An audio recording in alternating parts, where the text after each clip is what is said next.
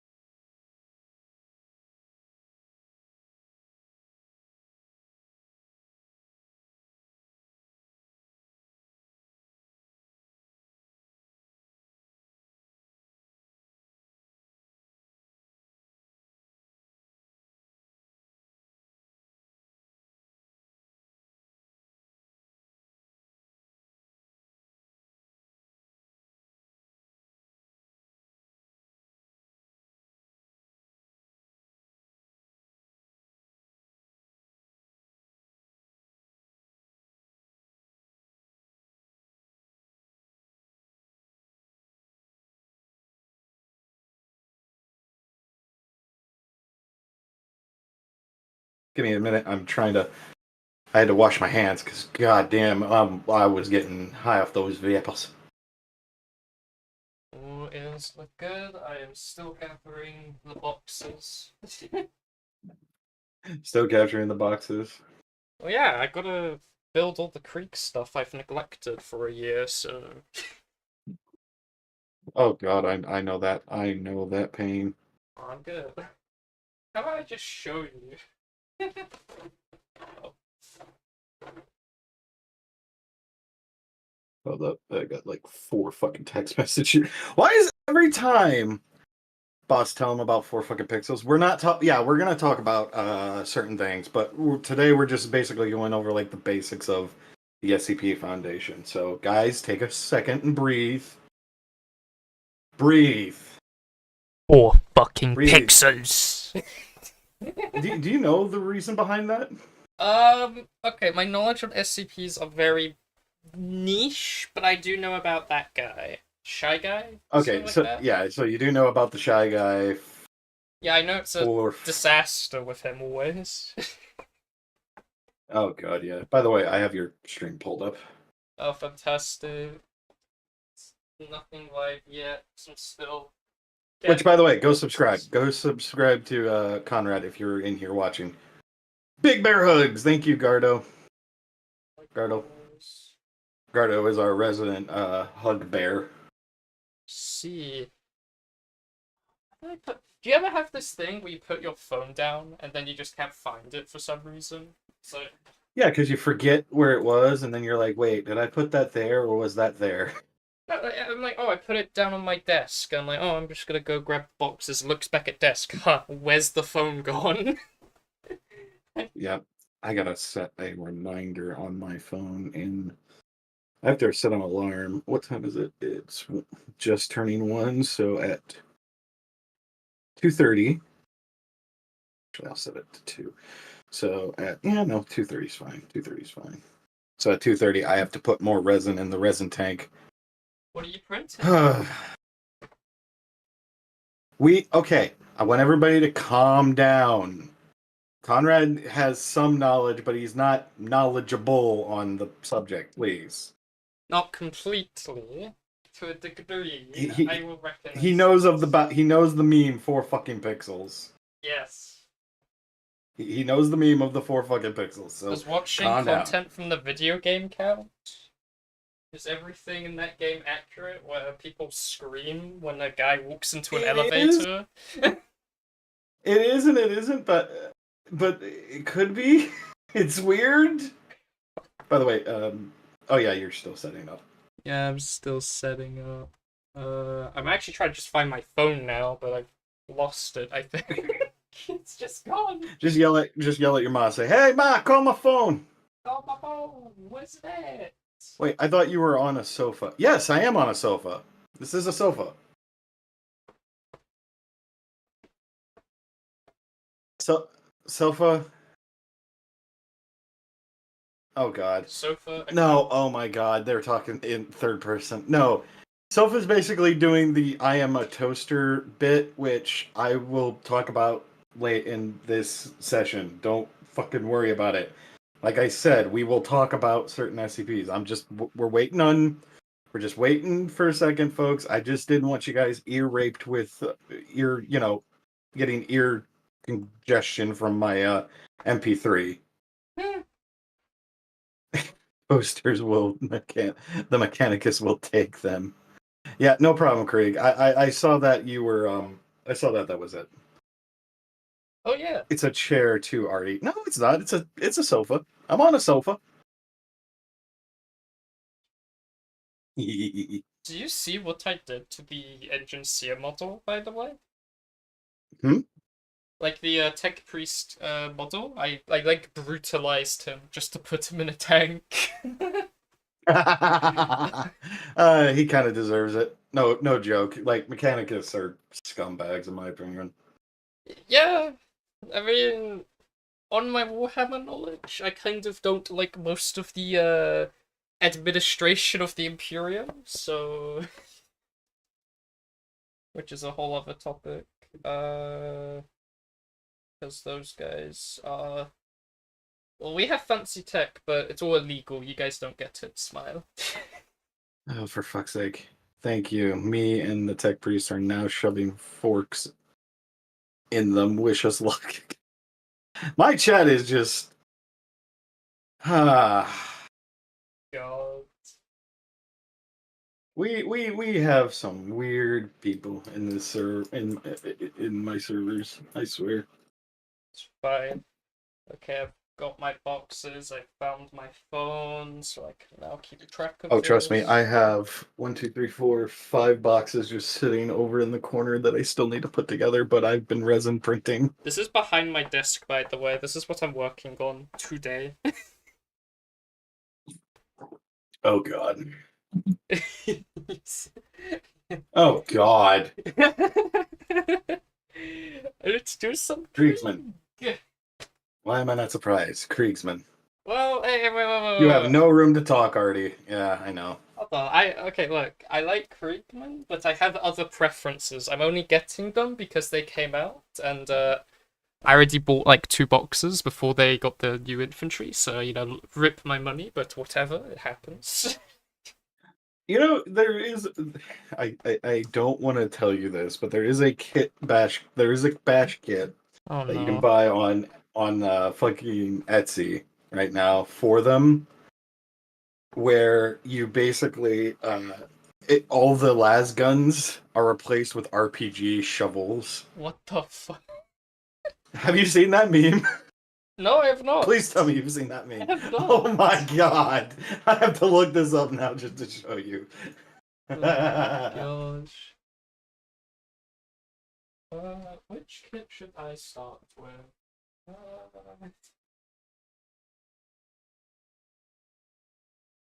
think I'll do the regular boxes first. They're at least interesting. Damn it, Kriegsman. RPG shovel.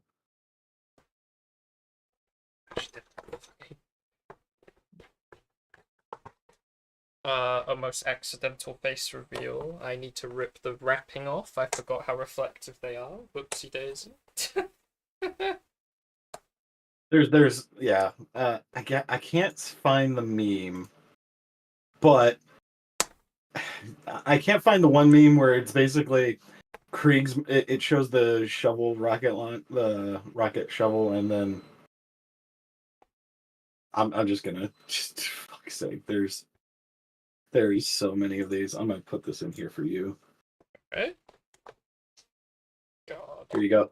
There is the shovel meme. Let me take a look. Oh yeah, just a shovel in an RPG, quite literally. Yeah, the joke is that Kriegsman would be just breathing heavy. You know the breathing heavily Kriegsman meme? Yeah, the shovel intensifies. Like, yeah, Yeah, stuff like that. it's basically that image and then that image put together. You know what's a tragedy about the Krieg models? I'll show chat as well. Hold on, I'll show chat. I don't want to show them that, but I'll get it through here. All right, hold on. I'll show chat so that way everybody stops with the hubbubaloo. Have a balloon. Give me a second. Just cutting Play my thing. capture. Oh, I didn't link my thingy. Oh, whoopsie daisy. I hate OBS. My YouTube chat just dies if I don't insert a new link every time. Downloads. Yep. This is the shovel. There you go. That is the Kriegsman shovel meme. Oh, whoopsie daisy. And somebody actually 3D modeled that and made it so that way you could put it on Kriegsman. That is actually amazing. Gods bless you, Kriegsman memes. You guys are the real ones. Well, the tragedy, though, for the Krieg is that none of their kits come with shovels, believe it or not.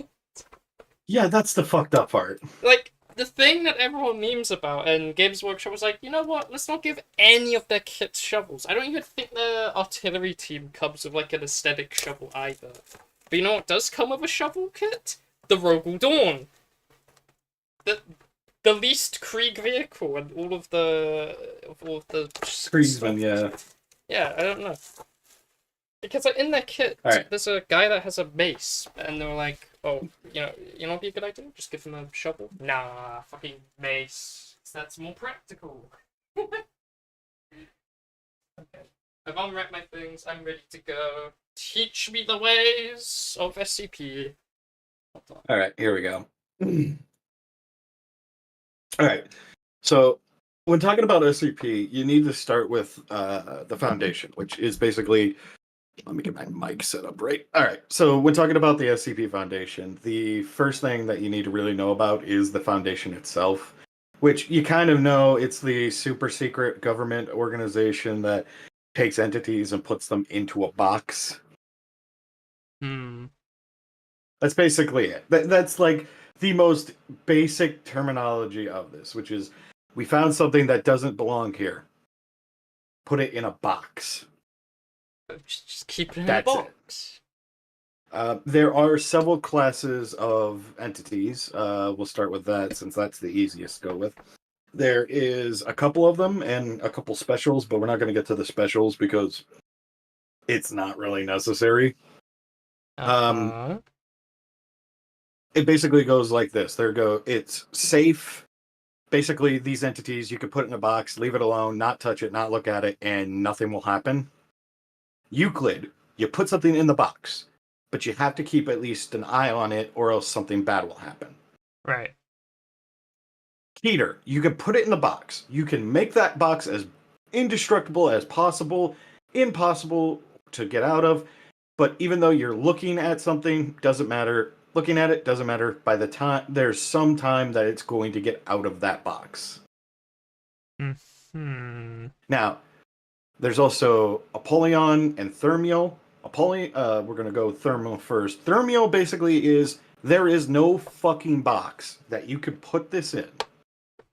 There is no way in hell you could do anything to keep these entities in that box. There's nothing in the world that can work. All right? Nothing. Apollyon is the opposite.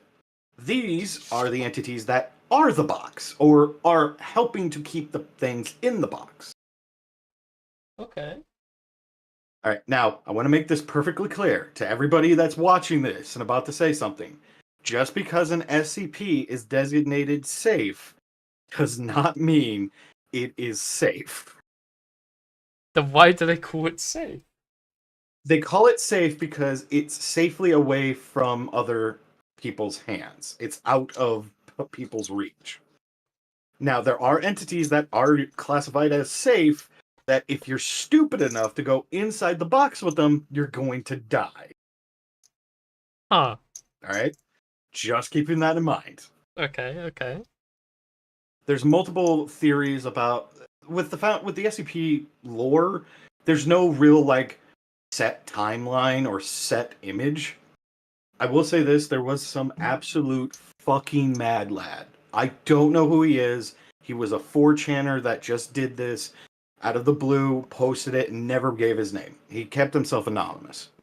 Oh. He went in and did the entire SCP like timeline as like a drawing, like as in like this line is for the main timeline, these are the branch paths.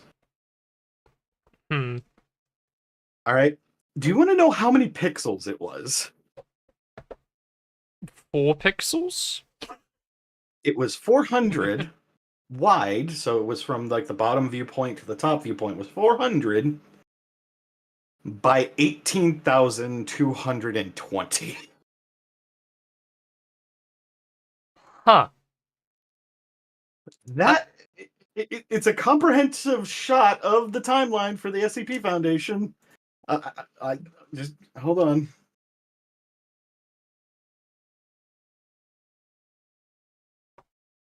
Yep, there it is. Well, this one's the dumber down version, but I'm just gonna send this to you. Okay. Like, this is like the dumbed down version of it. Alright, let me That's tell the you. entire Oh, like. lordy, okay. That's the main timeline and branching paths of timeline. I like how the Like, even in the timeline it still has redacted shit in it that's funny. yeah. I'm gonna show chat real quick.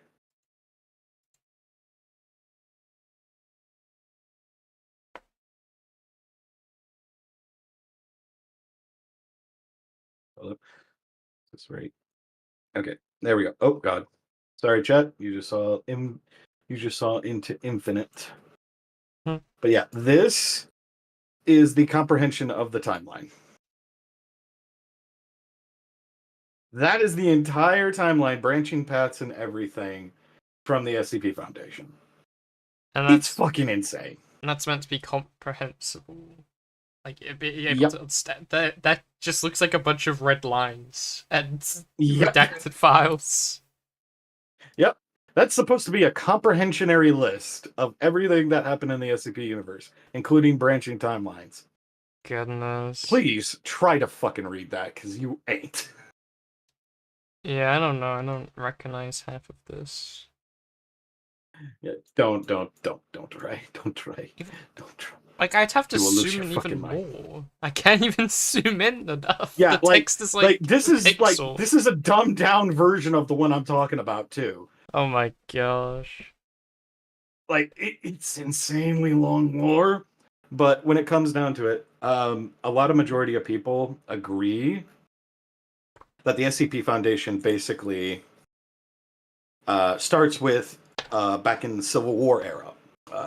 More or less, everybody agrees that SCP-001, the factory, the story of the factory is more or less like the basis of what we all agree on is kind of how the Foundation started. Oh. Not to get into it too much because I've already got into the factory and all that in another video, which I explained all of the timeline in the best way I could. Like, there's a video of me explaining the SCP timeline to my best ability. Right. Don't That's ask that. It's literally. I will fucking double check this, but I'm pretty sure it's like an hour and a half long, or 2 hours fucking long for a single SCP. Or the whole. for the whole timeline explained pretty easily to digestible bites. Yeah, that's a lot. Yep, 2 hour, almost 2 hours. It was an hour and 50 minutes. Christ. long. It's long. Yeah, it sounds very Um, long. so basically, how it started is a group of people that were hired by the president of the United States at the time, which was, I believe, uh, who was the guy after Lincoln? I think it was Ulysses. John F. Kennedy. I don't know. Anyways, it was the president after Abraham Lincoln. Basically, there were reports that uh, certain people went missing and certain things were happening at this factory that this occult leader guy kind of did. Well, they get to the factory, they bust down the doors, and they find the weirdest abominations to humanity ever. Like, we're talking people were chained to factories. There was, and I'm going to say this warning to anybody out there, there were breeding chambers. I'm not going to get in any more onto that. But it's bad. Like I say in the video, it's bad. It's bad. So, Like real world encounters a slice of Warhammer is what I'm hearing. Yes, yes. like imagine what Slanesh would do if Oh. she had. It's basically imagine Slanesh, but factory workers, like Oh! old textile factory workers, Not fun. and it's great. So after they got through everything, basically they said a couple of them left. Which, funny enough, the people that actually were in the unit that left started other groups of interest, which we'll go over next time. Basically, the groups of interest that they basically, like, majority of the people that were there in the group basically started other groups of interest. One guy started the GOC, or what would become the GOC. Another guy became Dr. Wondertainment. At least that's what we believe. Dr. Wondertainment's his own, like, weird hybrid freak. There's other stuff too. There's just weird. Mostly everybody in there started another group of interest. So the guy who's the head honcho, 051, which the O5 Council, for you, there is 13 members of the O5 Council. All right? Each one of them is basically designated as a certain individual. 051 is the chairman. 052 is, I believe, basically 1 through 13 have certain rule aspects of control over the Foundation. Uh-huh. Mostly every time some things happen, it's usually the O5 that listen about it or hear about it. But anyways, back to the subject. Yeah. The Foundation basically started in the factory till there was an incident that caused 051 to basically make a deal with the devil in order for the Foundation to live. Because there used to be a entity known as fairies. It was literally just like normal fairies. They're allergic to iron and this and that. After a while, they went to other countries and helped them out and made people come under their banner because, hey, we helped you out, now you help us out type of deals. Mm-hmm. Basically, there was a slaughter. Literally, 051 was the only one that survived, ran into the factory, and found a room that had the guy who owned the factory fused into the wall like a flesh terror type wall. Like, he's fused into it with a heartbeat. 051 made a deal with the entity of the factory, and time went back to when it was about to go down with the fairies. And that was the only time that the Foundation terminated an entity that could have been saved, or could have been at least, cultivated or culled. Right. So that was the only time the Foundation ever did that. Go ahead. Why did they even protect the SCPs to begin with? The reason being is after that incident, 051 and the rest of the O5 realized that they can't just go around killing every entity because they need to figure out why these entities came into existence. Because Right. it's basically, they came up with the thought process was, we just got rid of an entire species. What are the ramifications? Oh, so it's like you can't just get rid of. So it's just kind of the same thing with like ecosystem with eliminating like mosquitoes, right? It's like why? Exactly. What happens if we do get rid of this thing? What will What happen to happens? this? Oh, go ahead. Well, no, I'm just saying like theoretically that's what their thought process is. I guess is that it's just Yeah, more because of a repercussion issue. yes, Okay. because after the fairies got destroyed and wiped out, things got worse. Worse. I don't know the full scale of it because it recently was just updated. Long story short, there were a good chunk of certain things happened, like cataclysmic events of like natural disasters that apparently fairies were the reason they weren't going on. Uh, so basically, because they don't exist now, Mother Nature took its vengeance out on humanity. Oh. Uh, it's basically stated that the fairies, more or less, since they were eradicated, this is around 1920 Oh. when the fairies finally got eliminated. Around 1920, guess what happened? Motherfuckers got a plague. So apparently, fairies were one of the reasons why major pandemics weren't really a thing. I'm not gonna lie, when you said 1920, I thought that was going a completely different path. But continue. Yes, no, not the war thing, not the war thing, not the war thing. But no, Not the because mustache fairies guy, not weren't, him. not the mustache guy. No, no, no, no, no. That was human intervention on that part. But anyways, no, because since fairies were eliminated, plagues basically were becoming a real thing now, like massive plagues or something along those lines. It was something to do with something happened and then everything got fucked. Something happened, and so things got severely worse for everyone involved. Yeah, pretty much. Okay. Look, I need to check something. Fair. All right, nope, we're good. All right. Anyways, Oh, so this is too fucking big. I will, Kit. Jesus, calm down. So yeah, basically, after all that was said and done, the foundation basically came up with the idea of we need to be like conservationists. We need to study this stuff, figure out if we got rid of it, would it be a problem or not? And if it doesn't, okay, then we can get rid of it. But until then, we need to keep this stuff contained. Yeah. And there's other reasons too, like there are some entities in the SCP Foundation that can't die. Right. So they need to just contain them. I see. Because, like, Shy Guy is invincible, basically, isn't he? Yeah, Shy Guy, which we'll get into in a second. Shy Guy's basically invincible. He can't really die.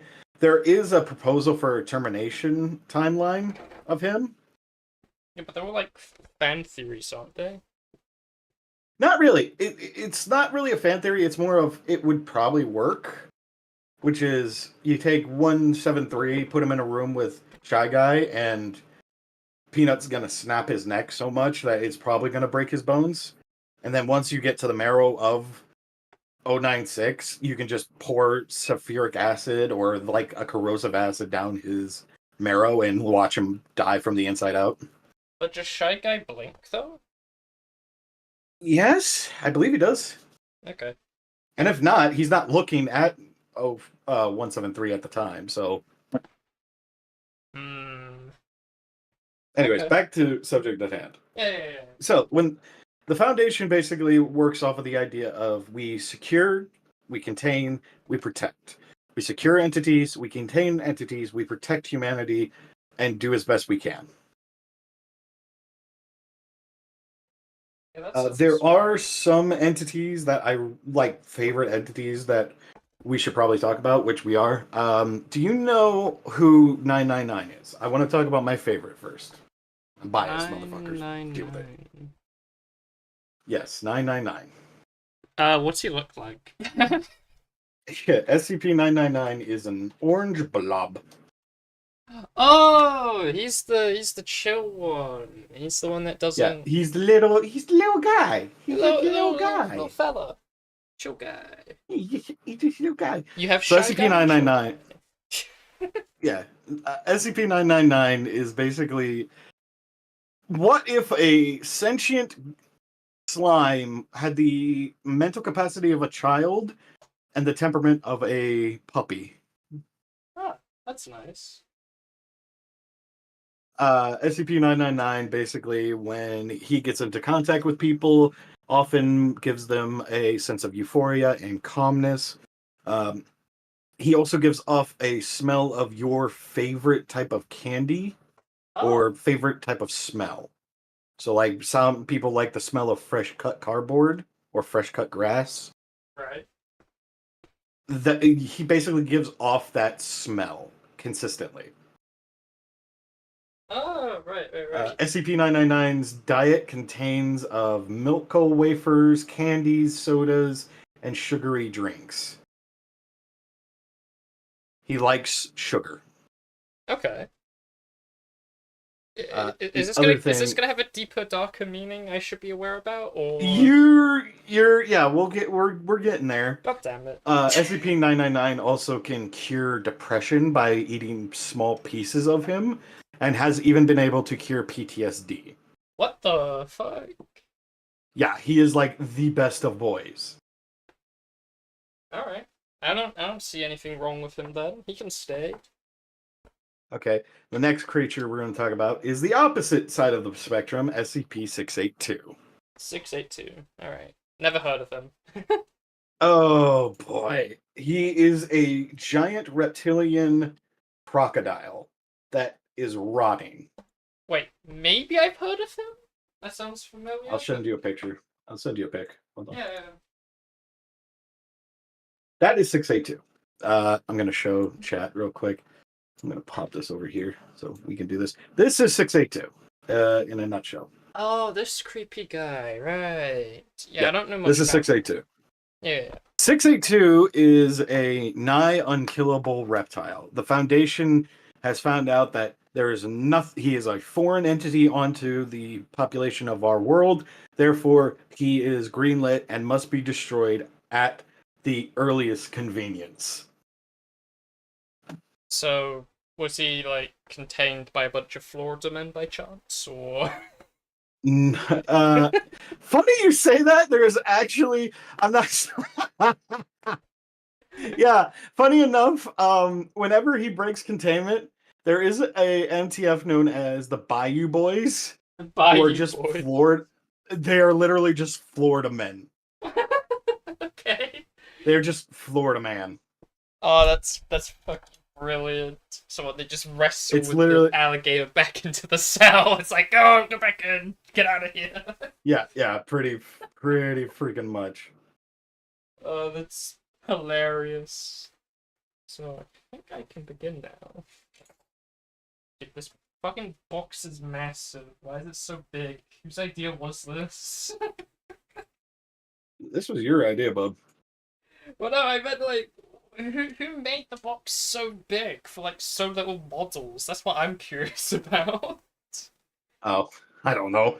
No, 682 basically has... He is a fucking bastard. Let's just say that. Right. So, he's basically unkillable. He can't die. Sounds fun. He basically...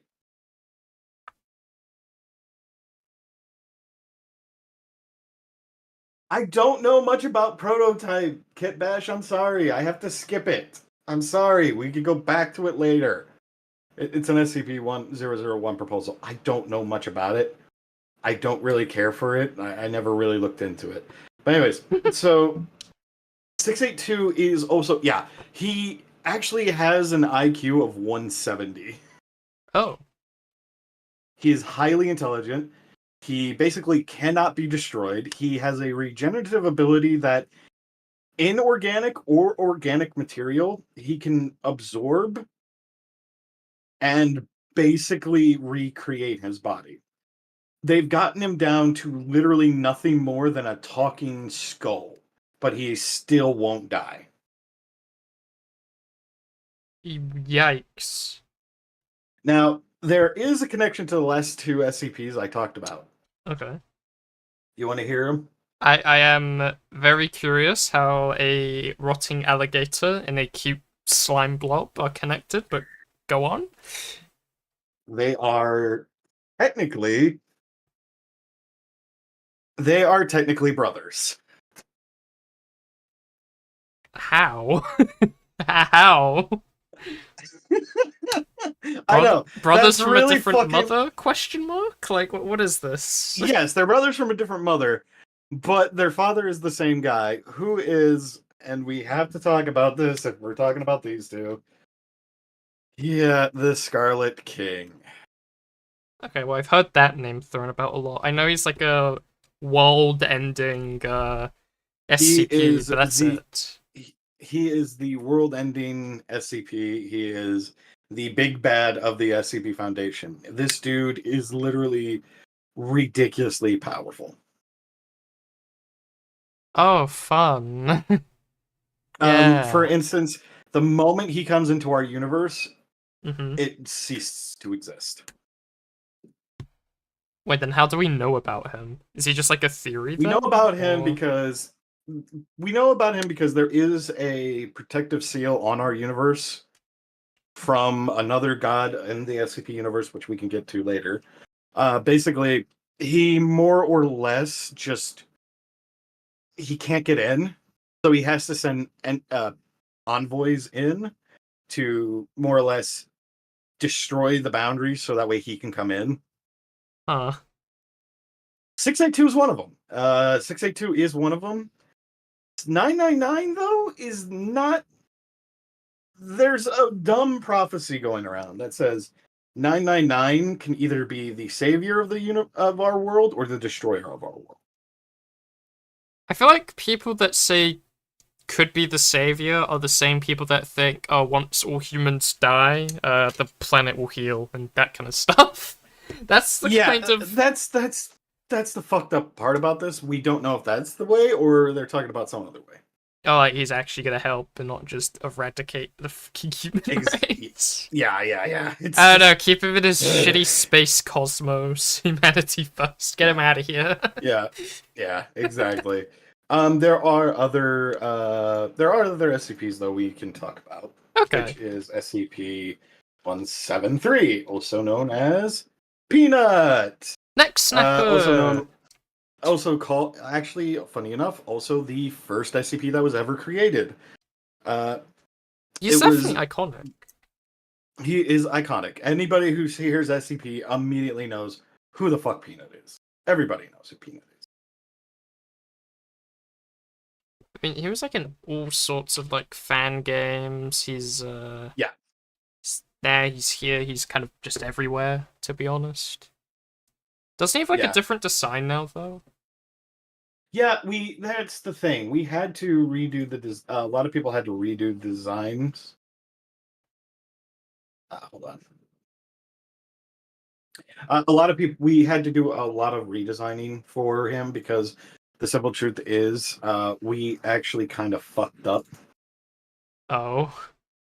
And apparently the pictures were originally artwork from another person. Oh. So we kind of got told, hey, cease your fucking heresy. Stop ruining my OC! Like, is that what basically happened? Yeah, well, yeah, you can joke, but that's literally what happened. Oh. It was literally just, don't use my artwork. Okay. So, But a lot of people still, but the thing is, a lot of people still use this model as like the model for Peanut, even though that we're supposed to use this model now. wait, what about Which go out of it? There was another one. The one next to the anime girl, that one. Isn't that the official one? this one? Oh, this one? Yeah. No, this is not. This is also the official one, but a lot of people have changed it up. Some are using this model, some are using this model, others are using this model. Like, there's a lot of different models out there, but a lot of people only know Peanut for That Peanut, one. Oh yeah. the OG model, which this, yeah, a lot of people were really pissed. A lot of people watched it. Which, for those that, and I'm pretty sure you know about his abilities. Well, yeah, he's basically just a weeping angel, is what I know. Yeah, You he's blink, basically you just a die. weeping angel. Yeah, you blink, you die. But here's the part that a lot of people don't know. Uh-huh. Um, he doesn't have the same effect as a weeping angel. It's theorized that he doesn't actually snap your neck like with his arms. It's a gravitational field around him that he's supposed to get behind. Some say he's not supposed to be killing people. It was supposed to be like, hey, surprise. But the gravitational field in his arms are so strong when he goes to like do the whole surprise eye cover thing. The field's so powerful it inverts it, so your neck just goes 360. Ah! So he's just a sweet little guy. It's just, he's Some too say sweet. that, some say other. I'm more of the it's a sociopath trying to kill you by breaking your neck. Yeah, I'm sorry. It's a that thing is a creepy ass motherfucker. I think the whole he just like snapping people's necks makes a bit more sense to me, but yeah. Yeah. There's also SCP. Because after like There's a couple of them. yeah, because I'm also just There's thinking shot. Mhm. like if he snapped like 10 people's necks, he'd maybe get the memo. Oh shit, maybe my fun surprise is not actually that fun for the people I'm surprising. It's like, Yeah. oh no. Yeah. So, oh, this guy. Ah, he's in the game as 106, well. the old man. Yeah, 106. A lot of people don't know about this, but 106 actually has some really interesting lore behind him. Yeah, he was an actual person at some point, wasn't he? Yes, he was a he was actually a World War I vet. Actually, hey, perfect timing. Yeah, Image right that. here. Yeah, I seen that. Yeah, I seen it. Yeah. He basically became rot itself. Oh, So basically, he has a pocket dimension that he can open up to take his prey. He's one of the older SCPs, but he's also one of the creepier SCPs. well, I can see why. Yeah, long story short, he more or less, he's kind of a bastard. And this is where it's going to be interesting. Like, when the last couple people to contain them, you kind of already know. 682 is a Keter class. He gets out majority of the time. 999, he's safe. He isn't going to do anything bad. Yeah. 173, that's a Euclid / safe. Because as long as you keep him in the box, he isn't going to go and do anything. Mm-hmm. 106 is interesting. 106 escapes regularly. Mm-hmm. And this is where it gets really fucked up. He prefers people that are of the age between, he prefers between 18 to 23-year-olds.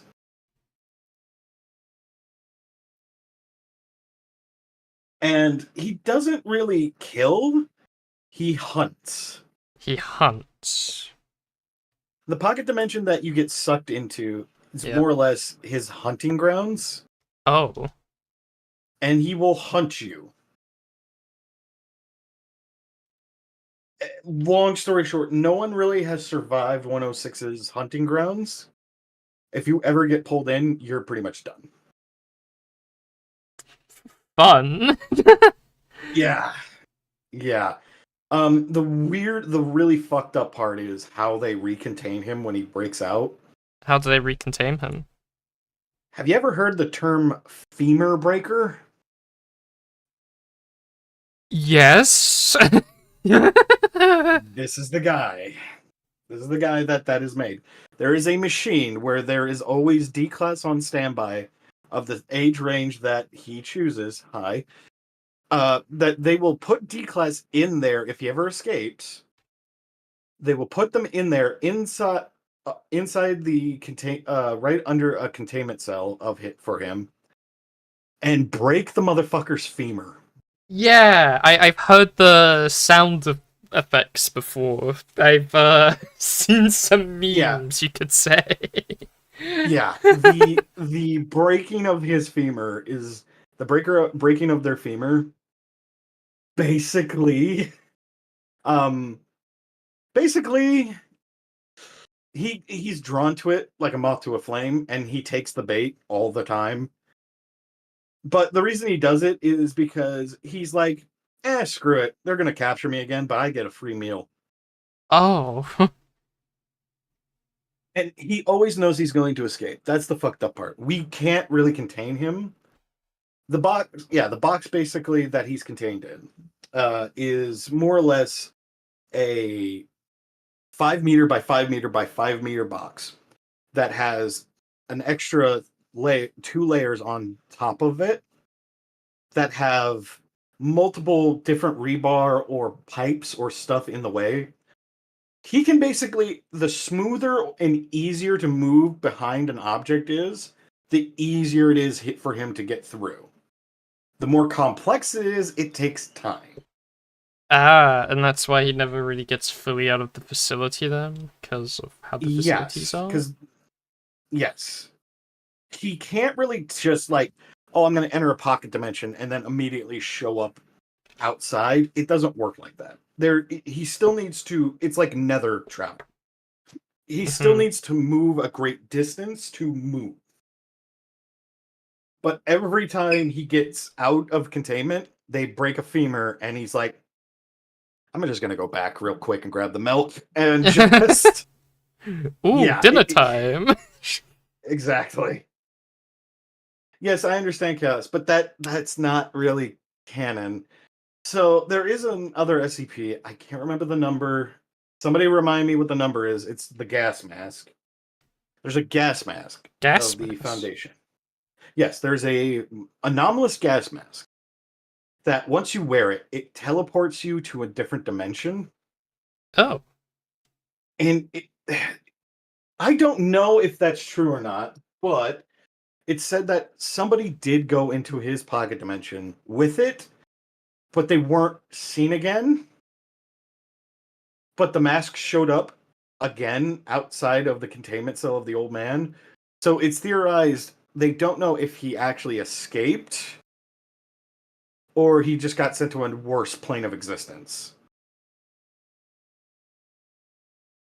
But do they know where it takes you? I think it's $14.99. No, it's like random. Oh, great. So I was like, oh, I could die to old man, or I could just go somewhere even worse. Yes, it's basically you get teleported to different dimension. Different dimension could be good, or it could be really, really fucking bad. You just like spam put the mask on, or does it disappear after you use it? No, it basically will disappear and go back to the original dimension or the original home plane that it came from. So since it's from the SCP universe, it will always go back to the place that you put it on, geologically locked to that point. Ah. A tragedy. You know, it's just... Oh boy. The really fucked up part is... 106 and Shy Guy and all those, they're not even the worst of the worst. 682's bad, but he's not even the worst. I mean, I know there's like a suit that causes the end of the world. I've seen... That's SCP-5000. Yeah, I've heard a lot of videos about that. Oh. It was like one of the most popular SCPs during COVID. Oh, okay.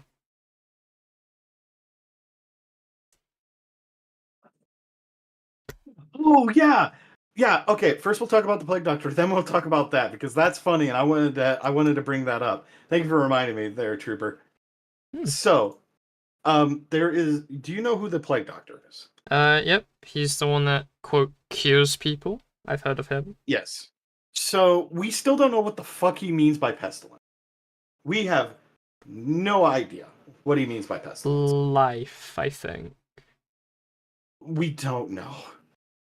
Anyways, so Hmm. pestilence basically once he finds somebody that has pestilence, he grabs, kills them, and then experiments on them, right? They turn into these undead, freakish zombies that cannot die. Huh. And it's just Jesus Christ. These things can take headshots. They're not like zombies.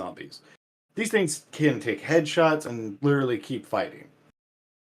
Long story short, from what we know with 049, he has some connection to 035, which is the porcelain mask. Oh, that thing. Yeah, 035 basically is an entity that it's a sentient being that it lives in a mask that corrodes the wearer over time. We don't know why, but there is some like connection between these two, and yet we have no clue. Some say they said that 035 and 049 have been friends for a couple hundred years, ever since the first bubonic plague incident. Oh, like maybe they traveled together? No, they did travel together, but the thing is, the mask is as old as Rome was. Huh? Yeah, the mask is old. The mask is about, from what the interviews that we know of it, it stated that it's been around ever since the worshiping of Athena. So Rome or Greece, somewhere in between there. It's old. The Plague Doctor is just as old as him. And apparently they did travel together for a long time, but they separated after some part.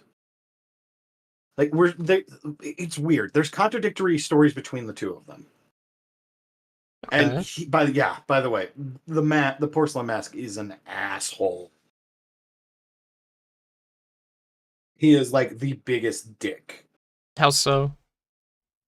Well, he once controlled a D class just so that way he could try to run into 096's containment cell to put the mask on him.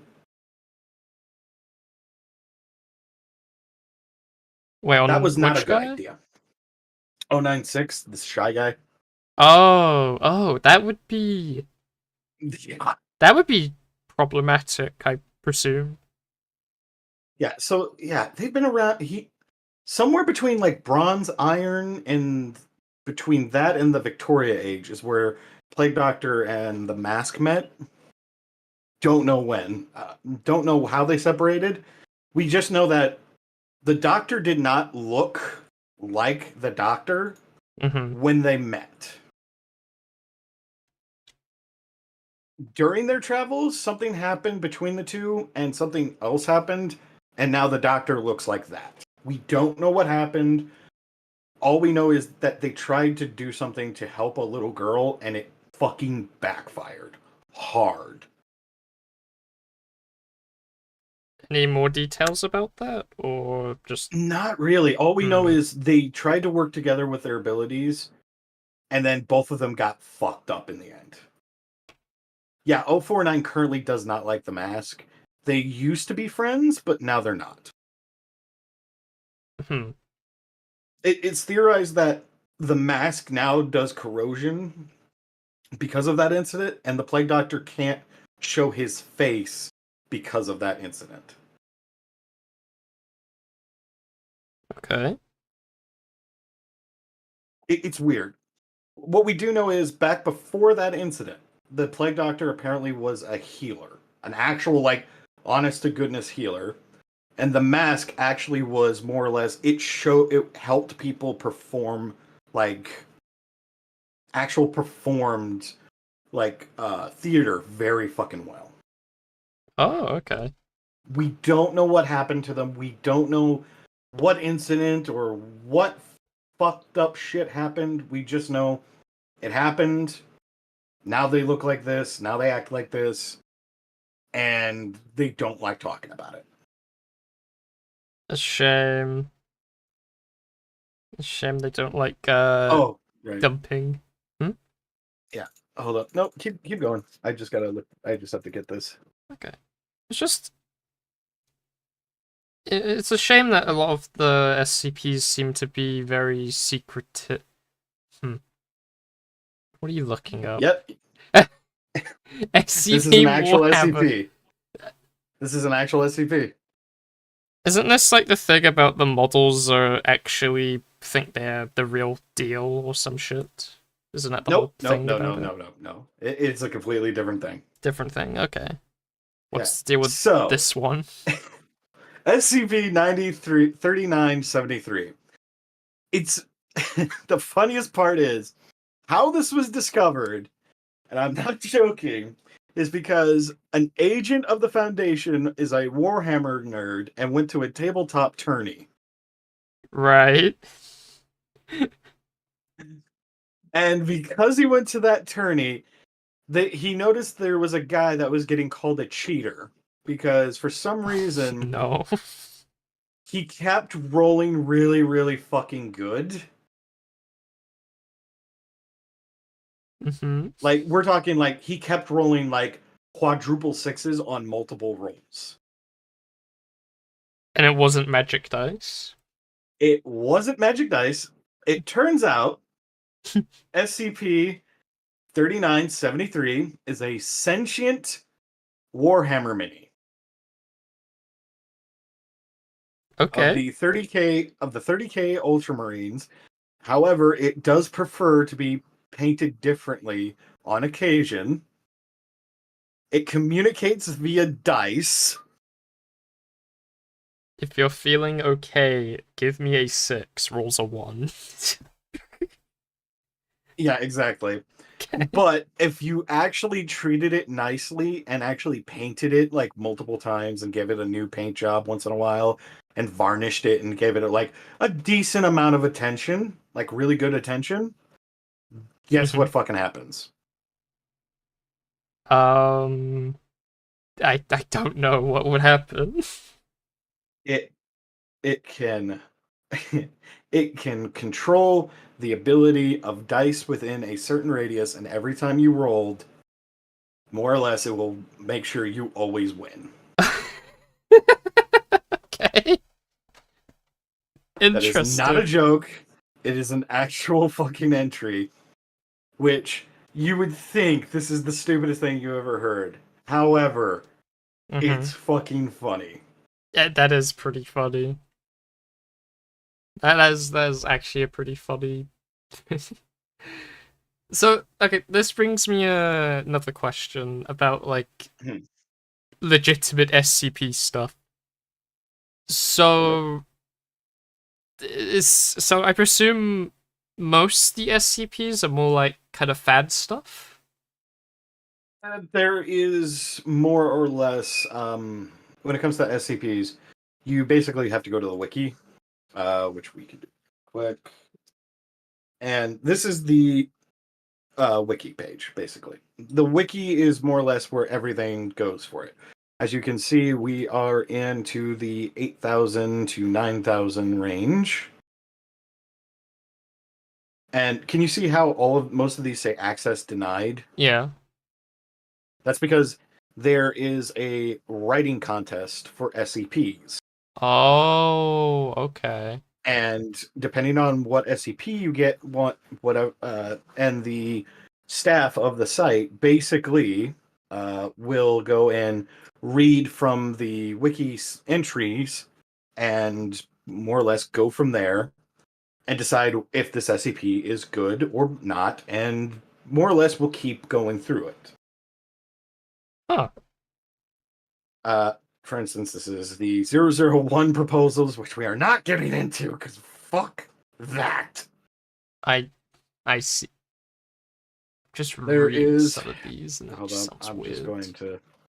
I'm just going to do this real quick.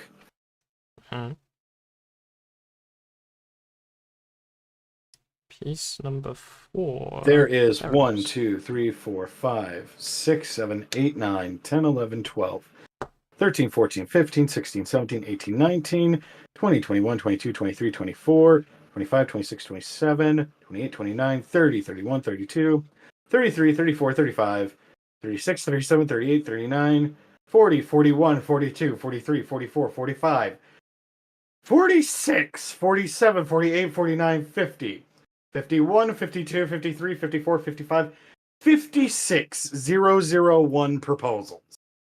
001 proposals? There is no true 001. You basically put up a proposal for 001. You think there What will ever is be an 001? official one? There is no official SCP-001. All of them are just proposals of SCP-001. Right, but Which is fucking... do you think they will ever accept one though, or do you think it's just gonna forever be waiting listed? No, you're forever just going to be trying to figure out which one's which. To be Okay. completely honest with you. Like, there are some SCPs that are just really dumb. There are. Okay, give me an example of a really dumb SCP that everyone would like. I don't know the number. I don't know the number, but most people do know what I'm talking about when I say this. There was a joke SCP that was a demon that was stupid enough to tell the people that to tell the Foundation how to contain him. Right. I am not. And when I say stupidly, he did 18 different entries of him explaining how to contain him. Bro just didn't want to pay rent, is what I'm starting to think. I don't understand. Like, he told a priest that this isn't how you do it. That's not how you do a containment sigil. And he grabbed the chalk and showed him how to do it and stepped in and said, "See, even I couldn't get out of this." And he tapped it. He's like, "See?" And then the priest just goes, "Oh, thank you." And he goes, "Fuck!" Like, he's the dumbest motherfucking demon, but he just keeps making it worse. So just pure arrogance is what I'm getting from him. Pure stupidity. Pure stupidity. That's actually crazy work. Give me like 5 seconds. I'm gonna go take a piss, guys. I'll be right back. I'm sorry. I gotta take a leak. I'll be right back. Okay. God. Let's read the chat while he's gone. Let's take a look. No good deed goes unpunished. He was rolling bullshit lies. He's a good buddy. 1609 is my favorite. What is 1609? Take a look at that. I'd like to hear about the luck manipulating tech. Oh yeah, that was the one he just shown. How intriguing. This SCP stuff is a lot more in-depth than I originally thought it would be. Okay, that was a quick piss. No, he keeps making it worse for himself. Huh. SCP-2521. Oh god. 2521.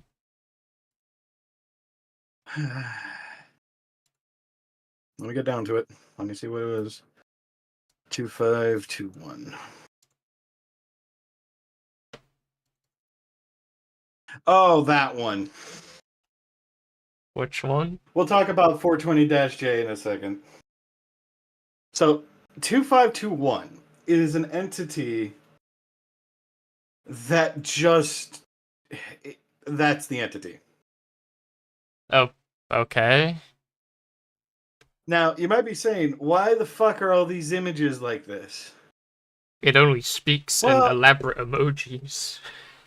No, as you can see with this, as you can see with these examples, if you any way, shape, or form try to describe the entity, it takes you away.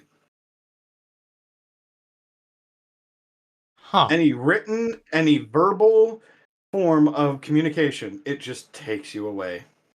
Where to? No one knows. The D class, this specific D class right here, Mm-hmm. no one ever saw him again. Huh. Not a clue. So yeah, we're gonna go back a second because I need to go up. There's two things I need to check. SCP-169, which I got asked to do this one. No The worries. Leviathan. Oh yeah, I forgot about this. So the Leviathan 169. Mm-hmm. It's a continent-sized creature that lives in the Atlantic Ocean. Right. Yeah, I'm doing SCP stuff That's it. with SCP. It's literally 40K. so big that it's the one of the few thermal class SCPs. It's so big you cannot contain it. So it just chills in the ocean then? It chills in the ocean and is under immense surveillance. That's it. Oh, okay. Now, You just now chill there like that. is, yeah, it's just a giant fuck off whale. Anyways, there is an SCP known as SCP-420-J. Can you guess what it is? Say its name again? 420-J. No idea. Ah, sweet sheltered boy.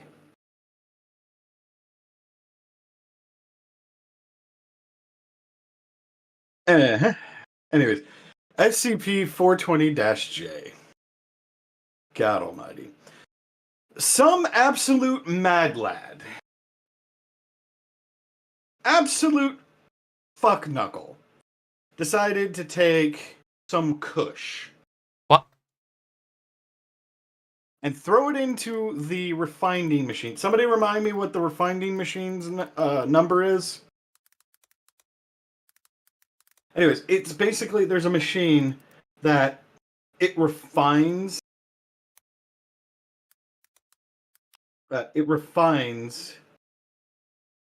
stuff to such a degree. I think it's 113. No, that's the gender switcher. Anyway, What? Wait, the what? yeah, we'll get to that in a second too. Like, there's a lot of SCPs that are really fucking interesting. Yo, sign me up. It's basically a machine that you put in one side, you put it through, and then as soon as it goes through the machine, it comes out the other side, and it can be even better than what it was. Hold up, I'm just gonna look this up on my phone so that I can get the number. So if SCP upgrade machine. So if I put myself inside it, would There I it is, come out 1940. smarter then? Because I'd be better at math. I would not suggest it. Oh, Clockworks. Okay. Is it Clockworks? Yeah, it's Clockworks. So it's basically, it's a machine that when you put it in one booth, it comes out the other booth even better, right? Mhm. Some absolute mad lad took weed, like good kush, threw it in there, and rotated it through there about 5 or 6 times. What? 5 or 6 times? Yes. To the point where the weed smoked from this stuff will keep you high for at least, I think, a month. What? Like, just a good hit, you're high for a month. What?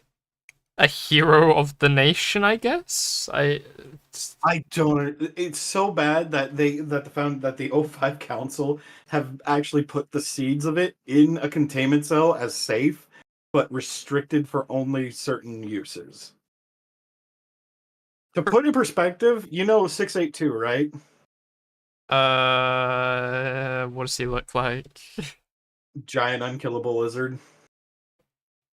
We Maybe. talked about him earlier. 999's Probably. brother. Oh, yeah. Lizard, right. That Okay. guy. They once used it to recontain him, but it turned out bad because he got the munchies. Okay. It's just, it's the stupid, it's a funny joke SCP, but still one of the dumbest things. But it's canon. Oh, that's right. They also put it in SCP fertilizer too. Like anomalous fertilizer that grows crops instantaneously overnight.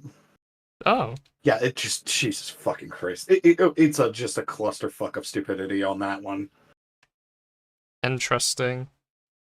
There is SCP 113, which is the gender changer. Yo.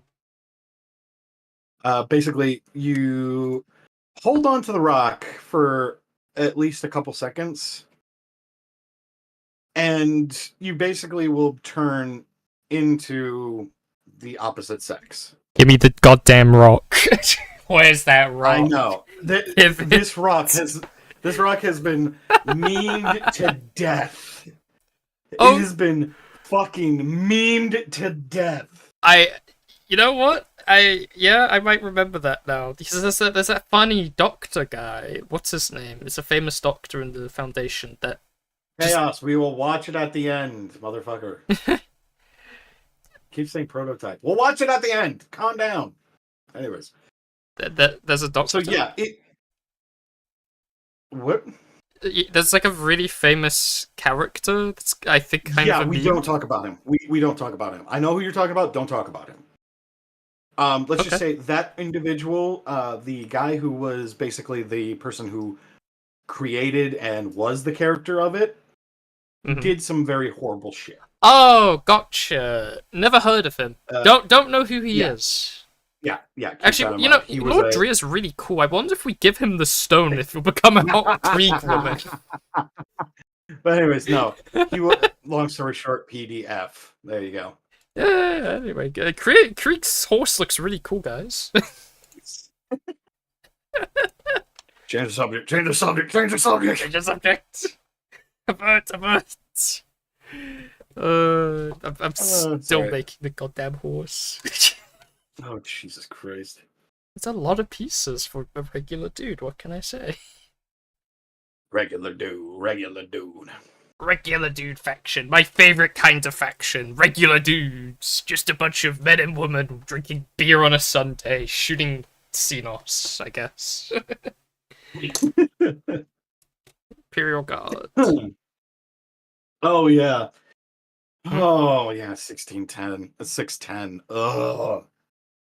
So, you know how a lot of people make the joke, like, Nurgle would love the SCP universe? Mm-hmm. That's because of a certain SCP known as SCP, SCP-610. Known as the Flesh That Hates. Oh, I've heard of it. I don't know anything about it, but the name is oddly familiar. The Flesh That Hates basically is a virus that turns you into that image. I'll pass. I bring me back to the Rock. I think the Rock was way cooler, to be honest. Yeah, it gets bad. It gets... yeah, but no, there's other images of it. Like, it grows eerily fuckery. Like, it mutates flesh and shit, and it just gets bad. Ah. Like I said, imagine Nurgle would love this. I could see why. So how... Yeah, he's just, oh boy. Yeah, it's 3069. I don't remember that one. What is that one? 3069. God, the horse has a gas mask. This is fucking insane. Dude.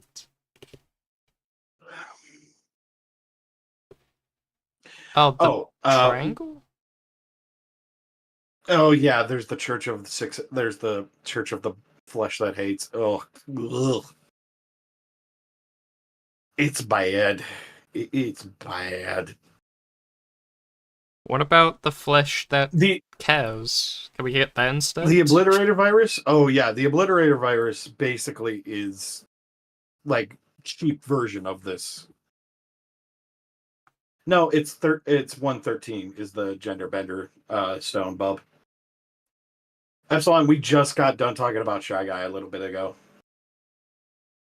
I really like Anyways, Bender Stone. Let's go back to that. The flesh that hates sounds really bad. I'll be real. yeah, there. Like I said, there's some really cool but really fucked up SCPs in this. Well, that's the point of it, isn't it? I'm gonna make you cry. I'm gonna make you cry real quick. Oh no. Say hello to the young girl. SCP 053. What is that picture? It's just a guy with a knife behind a girl. That is the funniest thing I've seen. I hate to say this, but this is accurate. Okay, elaborate. So, SCP-053 is a little girl that has an anonymous ability that if anybody is within a certain range of her for 10 to 15 minutes, okay, they basically go crazy and try to kill her. However, there have been different versions of this. I like the one where the moment that they try to make contact with her, like with a knife or something, the damage is reflected back at them. Huh. So, like, that guy with the knife, let's say he tries to, like, slit her throat, all of a sudden that damage is on him. Okay. Do you want to hear the really and this is fucked, because you want to know how the Foundation found out about her? It was a wellness check by a couple police officers after her parents tried to kill her, and then the fucking paramedics and police officers tried to kill her. Wait, why would they... Oh, right, because everyone around her goes crazy and tries to... Right. Yeah. I see the issue now. Right. That could be a little bit problematic. Yeah, well, here's the thing. You actually are gonna go, "Aw," because this image is completely lore accurate. Oh. That is 682. Huh. He can literally go and stand next to 682, and he will do nothing to her. Just the chill. Like, you see how she's drawing on him? He legit allows that. He doesn't care. He likes her. Oh. Like, to make you, like, you have to understand, this image, this is lore accurate. She is the only person that can do that. Okay. Like, this is, this is the one and only time I say this. This girl is the only person on the planet that can touch or do what she's doing with 682. Is there any particular reason for that? Is he just, like... The reason, the theory is going around that because of her anomalous ability, basically, since 682 hates all humanity, it more or less, like, counteracts him. So basically, he doesn't see her as a human. He sees her as, like, a fellow SCP or something, I guess. A fellow SCP, so he doesn't have a hatred towards her. And keep in mind, they've tried with other SCPs. There is a short story I really, really fucking love because it just shows you that 682 actually does have some type of care in his system. Like, he actually is a good person at the end of the day.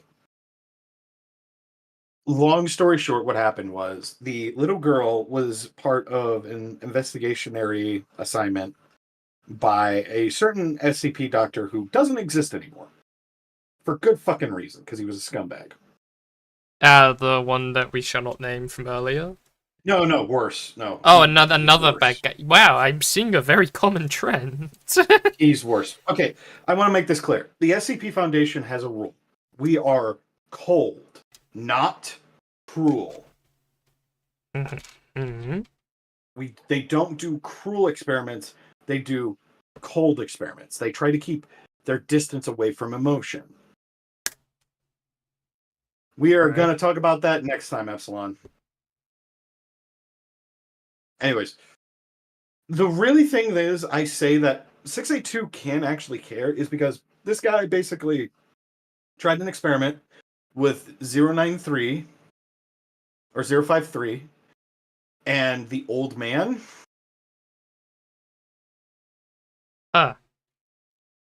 Yeah, it did not end well. She basically almost got taken by him.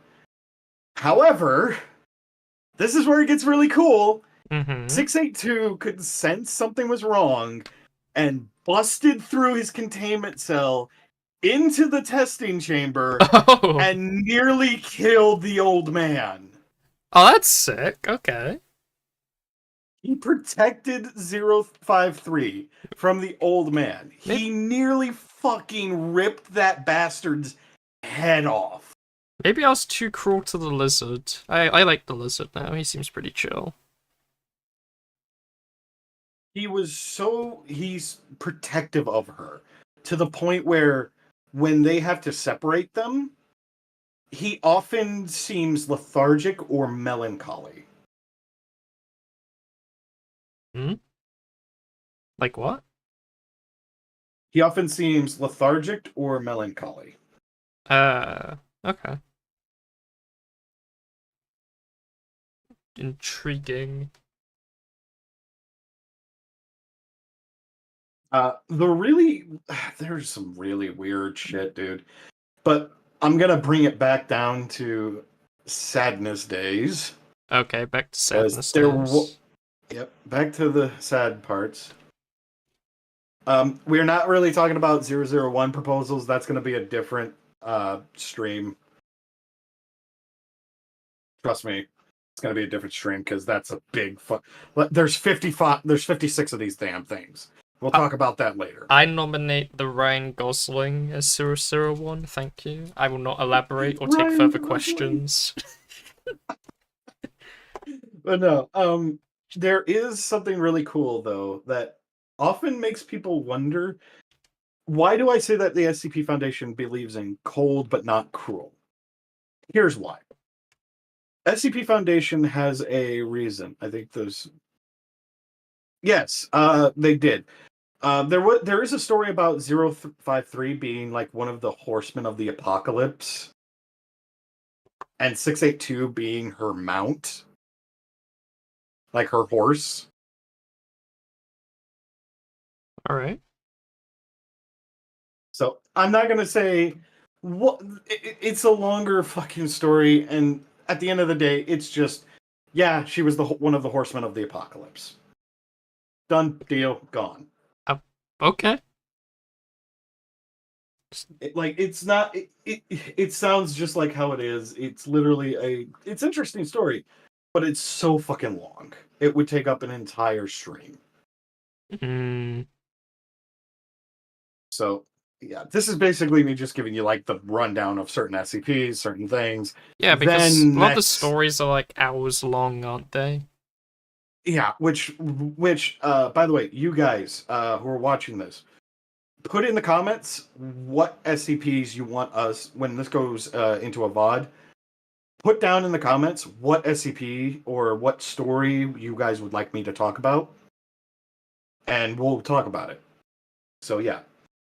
The most interesting, I would say this much, there are really, to bring it back down to sad days, the one guy that did the test with 053, the little girl and the old man, same guy tried to see if it was just that 682 more or less. just didn't hurt little girls or children. So he kept throwing children from orphanages into 682's chamber. Oh. Did not turn out well. Yeah, I don't know why you would go out your way to test that to begin with, but sure. He was a piece of shit. Anyways, it got so fucking bad. We'll talk about Malo in a second. It got so bad that the O5 Council and the Ethics Committee, which we'll talk about in a second, more or less decided and threw him in the cell with 682. Oh, that's funny. Are you so curious? Why don't you go find out yourself? Exactly! Fucking asshole. So, did they ever try put, like, cameras or, like, shit on the people so they could find out? Yeah, there's plenty of times where D-Class were given, like, cameras or certain things. Case in point, there... Actually, one of your Paint Gaming just actually did the perfect thing. SCP-3001, the Infinite IKEA. Oh. I think that's how I learned about SCPs, was IKEA, actually. It's a guy that made, like, really popular animations. Was it? Is it 3001? Or is it 4001? I'm bugging here. Infinite IKEA. Don't worry, I'm also bugging and struggling to put a guy in a fucking horse. It's becoming a bit of a recent trend of issue. Oh yeah, we'll talk about SCP-3000. Yeah, we've got a lot to talk about. Oh, I'm here all day. Oh, it's 3008. It's 3008. Okay, 3008. Yeah, 3008. The perfectly old IKEA. Long story short, there is an IKEA in the middle of nowhere that basically is just... It's literally just an infinite IKEA. You walk through the front door, door shuts, disappears. You're stuck in an infinite IKEA. It's a pocket dimensionary IKEA with infinite fucking space. It's pretty bad. Not bad, but pretty bad. During store hours, there are entities known as SCP, SCP-3008-1, which are these, like, blank humanoid-faced people that walk around and do nothing. But at night,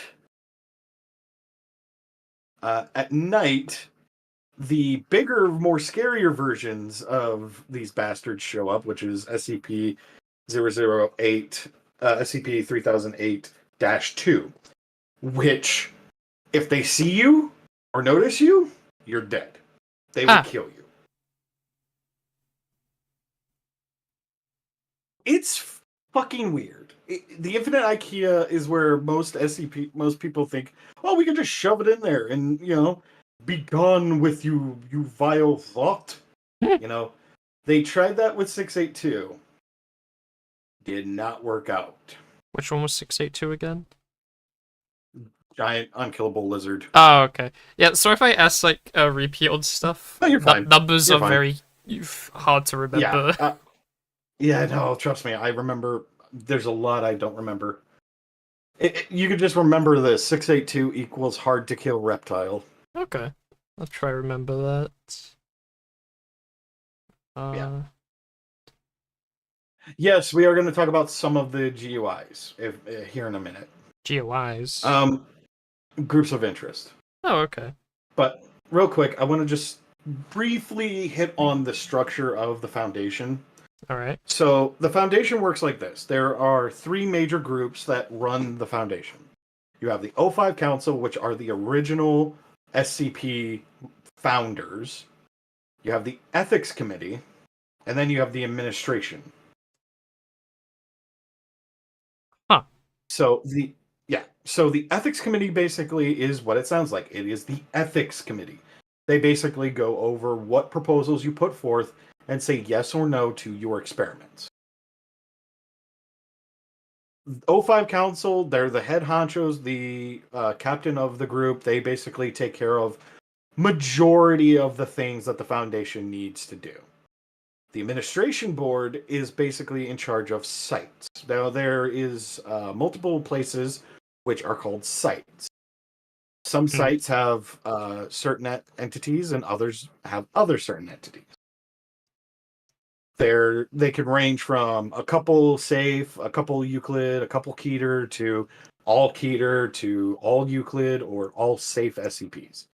It's one of those deals. Right. And and I was about to say, a lot of people say the ethics committee is a joke for the Foundation, but it's really not. The ethics committee basically, again, what we talked about earlier, which was the guy who kept throwing children into the cage with the unkillable reptile. Oh. They basically heard about it, figured out that this guy didn't put it through the ethics committee, and he just did it because he wanted to see what would happen. So they basically talked to the O5, decided, threw him in the cage. May I ask a question? Yeah. Isn't one of the O5 members a cat?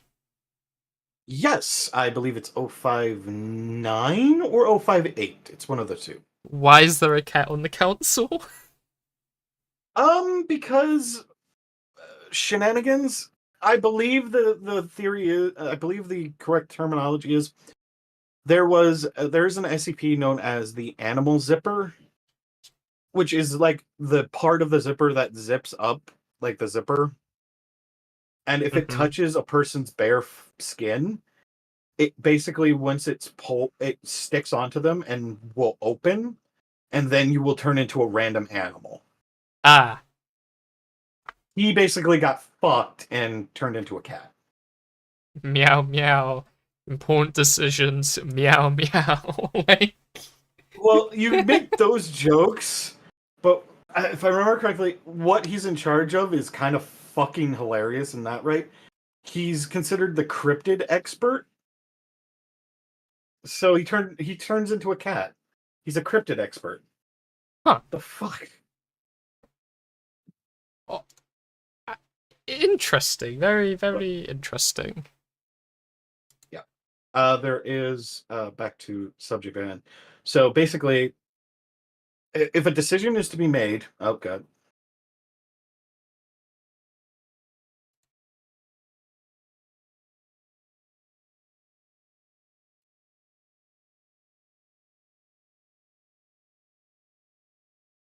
Yeah, there's a common joke with SCP and 40K loving nerds that 051 is the God Emperor.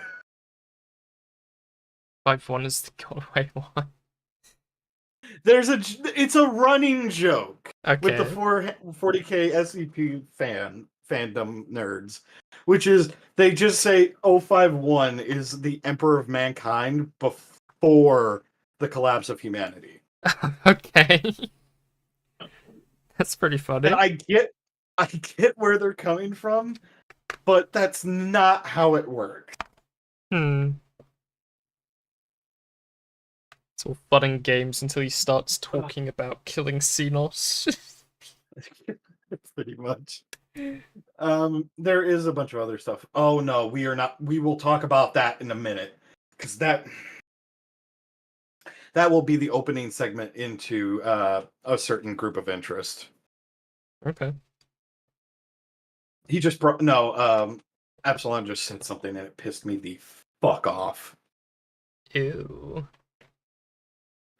So, I think that would be a good segue, real quick.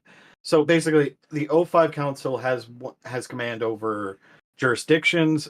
The administration has command over sites, and the ethics committee has control over research and development. So basically, out of those three, they basically run it. Now, we got to talk about the groups of interest, and we're going to start with the biggest of dickheads, Mm-hmm. which is, in my opinion, the GOC, or the Global Occult Coalition. This is the UN's version of the Foundation. Oh, yeah, okay, yeah, I've heard of these guys. I hate these motherfuckers. The UN in every timeline. It's just no, funny. I hate these fucking assholes. These guys, these motherfuckers right here. They- These motherfuckers. Is it the right whole here. thing just eliminating SCPs? Yeah, hold on. I have to refill my resin pool. Hold on. Okay.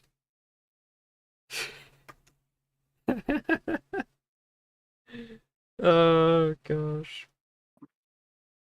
Only know about these guys. Not actual lore stuff, by the way, chat. I only know them because it's like real life UN versus based UN, and it's just these guys. But I don't know if they're based, if everyone's reaction to them is the same as the normal UN, but you know, we'll find out. We'll find out and we will see. Okay, I'm back. It's literally right behind me. Okay, so Welcome back. the GOC are the biggest bunch of chodes on the planet. They are the quintessential Bellins of the SCP universe. To the fucking understandment of they are just the biggest bunch of bureaucratic douchebags ever. Fuck these guys. However, yeah. I will show you why I say fuck these people. Okay. There's an SCP that is predominantly famous because of these dickheads. Okay. I really don't like talking about this, but I'm going to. It's known as SCP-1609. 1609. Never heard of them. What is SCP-609? Or whatever the fuck it's called. Hold on. I'm trying to pull up a picture for you. Right. Well, while you struggle, should I put a sword or a gun on the Drea guy? So what the fuck? Why is it a chair? It's a chair. It's a fucking chair. Do you want to hear the story of the chair? Well, by just looking at some of the images, I can guess it's probably a very bad story. But yes, enlighten me. The chair. The chair. The chair. No, we will talk about Here Be. We are not talking about Here Be Dragons. That is too sad. The chair. It was a entity that basically was sentient. It would actually, if you were feeling exhausted, tired, or just flat out like stressed, it would literally teleport behind you and comfortably push you onto it. And then proceed to put you in such a state of euphoria that you felt like you took a 12-hour nap. Oh. It was just a very good, wholesome chair. It was a harmless chair. It was a beautiful, beautiful chair that basically just wanted to help humanity. That was until the GOC stole it from a Foundation site. So the UN, let me get this straight. They were like, you know what? We're already bad at what we do in real life, so we're gonna raid a super secret facility and steal a chair. Oh no, that's not even the worst part. Okay. They then proceed to realize this chair is anomalous and put it through a fucking wood chipper. Okay. A bit of an odd choice. Do you see this image right here? Yes. The reason this man is bleeding is because after it did that, the chair got angry. Death by You wanna know how fucking you... Oh no. It got so angry, it developed new abilities. Oh, fun. it was able to now teleport its fucking shavings into the lungs of any sentient creature within a certain radius. Ah. Not very friendly, is it? I hate these fucking GOC dickheads. I honestly, I'm gonna make this perfect. I'm sorry, but I'm gonna go on a fucking rant with this. I can't believe you. You took one of the nicest fucking entities on this planet, almost as nice as 999, and turned it into a psychopathic killing machine that literally can't tell from the GOC or the Foundation or a normal human being so badly that it literally will fucking kill you just because you dipshits decided, let's kill it. Yeah, that is really weird that they were like, alright, let's kill this thing in particular. I hate the GOC. GOC can go fucking die in a hole. GOC die. Oh, isn't the GOC's whole bit just being evil SCP Foundation and just killing what they can? Yes. Which is fucked up, the fact that they are that. Anyways. The UN, am I good in any timeline? Everyone, no, you're not. No, you're not. No, they are good in one timeline, and that's the 5K timeline, but that timeline's already fucked. The 5K timeline? I know the suit. I know that they caused the Here Be Dragons incident. I don't want to talk about the Here Be Dragons, please. I don't want to go. I don't want to be sad boy for. All right, fine, fuck it. We'll do the Here Be Dragons story. So, okay, Here Be Dragons, real quick. Again, GOC fucked it. As usual. Was a box full of origami dragons with an image with a writing on it that said "Here Be Dragons." Oh, okay. It was an entity that did not have any problems with anybody. Did not have any issue at all. And was probably one of the nicest entities on the fucking planet. Basically, what happened was these little guys, and they were sentient, these little guys would come out, say hi, how are you guys? And just be little fucking dragons. Little fucking dragons, no bigger than the palm of your hand. Okay. Doesn't sound too bad to me. And they were kind, they were considerate, they were nice. It was so adorable. They were cute.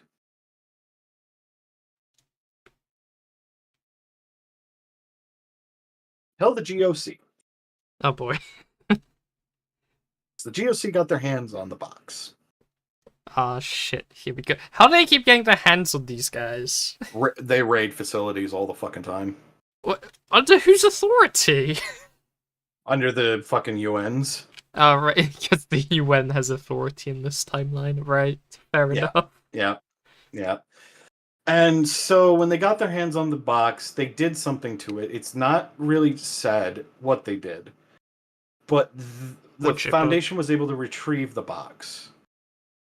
And over the course of a week, the dragons started to die.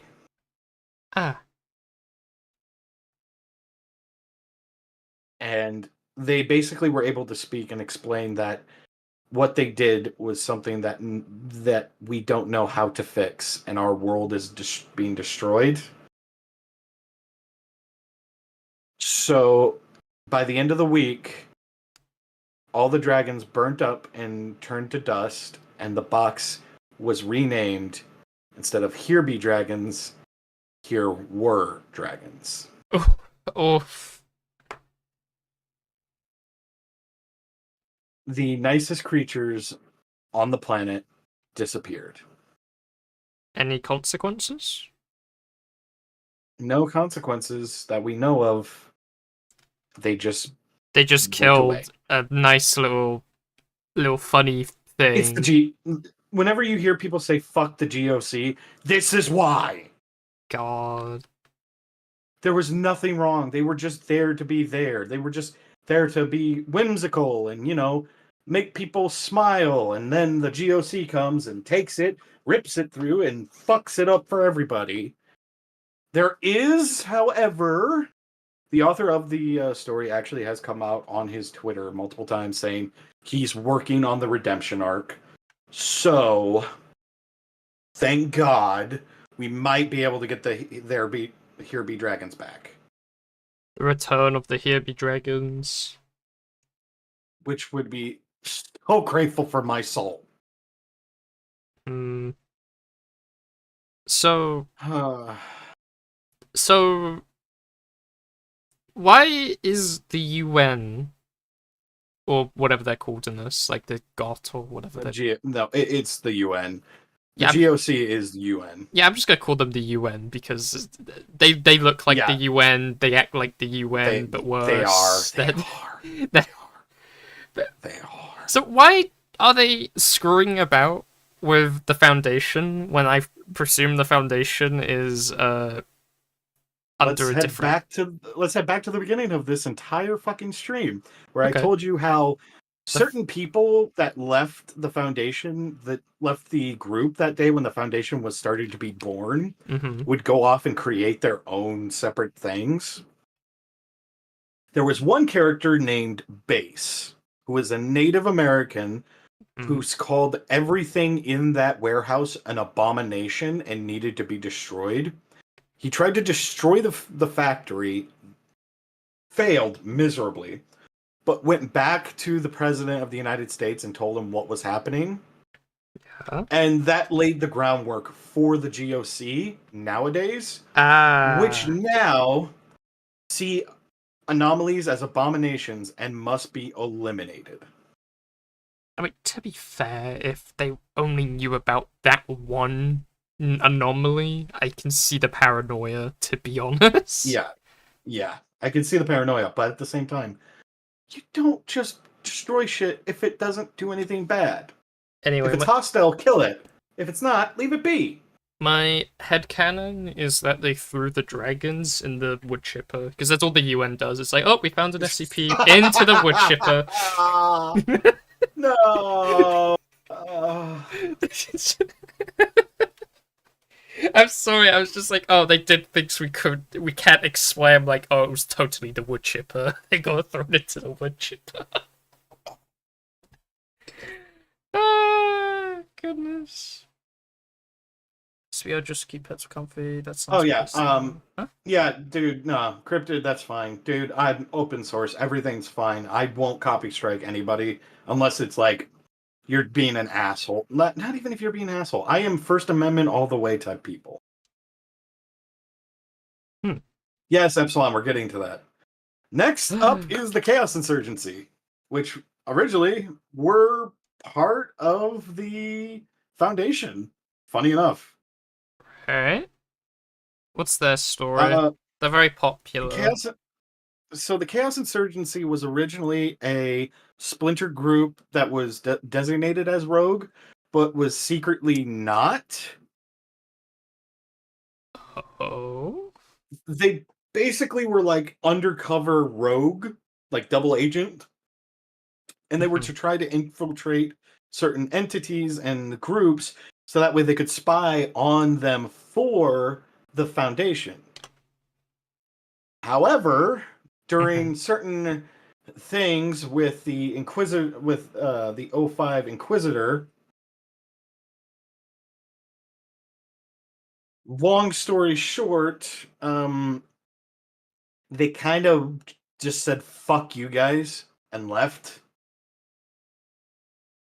And they are now basically like their own splinter group that instead of containing entities, they sell them to the highest bidder.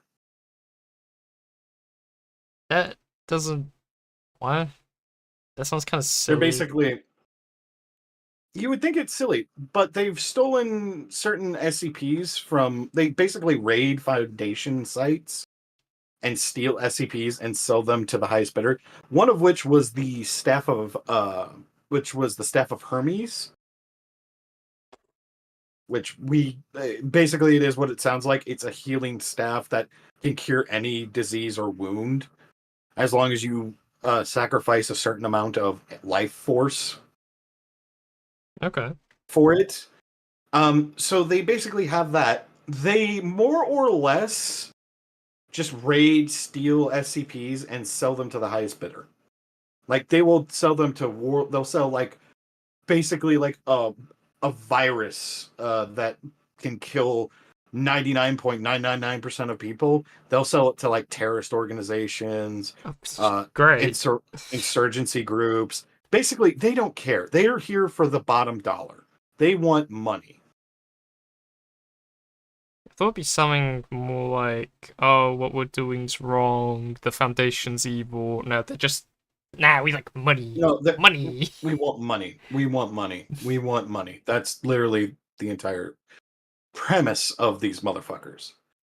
But there is one organization which everybody can agree with are just incompetent to the level of competence. Oh, thank you so much for subscribing. I And couldn't read in time. the funny part is, Cleveland was the one who put them into power, made them. Okay. He didn't want the UN to basically control the US when it came to this stuff. So he made his own, like, investigationary group. And it's called the UIU. Or the Unusual Incident Unit of the Federal Bureau of Investigation.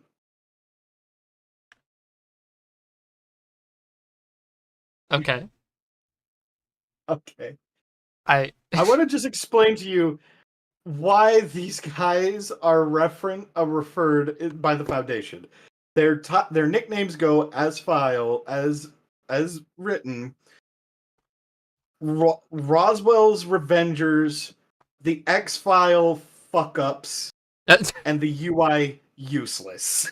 UI useless. Oh gosh. So these guys are just laughing stocks is what I'm getting from this. You would think.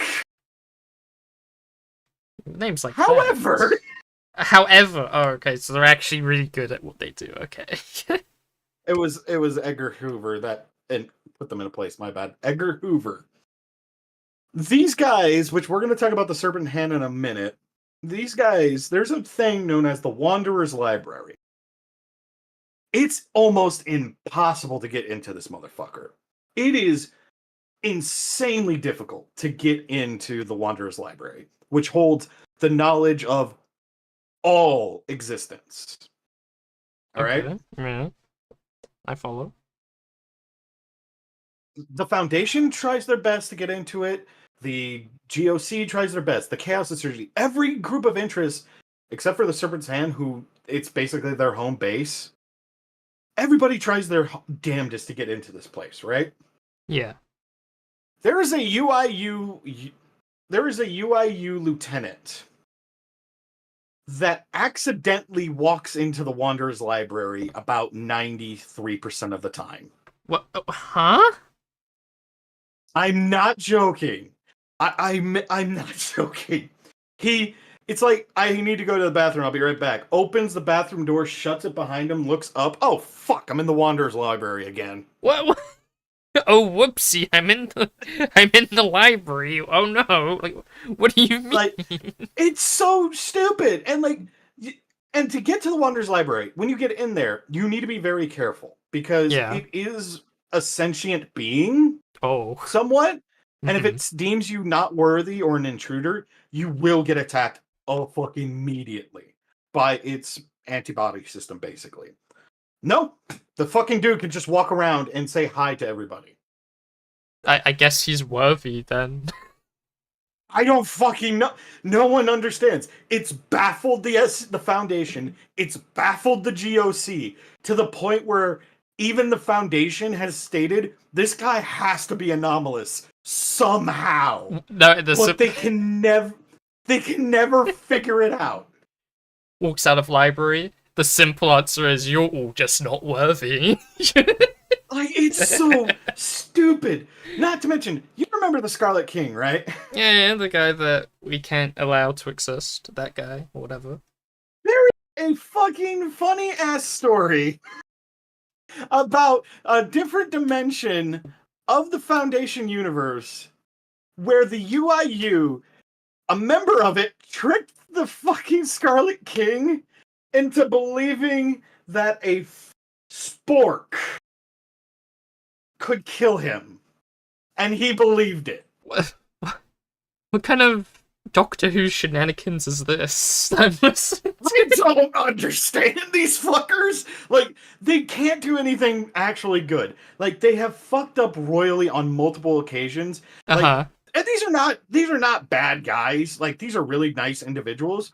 And majority of them are like Navy SEAL trained, like Delta Squad trained, like really good fucking individuals. Like really high end individuals. We're talking like the best of the best when it comes to certain things. Yet, for some fucked up reason, they're still considered the laughingstocks. Well, I don't know. Maybe it's to do with the name or something. Yeah, they fail upwards. Yeah, I guess. Wait. Oh my god. But I mean, hey, at least they're not throwing entities into wood chippers. Cryptid, we don't talk about Bruno. We don't talk about Bruno. We don't talk about Bruno. We don't talk about that guy. We don't talk about that guy. Give me the funny stone. I just we wanna don't talk look about at it. And it's just like the fucked up part is like everybody makes these jokes about them like they're useless, they can't do shit, they're not good, all of them suck. Like they make these jokes, but then the next second, again, guy just goes into the Wanderer's Library and is allowed to walk around like no big deal. Oh, not again. Another dude basically like yeah, that hurts my brain. It just doesn't make sense. Another dude basically convinces a god level entity that this spork that's made out of fucking plastic can kill you. Not to mention, How'd they do that? my brain hurt when somebody explained this story to me, and I still don't understand how the fuck this happens. Mm-hmm. There was an incident with 682 and a UIU agent, Hard to Kill Reptile, the guy that will murder any human on sight, that for some fucked up reason, 682 looked at the guy, turned around, and ran to the Foundation and said, "Put me in my cage." What? What? What? So you're telling me this thing will kill literally anyone besides the girl, and they see this one guy, and he goes, "You know what? Your I want to go guess home. is good as mine." I want to go home." Cryptid, please stop talking about the light bulb man. Please, please, please, please, please stop talking about that man. We don't talk about that man. That man has gotten banned. Yeah, the other nicknames for them are just so stupid. Like the usually in an inept unit, like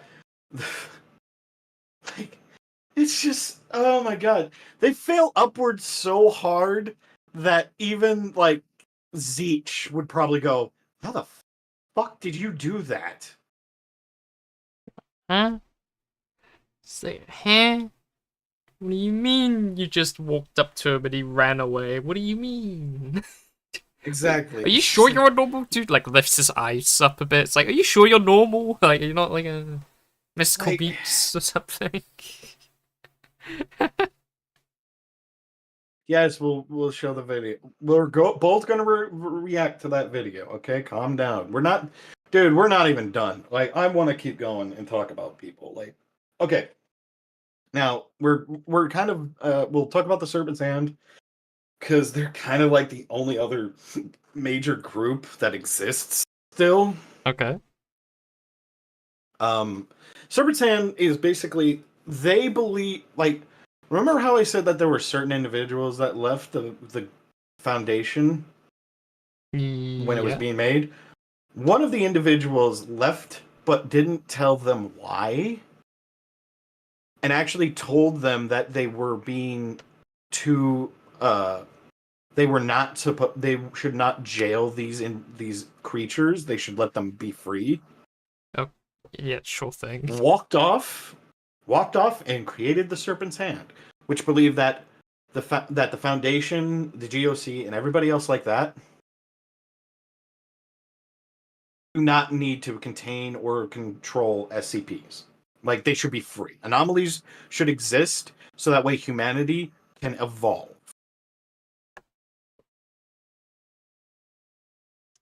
Hmm. Because they Very believe that this is the interesting. next step in evolution, basically. Uh-huh. I believe somebody said like they are the like Charles Xavier or Magneto of the SCP universe. Which I actually can see that. I actually now when I think about it, I can see that. I don't know that character that well, I'm afraid. X-Men. Never watched any of it. The idea is that there's an evolutionary trait, and these people that are evolving should be allowed to be. Right. I mean, okay, but some of these things are like world ending. I don't think you can just let them roam about. Well, that's the thing. Like, their logic, though, isn't wrong. Because if you have two world-ending creatures, what are they going to do? They're going to fight each other. It's basically like Godzilla, MonsterVerse.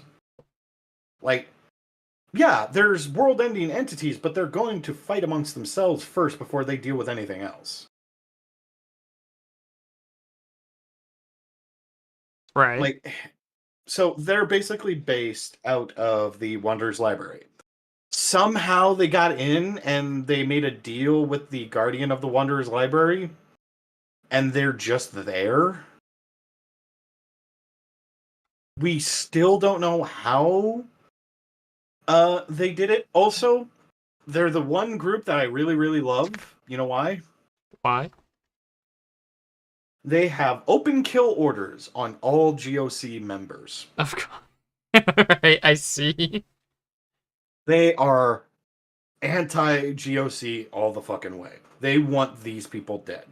There's actually a funny story where the Serpent Hand actually contracted some mercenaries and literally gave them like anomalous abilities to go hunt these motherfuckers as payment. Huh. Like, there is multiple and oh my god, I didn't even talk about kill orders. There's so many kill orders on so many fucking people. Right. The GOC has bounties on all of the O5 council. Like, you kill an O5 member, you're set for fucking life.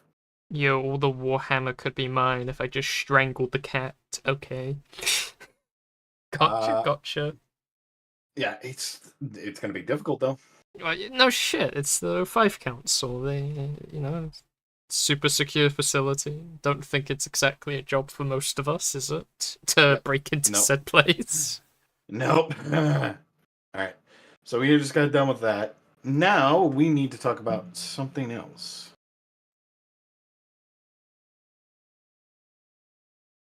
We need to talk about the MTF.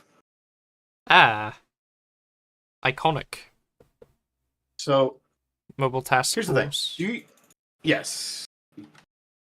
So you know about them. There's several teams of them. They specialize in certain stuff. I don't remember said certain stuff perfectly, but Okay.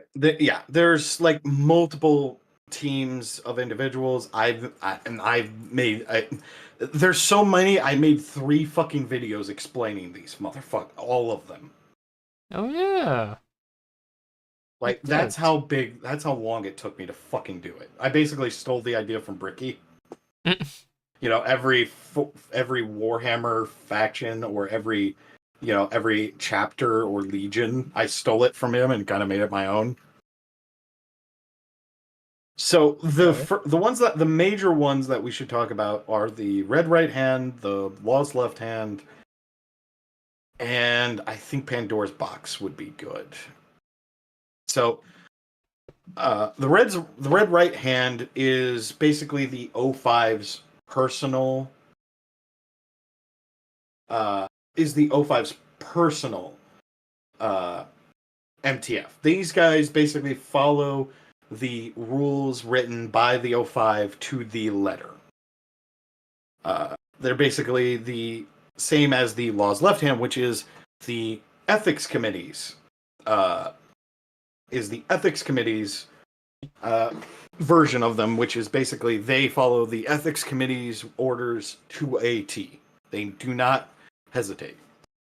Then there is Nine-Tail Fox, which is the administration's version of both of those, which follow the orders of the administration groups.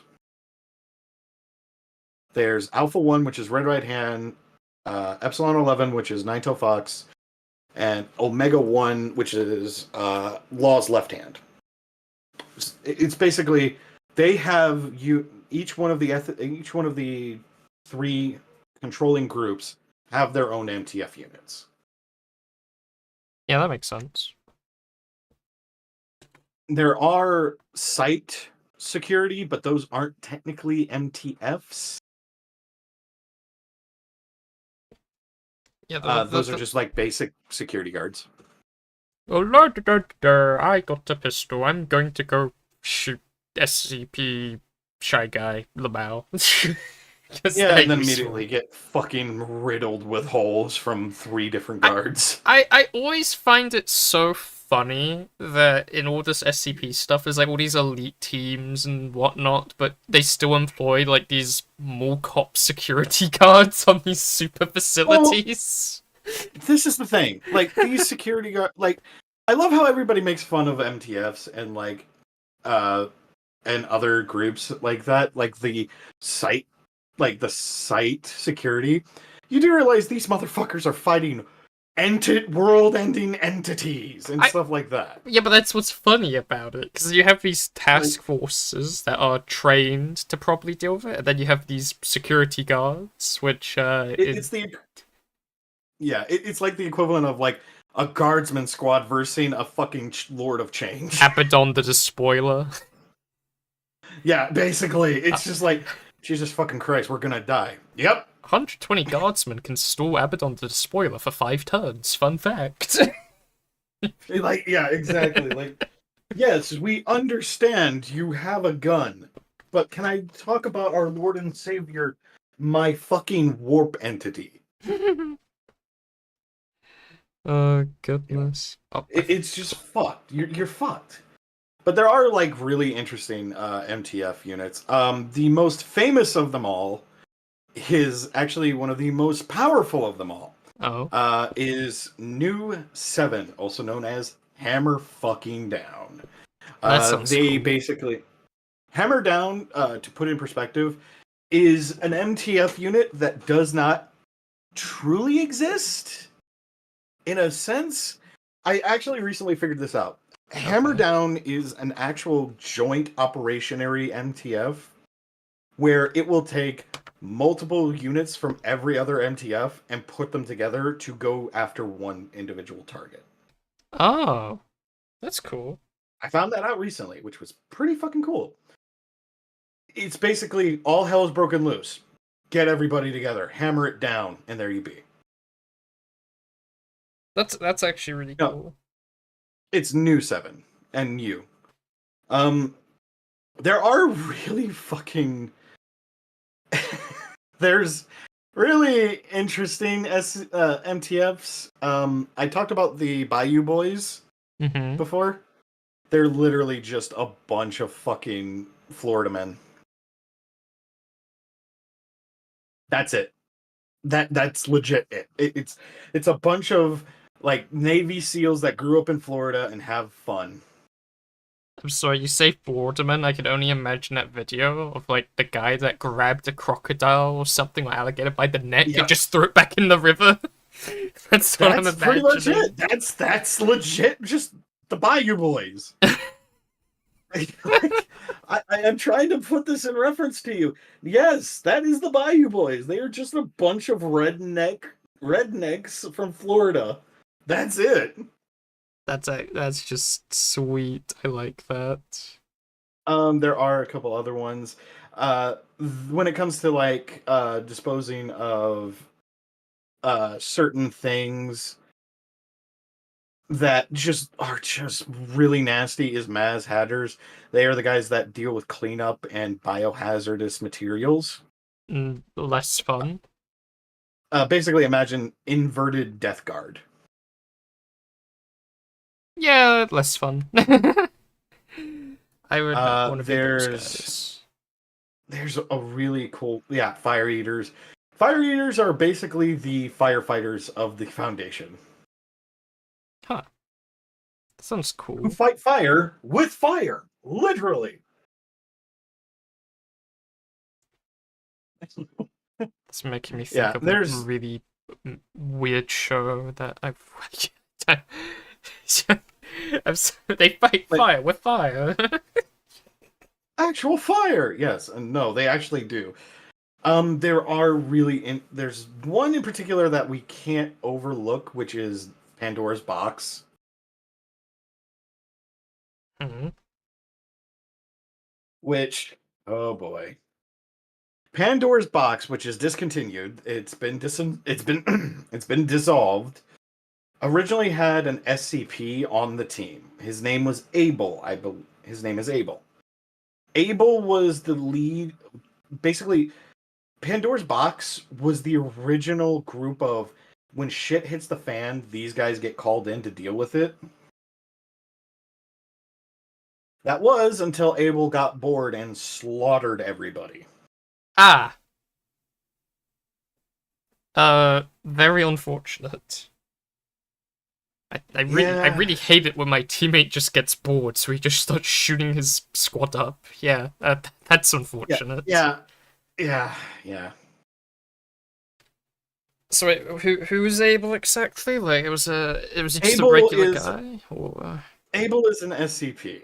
Let me grab his file for you. yeah, because I think some context is very important for this one. Yeah, hold up. I believe there's Abel. So Abel is a humanoid figure that it's odd. He basically he doesn't die.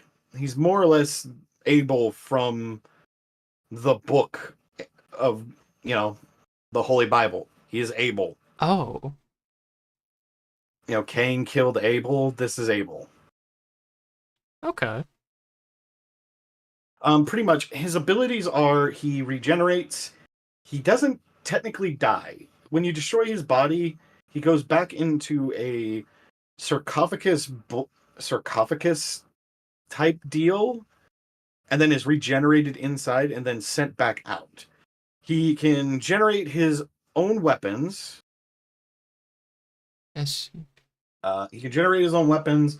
He can make firearms now, but he But doesn't do it because, in his words, that's cowardly. firearms are for cowards. Well, he's an immortal, nigh unkillable monster.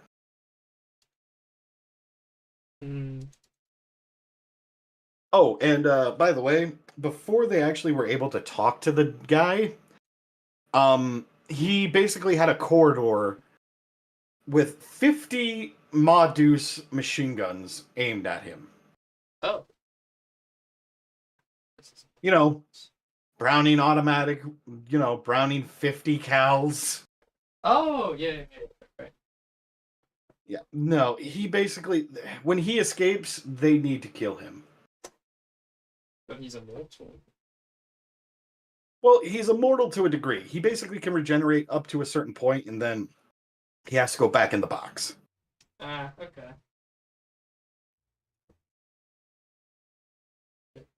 Okay, so if you just hurt him enough, he'll leave. He'll go back in. Okay.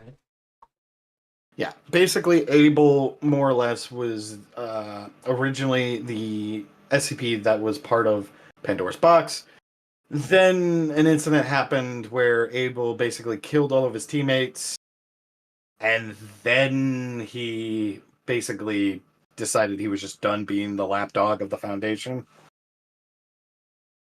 I mean, what's he do now then? He just He just stays in his box. So he got bored, killed his teammates, got bored again, went back in his box. Pretty much. Pretty fucking much. Okay. Jesus, that's a bit misplay. What was the... And that's pretty much it. Like, when it comes to MTFs, there's a lot, and you can figure out your own when you go to it. Like, you have Valkyries, who are basically, like, the air support and air force of the Foundation. You have others and this and that and stuff like that. Like, Mole Rats, who are the Spelunkers and Excavationary group. Like, there's a lot. Do teams get discontinued if they're wiped out, or do they get, like, replaced with new people? They're replaced. The only time an MTF unit is like disabled or dissolved is like with like Pandora's Box, which they basically think this unit doesn't need to be anymore and just dissolves it. Okay, so it's never like a scenario where it's like, oh, the entire unit besides one guy died, just merge him with another unit. Like, yeah, pretty much. Okay. It's pretty much that guy that survived. Cool. He's the captain now. Everybody else, you follow him. You're the captain now. It's just a traumatized guy. Look at me. I am the captain now. I am the captain now. Speaking of captains, I think I think the worst group to be in is probably Beta 4 or Castaways. Oh. What's their deal? Castaways, basically, I make the joke, but it's true. They're suicidal, but they're not stupid. Right. Castaways are the first ones in and the first ones out. Like, they are the group that goes in, checks anomalies from different dimensional anomalies, and comes back. Sometimes. There's been multiple times where their entire unit has been completely and utterly fucking wiped. Ah. And then they get replaced. Okay. I see. I'm sorry, guys, if I'm not talking to you guys in chat. It's just I'm almost done with the stream because we've been going for about 2.5 hours, and I don't want this to go way the fuck over. Yeah, I'm just listening and asking questions. So I've only just managed to finish the Lord Drea guy somehow in 2 hours. Well, here, go ahead and ask some questions about this. Go for it. Any particular topic you want to talk about now? About the SCP stuff in general? Yeah. You said there was... Okay, I remember this from earlier. You said there was one timeline where the UN was good. What was that timeline again? And what did they do that was yeah, SCP-5K. SCP-5K. Perfect, actually. So, there is a separate timeline known as the SCP-5K timeline, which there actually is a video game called SCP-5K, which currently, if anybody wants to, go support the motherfuckers, because that game is awesome. Is it on Steam? Which tells the... It's on Steam. It is on Steam, and I believe it's free? What's it called? Just 5K or... SCP-5K. Hold on. 2 seconds. I'll look it up. See if it's actually free or not. No, it's not free. It costs money. Oh, this game looks sick, though. Yeah, it's actually really cool. It's they just implemented, I think, the Horde mode.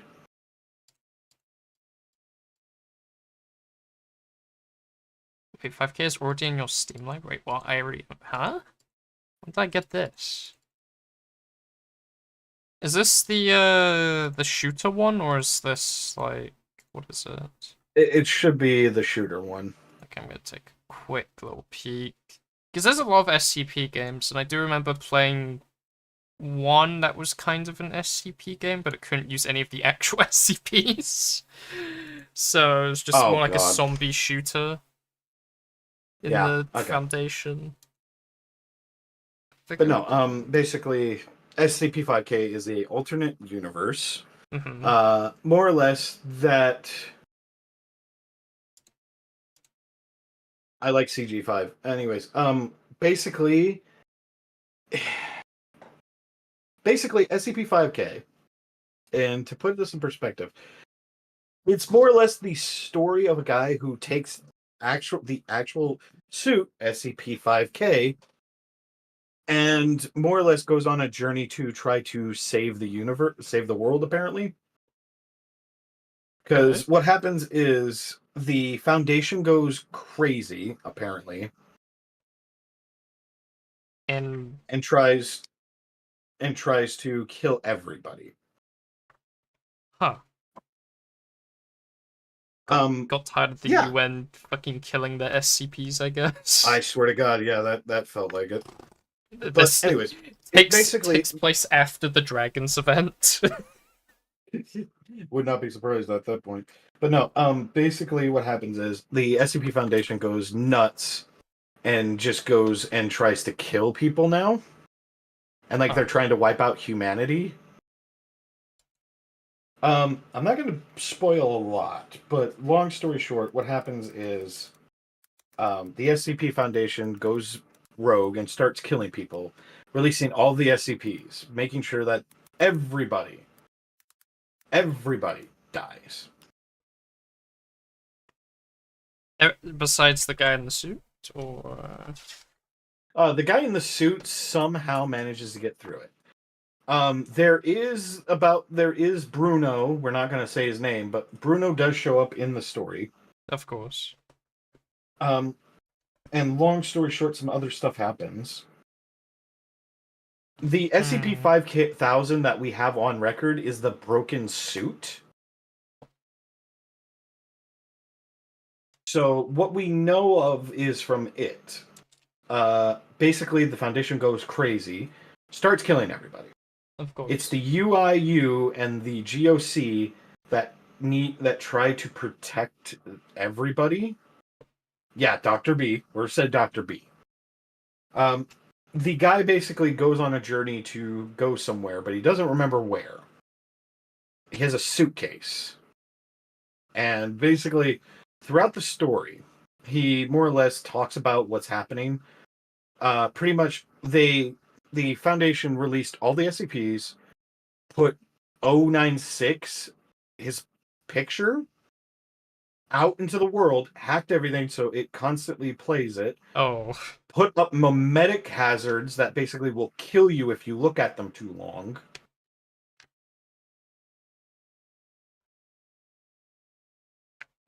And some other things. There was and there's and the weird part was the really really weird part was all of the SCPs that they released did not attack nor try to kill the Foundation members, but they tried to kill everybody else. Wait, how does that Even make 682. sense? How does that make any sense? So they would just chill with the people that were keeping them locked up all of a sudden? They were just like, oh yeah, you're fine. All of a sudden, the story goes. So the guy finally reaches his destination, and he witnesses a battle between some weird entity and SCP, and the Foundation and some SCPs. This briefcase, which we're going to talk about what was in there in a second. Basically, he gets to SCP-2000, which is a reset machine. It resets to a certain time, and it's how the Foundation usually stops like world-ending events. And he resets it, but in doing so, he dies. Oh, okay. And the suit just shows up in SCP-2000 with like it just the suit that's destroyed and his body's disintegrated. After they looked into the suit, they found something disturbing. What do they find? It turns out that there is godlike entity that has controlled humanity from the shadows ever since its creation. Oh. And apparently, emotions were not supposed to exist with humanity. Oh. And long story short, because of certain things that happened, basically the Foundation found out and more or less found a way to sever themselves from this entity. And because of that, they tried to save as many people as they could. But majority of people that just die from the image are too far gone. There is the creepiest thing part of this is at the end of the story there is a audio log of zeros of 051 talking to 0511 about how he can't believe it, but he has to agree with that giant damn lizard. What? We need to eradicate humanity. Can't be able to agree with that dumb fucking lizard. That's crazy. Yeah. What was in the suitcase was a thing known as SCP-005, which is an anti-memetic. Anti-memetics basically don't make you forget. They make you basically forget. And you don't remember what you were supposed to forget. It's basically forget me juice. Yeah, and that's really the only time I can think of where the UIU and the GOSC were good guys. Because they were just trying to protect civilians. Oh, and the entity that the guy saw at the end of the story, where he said that he saw it, was more or less the entity's final stand before it dies. Too bad, guy reset the world and nobody remembers.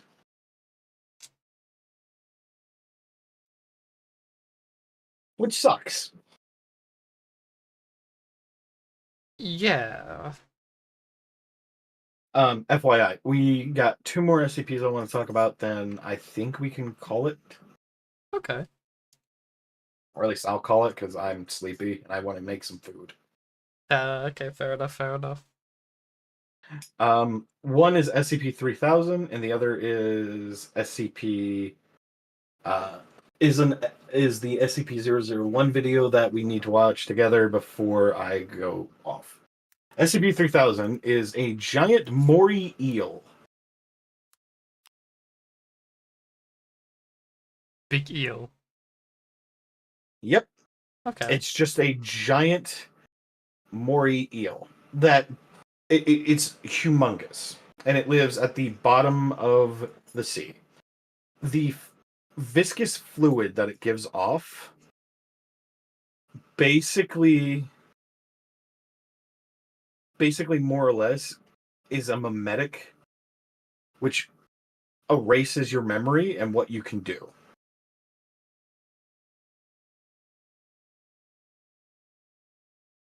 Okay. So the Foundation basically have it not contained. It's one of the Thermio class SCPs. It basically exists only to be used as sampling for memetic to make people forget shit. I mean, but why would they let this thing roam free again, though? Because they can't contain it. It's literally the size. Its size is roughly 900 kilometers. Oh. I don't know, I just feel like having this one free could be a slight problem, no? Yeah. So, It's 300 kilometers and 10 meters in diameter. Yeah, it's bad. It's a big motherfucker. Huge, like massively sized. Okay, so It's like that one other ocean SCP. Yeah. It's just under heavily surveillance. It's under heavy surveillance, yeah. Okay. It doesn't really go anywhere, and it feeds off of something we just don't know. The really fucked up part about this is they sent 3 divers in, and they all went fucking insane. 2 basically forgot how to breathe, and the 3rd one got eaten alive. Oh, fun. So yeah. Last thing we need to do is, I was told to watch this video with you. Okay. Because I don't really know much about 001. 9 hours of Sideman Among Us. My favorite. Stop. Alright, ready? Okay. Turn the volume up to here. 3, 2, 1.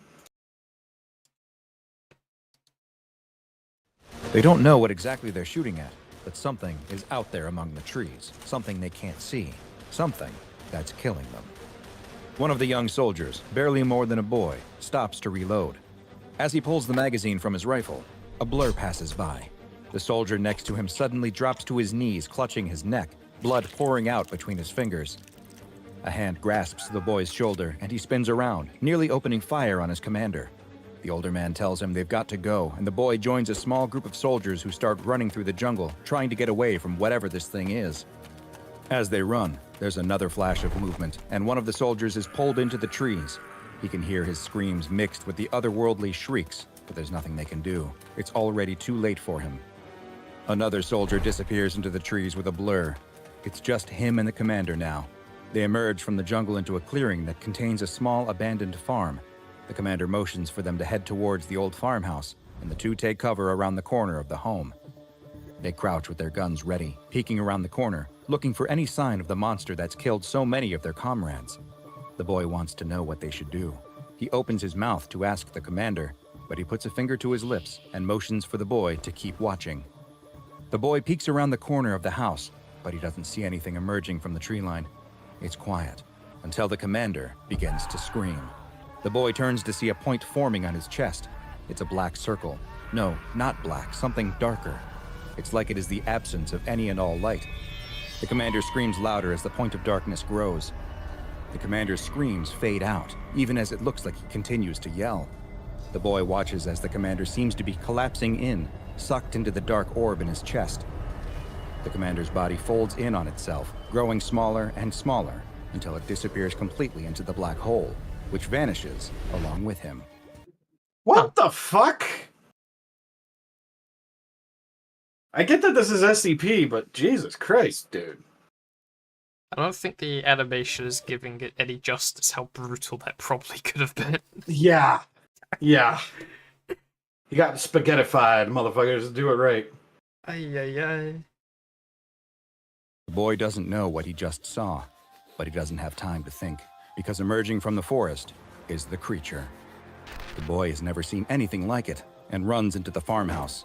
He locks the door and pushes the old kitchen table in front of it, trying to barricade it as best he can. He looks around and spots a bed against the wall.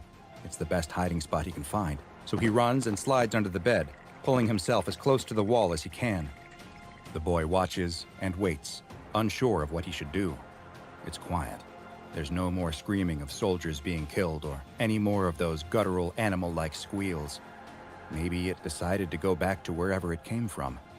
The boy doesn't dare come out from under the bed, though. As he watches the door, waiting for something to burst through, he sees something else. Another of those black points appears in the middle of the room. It looks like it bends the light around it, distorting the room nearby.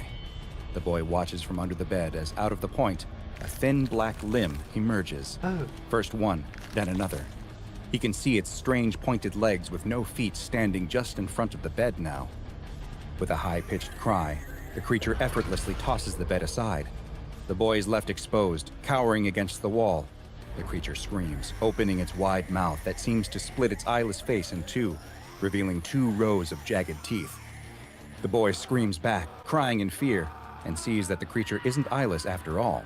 Inside its grotesque mouth, a milky blue ball appears. There's no iris, but the boy knows whatever this thing is, it's looking at him. The boy feels his chest grow tight. He looks down to see that one of the black points is forming on his chest. He can feel himself being squeezed and crushed, pulled down into this singular point. All noises, including his screams, disappear as he is pulled into this soundless void. But then he hears something again. He looks up to see that the creature is being riddled with bullets. It turns to escape and bursts through the wall of the farmhouse. The dark orb on the boy vanishes, and he sees, standing in the doorway, his friend and savior. He clutches his bleeding throat with one hand, holding his rifle in the other. The boy rushes to him as he collapses to the floor. Blood is pouring out of his neck, and he can no longer speak. But he dies knowing he saved his young friend.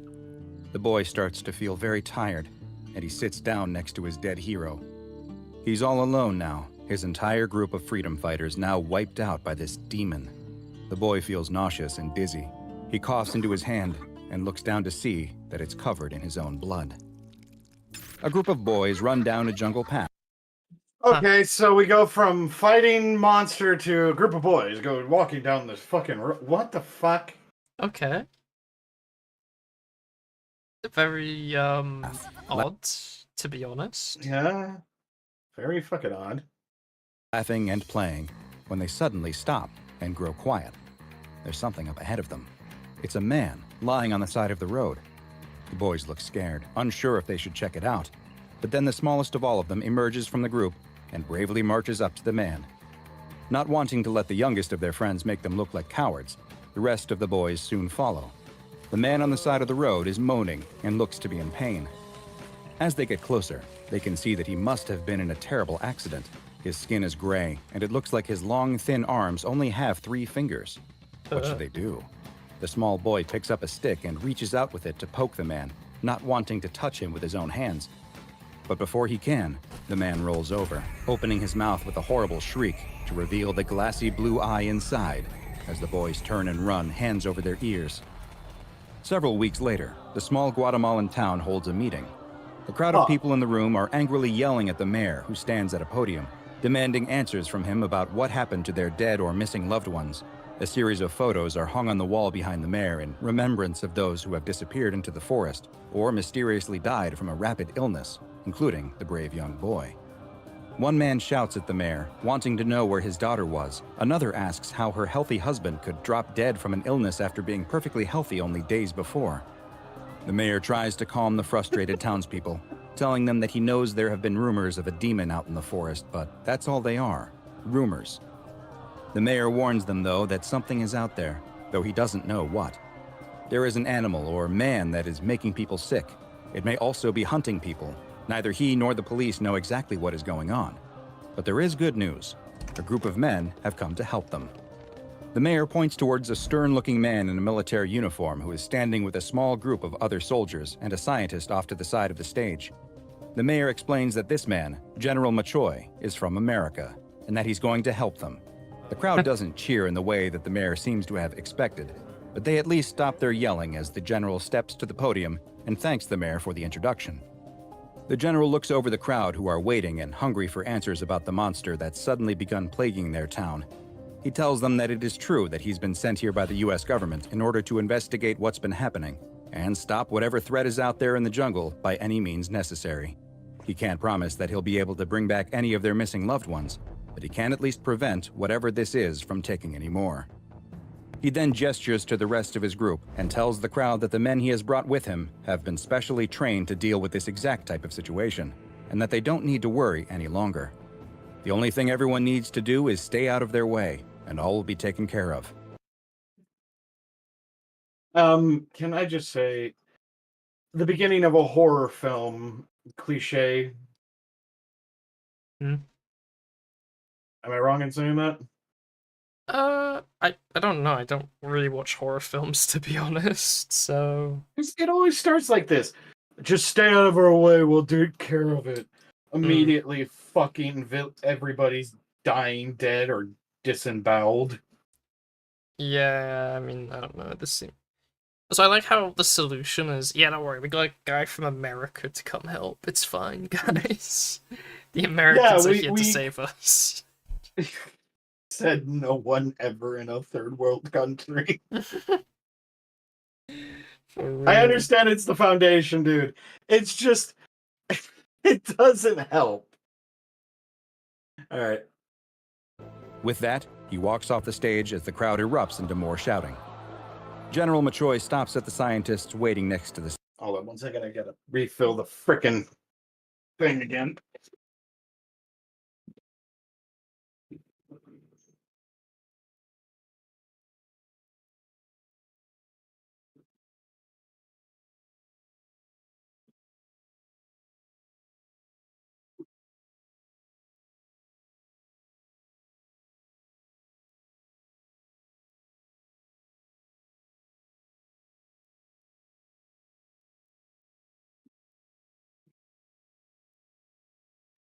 Use flash grenade.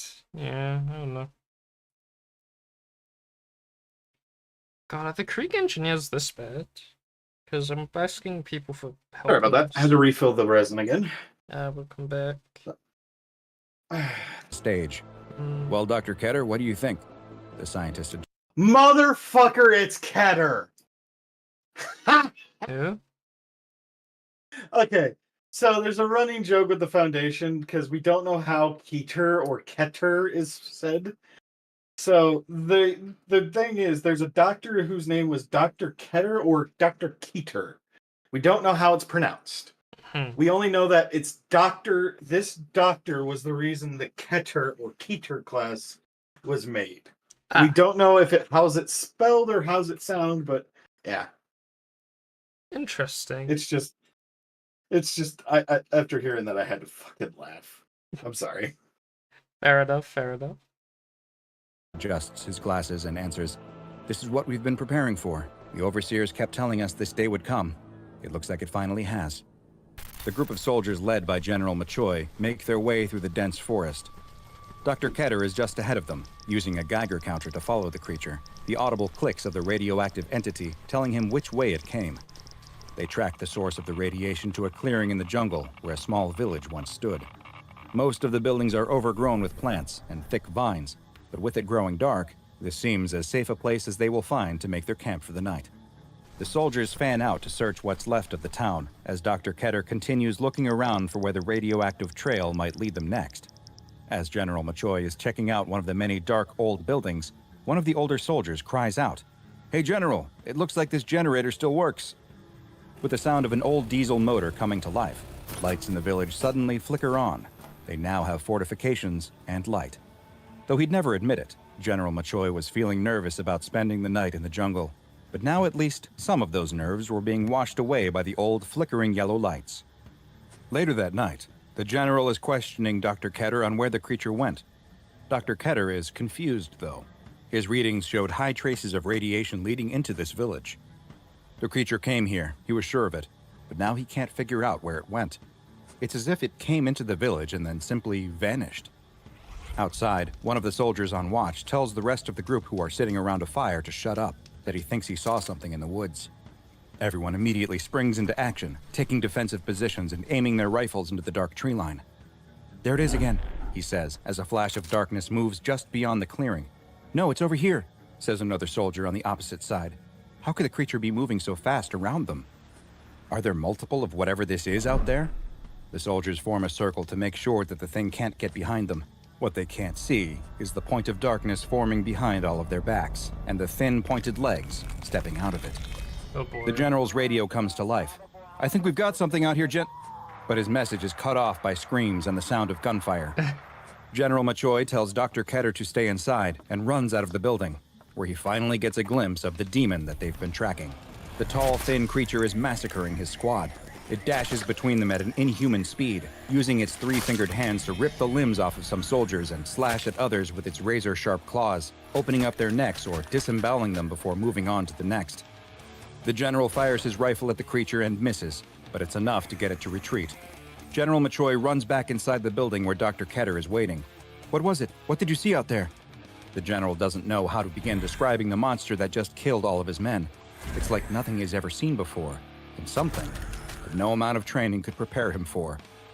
As the two men ponder what to do next, the Geiger counter on the table suddenly starts to click, softly at first, but then more and more, as if a huge amount of radiation has suddenly flooded the room. The general grabs the doctor and drags him out, leaping out of the building just before it collapses in on itself, disappearing into the micro-singularity that formed inside. The two men look up to see it standing right in front of them, its huge mouth open to reveal its glassy blue eye.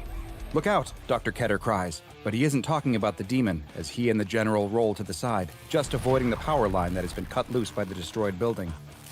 The power line hits the ground and immediately begins to spark, sending out bright pulses of white electrical light. The creature cries out with a gut-wrenching scream and collapses to the ground, huddling up into a ball as it tries to cover up its mouth with its thin arms. "Is it the electricity?" the general asks, confused about what suddenly stopped the killer's rampage. But Dr. Ketter realizes it isn't the sparking power line that the creature has been immobilized by, it's the flashing lights. The general doesn't wait for his answer, though, and fires the weighted net from his gun, trapping the howling creature. A fucking weighted net rocket launcher? What the fuck? He just has this just on hand, like, oh, yep, time to put my big rocket launcher net gun. Time to use the net gun rocket launcher. Of fucking course. Standard issue. I swear to God, sometimes this community makes me wonder what the fuck is wrong with people. So its weakness is light, which is really funny because one of my Well, chills like use a flash grenade. I can see it. Yeah. Fuck. All right, continuing. Just this fucking clusterfuck. Dr. Ketter examines the creature at the Field Research Center that has been set up several miles from the village. A strobe light has been affixed to the inside of the creature's cage, but even when the doctor turns the light off, the grayish-brown skinned entity still remains curled up in a ball on the floor. The doctor wonders if perhaps the creature is hungry, but it shows no interest in any of the various meats, fruits, and vegetables they've presented to it. The doctor stands in the doorway of the tent that has been set up to house the creature's cage and gives an update to General Machoy, who is anxious to get the creature moved to the United States and a more secure containment environment. Dr. Ketter stresses that he fears the journey might kill this creature, though, and put an end to the incredible research and testing they can perform on this amazing living specimen. The general turns to leave, but stops to salute the body of one of his soldiers being carried by on a stretcher. Dr. Ketter himself turns to go back to his research when he notices something. The creature's mouth is ever so slightly open. Dr. Ketter has yet another idea. That night, Dr. Ketter enters the temporary morgue and takes a severed arm from one of the dead soldiers. Back in the research tent, he presents the arm to the creature, sliding it through the cage bars. The creature doesn't react, but Dr. Ketter continues to watch and wait. After a time, the creature finally stirs. It's the first time he has seen it move since it was captured. The creature reaches out with its long three-fingered hand and grabs the arm before starting to feed on it. "You like that, don't you?" Dr. Ketter asks, and, bizarrely, the creature seems to respond, giving an almost baby-like coo. "There's lots more of that if you behave. All I want is to study you, learn how you work." The creature continues to feed, You starting like to that, crunch on the don't bones you? now that all of the meat is gone. Yeah, this doesn't always end in fucking tragedy. Like, this doesn't ultimately lead to an entire fucking country getting nuked. Hey guys, we've just captured a creature. Looks at the video. Oh, there's still 3 minutes left. Uh-oh. I wonder what could happen. Oh, I wonder what's gonna happen. "Yes, I believe you'll be good," the doctor says as he approaches the cage. "You're going to make me world famous. Soon, everyone will know the name Herman Ketter." The creature's hand shoots out from between the bars so quickly he never even saw it. Dr. Ketter starts to scream as it grasps and claws at him. A soldier standing guard outside runs in, but a black point of light immediately appears on his torso, causing him to fold in on himself into the singularity. The creature drops the bloody Dr. Ketter to the floor, who reaches for the emergency strobe light activation button as another singularity opens up inside of the cage. The creature appears to willfully step into it before emerging out of another just outside of the bars. Oh my gosh. More soldiers rush into the tent in time to see the creature feeding on the still living Dr. Ketter. One presses the button to activate the high-powered strobe lights, which cause the creature to start screaming and thrashing about, trying to escape the flashing lights. Multiple nets are fired onto the creature, pinning it to the ground as its screams slowly fade back to whimpers. On Overseer orders, the creature is moved to ADRX-19, a secure base located somewhere in North America. The site's director gives a presentation to a... Wow! It's almost like we knew that this was gonna be a bad fucking time. At least the guards are competent, because Yeah, at least the guards are somewhat fucking competent. it's kind of hilarious that the guards are more competent than a scientist, though. That's super funny. It's like, you're gonna make me world famous. And just gets brutalized. It's the prototype. The group and explains that thanks to the work of the late Dr. Ketter, they now know that the creature exhibits signs of fear and sickness when in the presence of strobing lights, and that it is unable to produce the microsingularities that it uses for defense and teleportation when it is in this sickened state. When healthy, though, the creature is extremely dangerous thanks to its superhuman speed, strength, and cunning. It was also discovered that it is unable to teleport through lead, which its new containment cell has been lined with, and extreme security procedures have been implemented, including the installation of a reinforced steel blast door and constant patrols of the outside of the cell by armed guards who are equipped with high-powered strobe lights. The site director leaves the room and the overseers discuss the fate of the creature, which has been given the designation number 86243AR-001, though most have taken to calling it simply 001. One of the overseers argues that the creature must be secured and contained in order to protect humanity. Who knows how many more of these might be out there? They now know that the rumors of these types of entities aren't merely isolated events, and that there could be countless more of these anomalies, hundreds, maybe even thousands. The rest of the overseers unanimously agree. One of them picks up the report that was left behind by the site director. Redact this report immediately and start a new document archive. This is only the prototype. I have the feeling there will be many more of these. I hope you enjoyed this special... Wow! Interesting. First off, Dr. Bob, subscribe. I was not subscribed to Dr. Bob for some fucked up reason. Subscribe to that. Second, wow! It's almost like messing with a creature that doesn't wish to be contained and acting as if it was a fucking puppy is a bad idea. I don't know why he would stand so close to the cell. That seems like a stupid idea. Yeah, you're a fucking idiot. That's why. Why? Like, I don't know. It's kind of I don't understand how people generally don't have survival instinct, because I feel like that's just common knowledge, but I feel like people would argue, oh, no, how would you know? They would just grab through the cage. Because they're fucking idiots, I swear. I don't know. It's an interesting story. It's interesting, but at the same time, are you fucking dumb, mate? Yeah, you're a bit special. Alright, well, thank you guys so much for watching. If you enjoyed this, please leave a like and a subscribe. I'm gonna end this video, but if you want to keep watching some interesting content, go over to Conrad, because I'm pretty sure you're gonna be painting for a while, right? Building. Yeah, he's gonna be building mostly the day, but interesting though. Go watch his stream. He's actually a really cool content creator. He's a VTuber just like me. He's trying to get back into it, which I'm glad to hear that. Eventually. He's currently just doing like Warhammer mini streams and stuff like that, like minis and morons, just without the morons. But yeah. Well, no, don't worry. There's still one moron in it, so it's just me. Oh, whatever. All right. But with that being said, thank you guys so much for watching, and as always, remember, the Emperor. So yeah. Nice. Very, very nice. Let's wait, how do I have 3 of these? Alright, stream's ending. Alright, there, stream's ending. Oh, my aching back. Dude, why are the creeks so shit?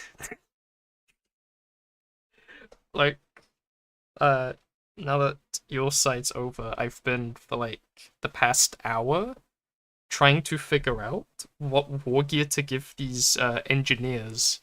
But everywhere I look, everyone's just like, it doesn't matter, they're shit. And I'm like, oh, that's not what I want to hear. I don't want to hear that. Yeah.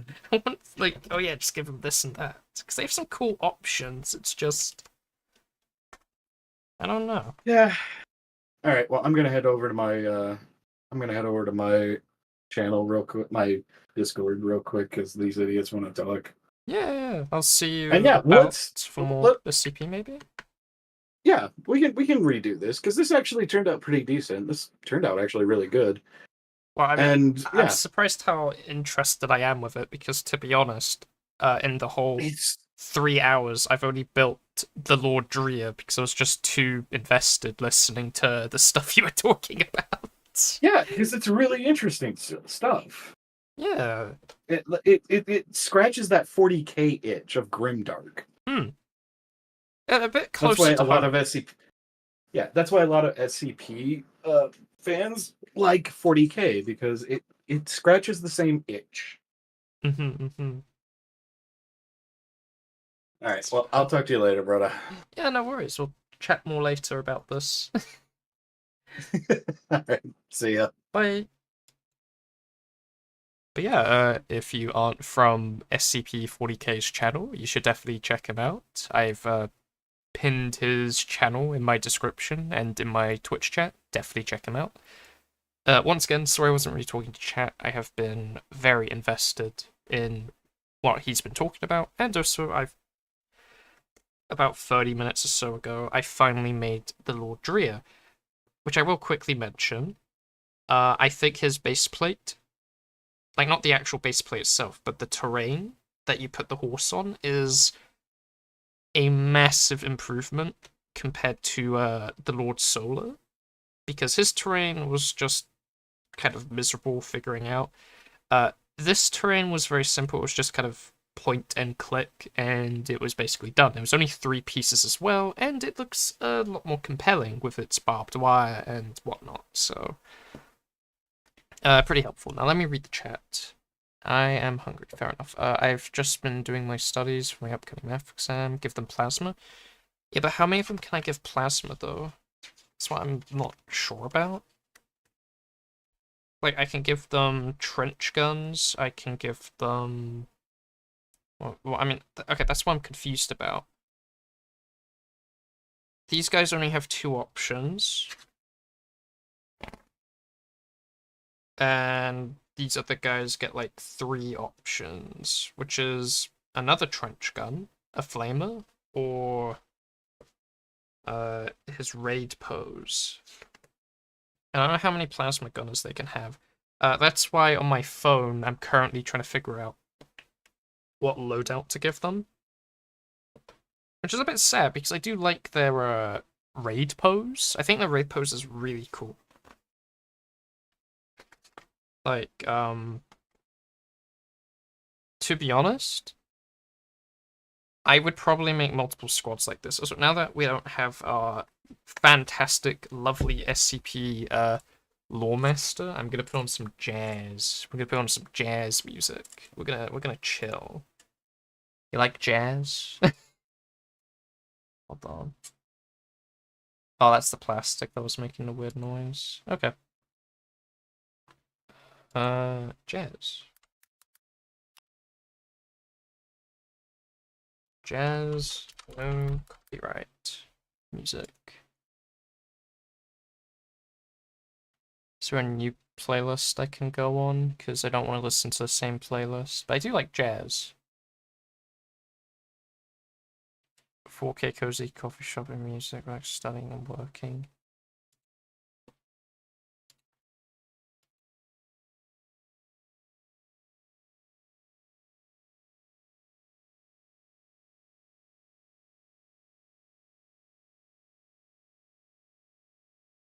Okay, that's copyrighted. I can't use that. That's a shame.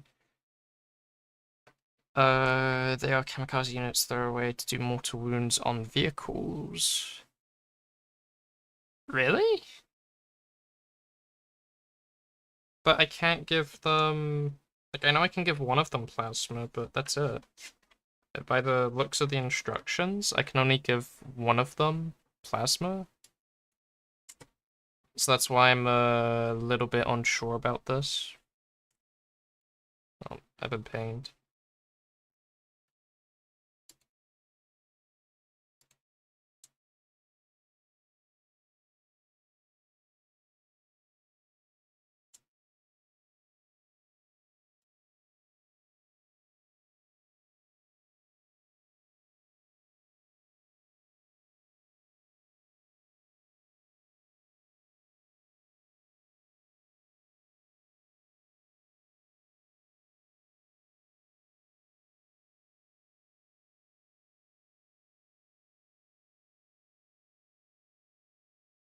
Okay.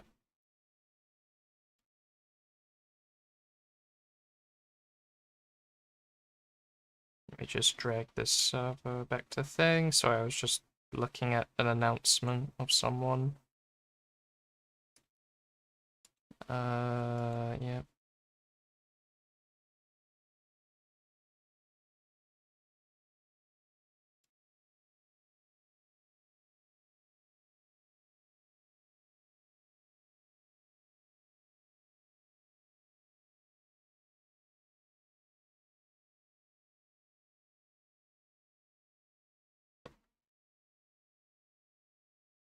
Alright, fantastic. Remote mine plus 3 grenade stratagem makes them dangerous against vehicles. Okay. I'll keep that in mind. Okay, but let me look at the list and just tell you, because I know one of them gets plasma, but I think the rest only get shotguns or flamers from what I'm looking at. Oh no, that's a regular squad. Whoops. Right, I need the music.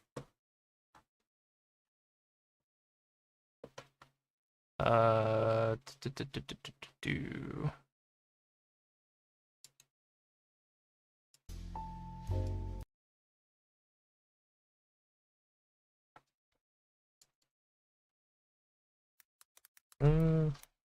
I hate how to take no copyright for music. It's really annoying. Let's see. Find something chill. I probably should have looked into this before the stream. So I might just build the remote mine first, because I really just don't have a clue what I should give any of these other guys. The just like, again, looking at the thing, so I think I might just play some generic non-copyright for now, because I just don't see anything good that I know. No copyright. Stream. Background music. There we go.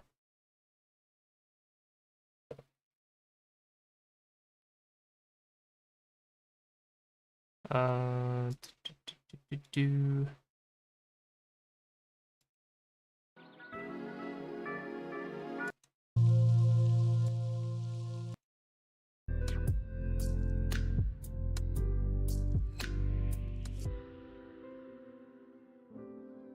Guess.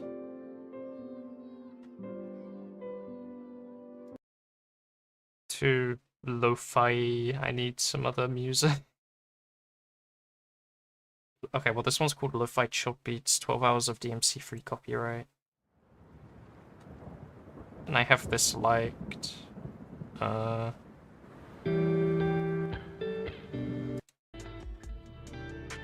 Sure, we'll go with this. War gear options. Combat shotgun, hand flamer, plasma. Okay, so I can give this guy a plasma pistol. KRIEG Engineer Watchmaster's Trench Club can be replaced with a power weapon, so we're going to give him a power weapon.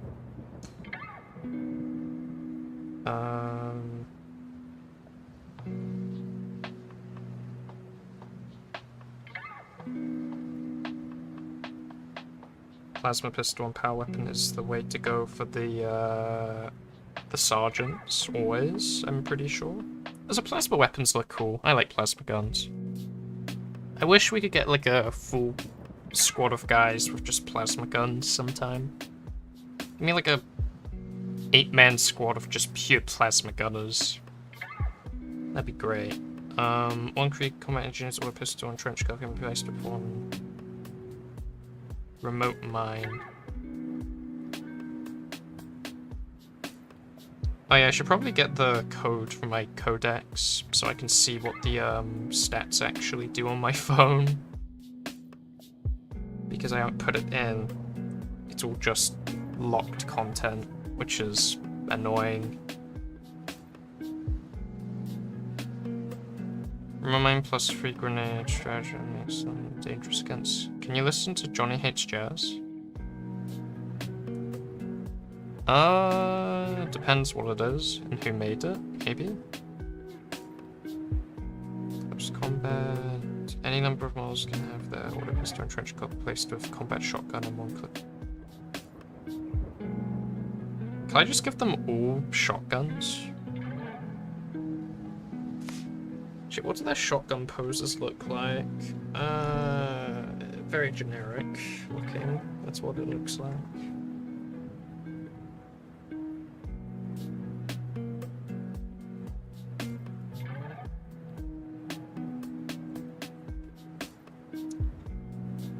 You know what? Maybe...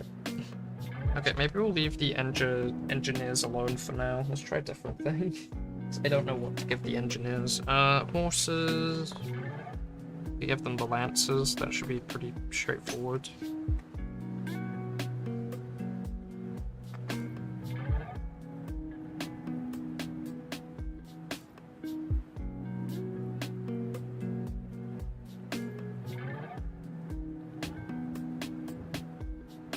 Did this not come with a...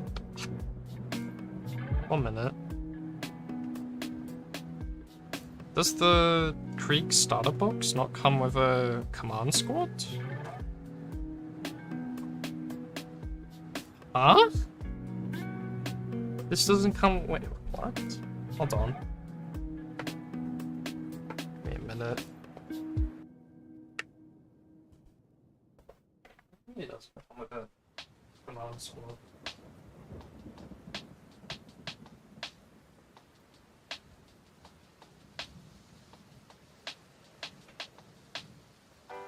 It doesn't come with a... Okay. Bit weird.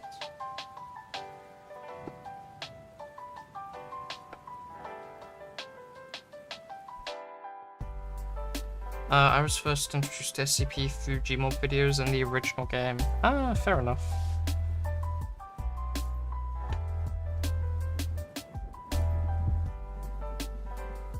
So, this literally comes with only the horses, an engineer squad, and that's it? What?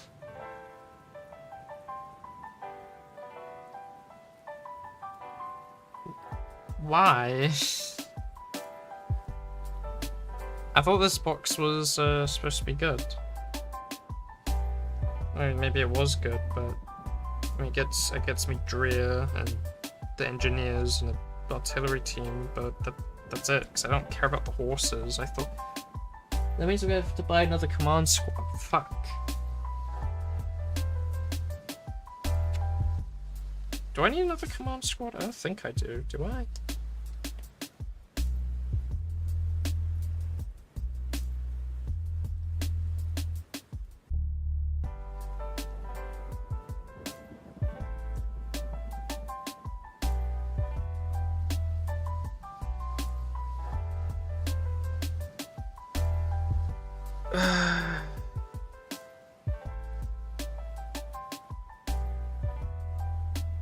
That's really annoying. Okay, let's look at the artillery, because I think I'm just gonna give it the long barrel.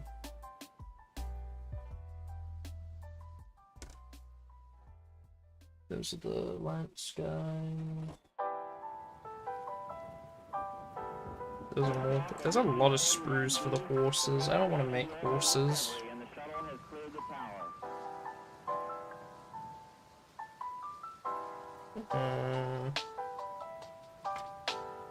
Every core computers now have primary control of critical vehicle functions.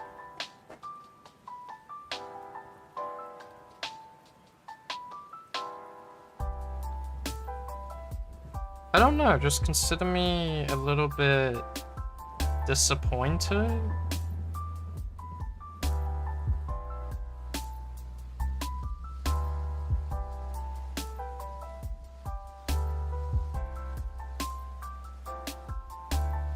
Guard boxes are notorious for being, well, yeah, this is fucking rubbish. Like, I'm not saying, like, this wasn't a bad gift to get for my family, but when you think about it, like, why couldn't they just add the command squad to it? Like, just add the command squad and the other thing. Because I thought this box was meant to show off all of the new stuff. But how woefully wrong I was. What a disaster. Absolute disaster. Oh, artillery pieces are this fucking thing. Do I want to build an artillery? Like, I want to build this big gun piece, but do I really want to build artillery? I don't know if I really want to build artillery.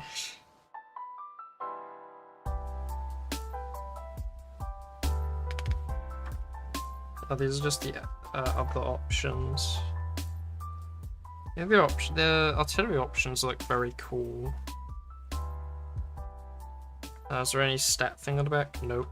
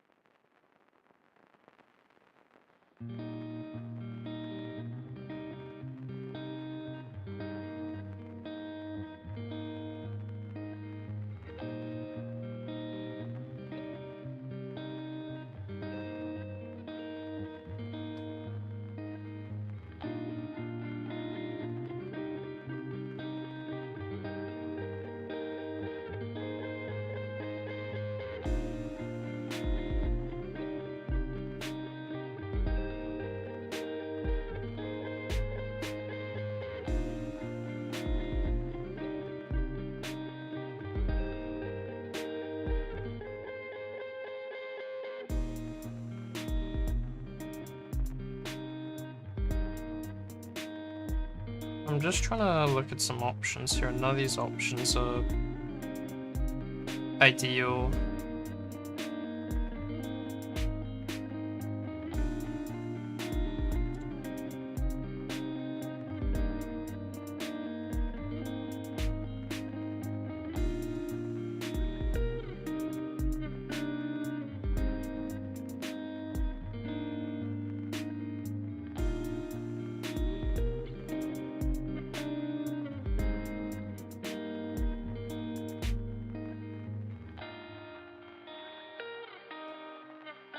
Has a pistol, flame, a remote mine, 2 shotguns, treat them like Kalachans that might do damage. If people like me, your Kalachans do is about as much damage as the NG's base guns do, and then they die.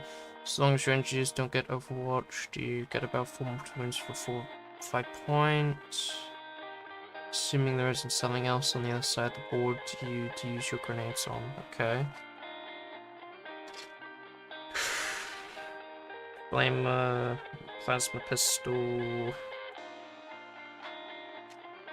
Might just build infantry. Because I'm not gonna lie, these are all very complex kits.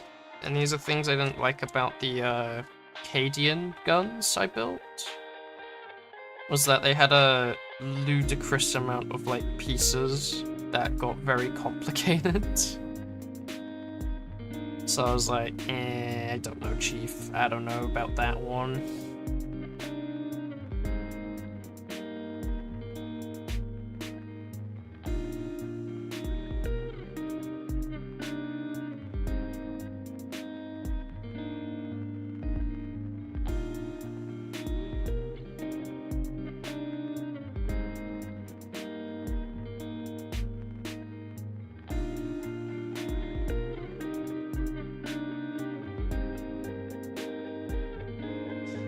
That's what. Okay, wait, hold on. Guard boxes. I already read that. That's why I'm buying proxies for my guards, since one expensive army is enough for me. Tyranids don't have good money to points. Conversion rate, like 78 for 100. Yeah, that's not.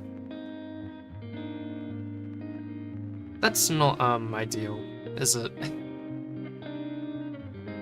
I'm gonna put the artillery pieces away, and I'm gonna bring back the, engineers. So I'm gonna make those guys.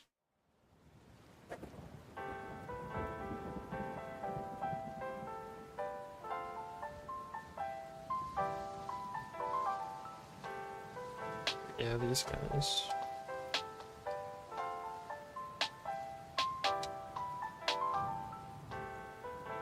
I don't know, I just... You know, I'm gonna grab a drink, and I'm going to be BRB in 5 minutes, because I haven't really stood up and done much, because I was listening to SCP the whole time, so I'm gonna quickly take a break, and I'll be right back. Oh yeah, and leave suggestions for, like, what I should do for my KRIEG, because I do have 2 or 3 teams of heavy weapons that I don't know what to do with them. I do kind of want to give them the flamethrower, but I've been told they're bad. Like, I do have all of the KRIEG stuff, it's just I was a little bit disappointed because I thought this box would have more, but I guess not, so it is what it is. But anyway, I'll be quickly right back.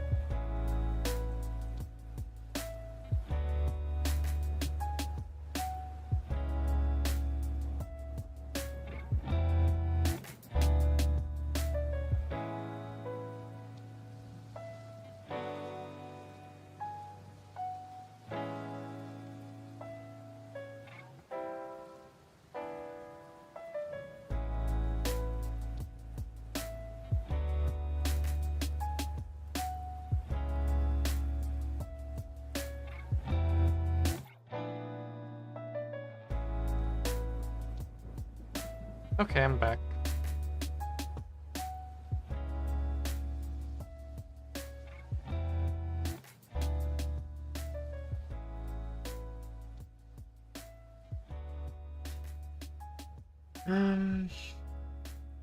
Yeah, I guess I'll just make some engineers.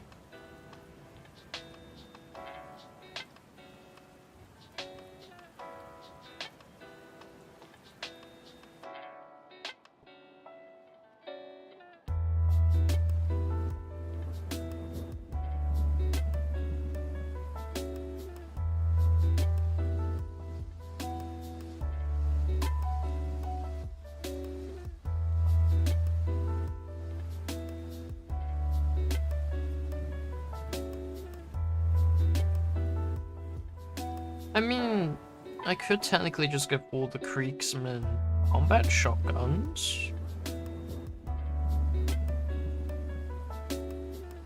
You know what I mean?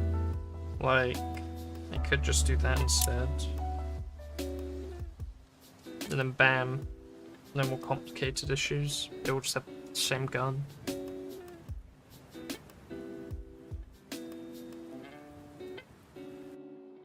Why is the... wait, can I give the Watchmaster other things than plasma? 1 minute war gear options. Hand flamer, plasma pistol, bolt pistol. Ooh, okay.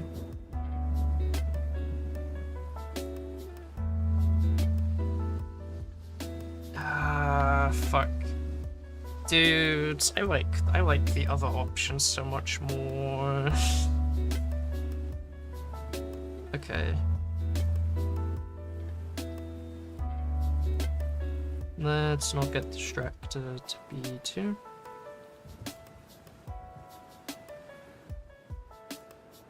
Not on that sprue, I guess.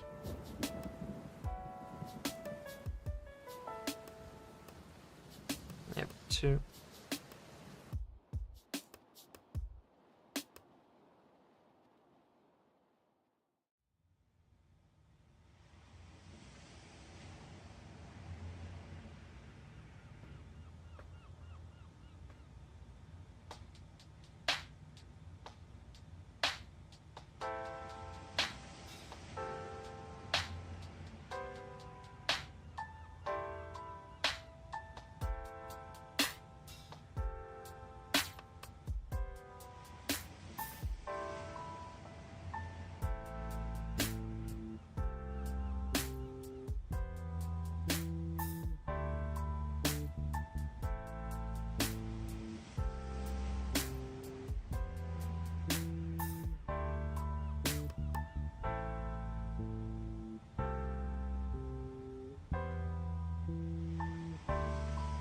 Yeah, the White Room, fair enough. Okay, you have a good one.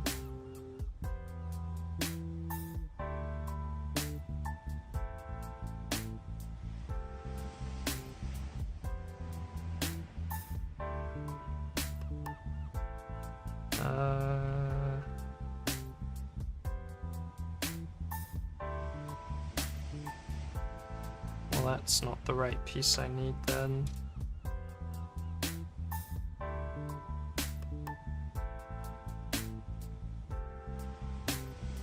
Shit. Already making fatal mistakes. 60. 25. 2. There we go. Found it. Finally.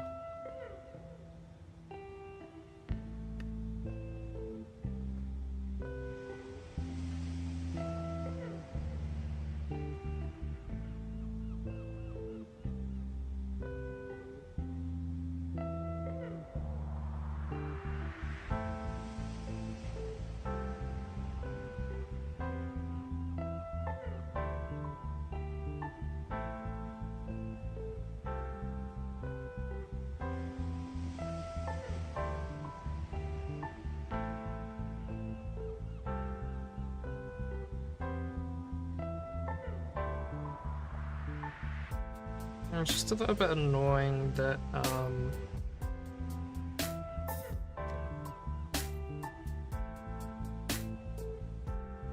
it's just a wee bit annoying. These guys aren't really viable unless you pick particular options. I'm not a big fan of that.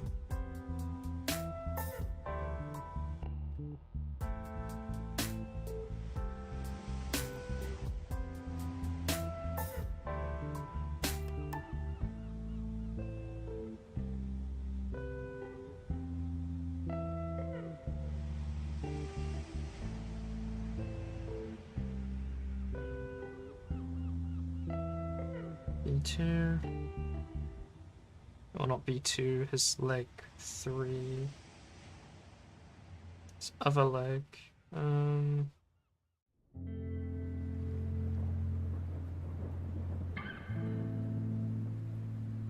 Found it.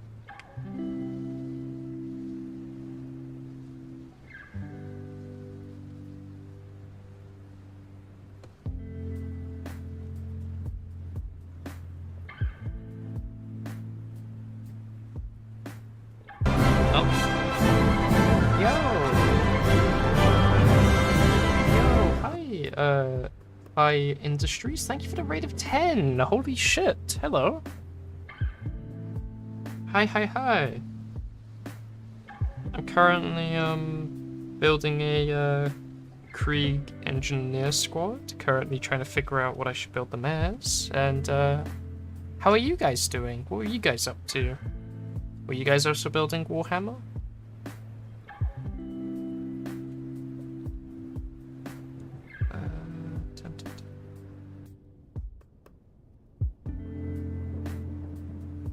Backpack. Where's the backpack? Backpack. That's on a different sprue over here, I think.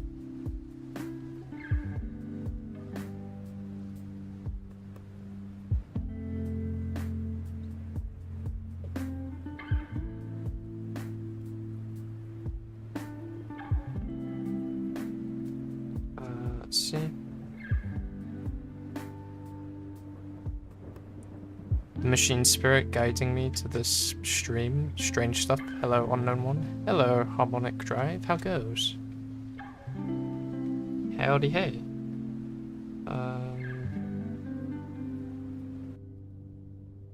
I'm just trying to figure out some things with these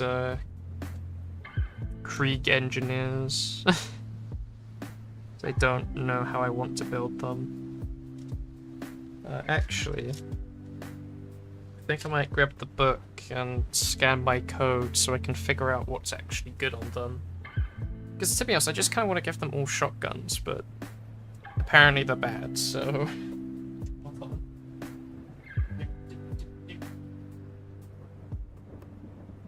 I have the book. Let's see, where's the code? Code. Have some viewers. Have a wonderful stream. Oh, okay, I'll see you about Fire Industries.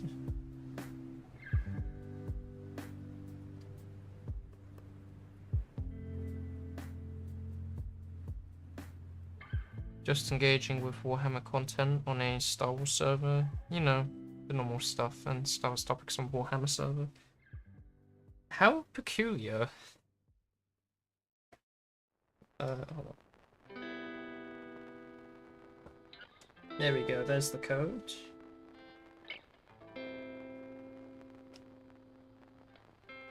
How do I scan it?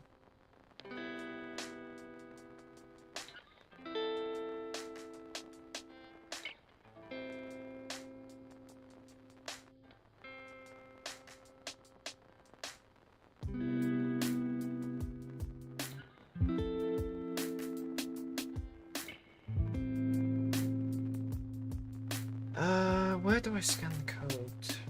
Where do I scan codex? Code.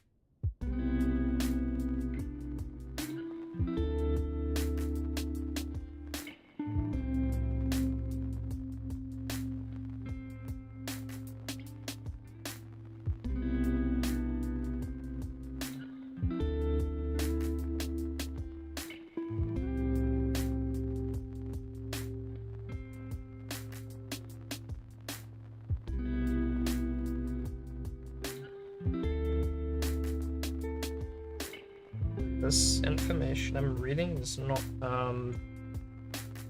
that helpful, to be honest.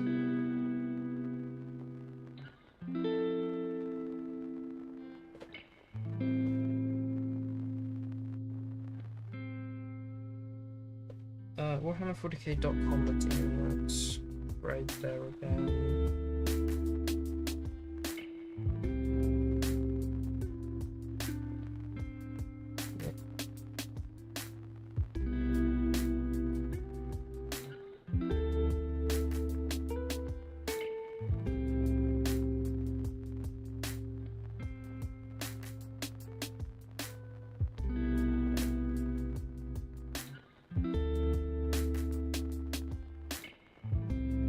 Okay, I don't know how to redeem this code. I'm just gonna read from the back.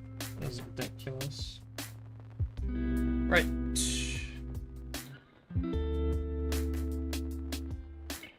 Let's look for engineers and let's figure out if shotgun is viable or not. Kazakhstan. KRIEG combat engineers. Let's take a look.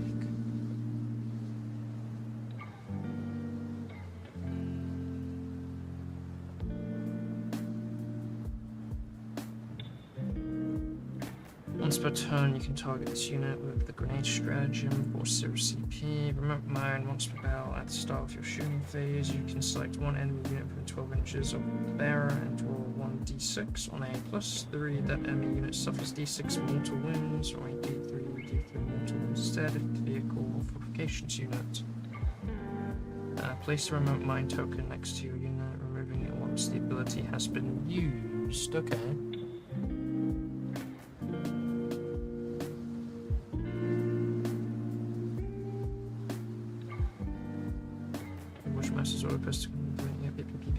Okay, combat shotguns, assault. All of their weapon options are 12 inches. Okay. Flamer ignores cover and it's an assault. It's a d6.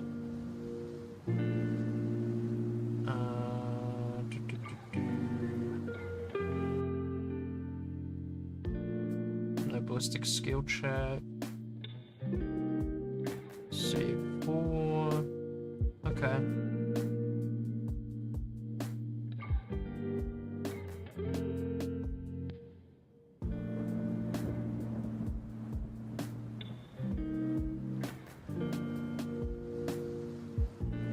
Okay, well, there's no reason not to give, does the hand thing ignore cover?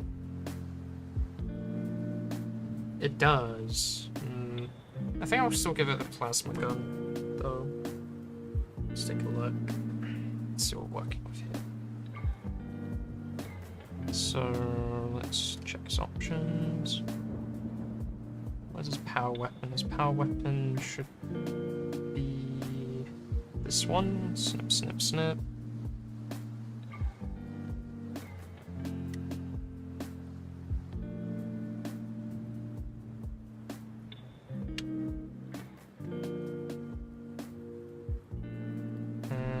His arm for it will be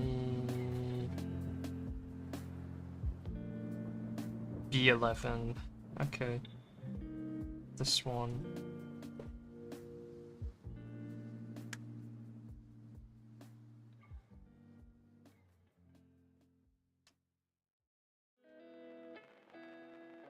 Still missing a front piece. What's his front piece? It is B4.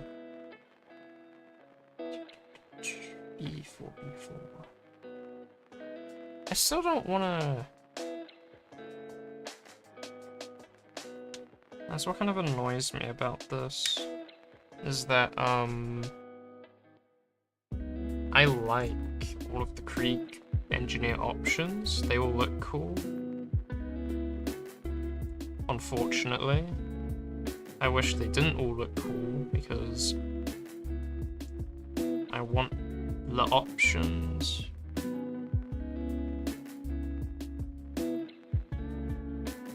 Alright.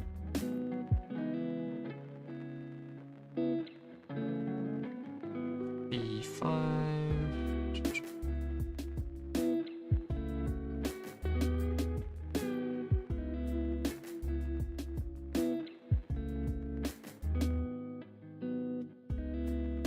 Maybe on another spring?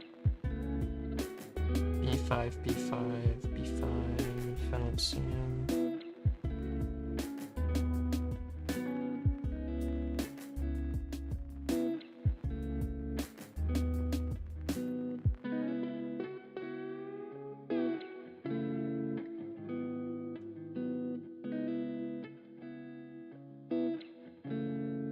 Is that B5? Nope, that's 17. Where's B5?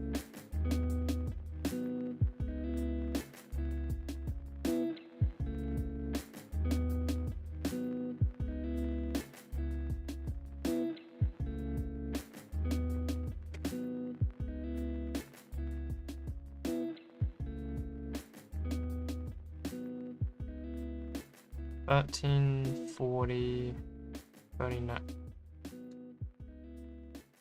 Is it? But I don't see a head option on his sprue that I'm currently taking from, or the other one.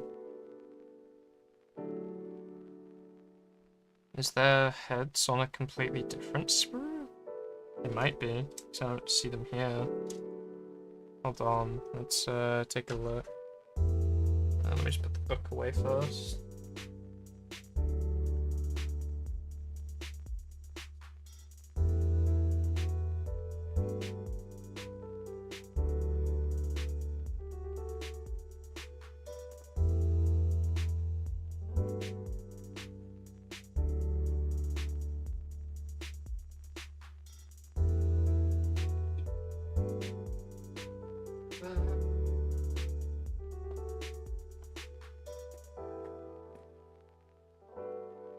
Not that one, not this one.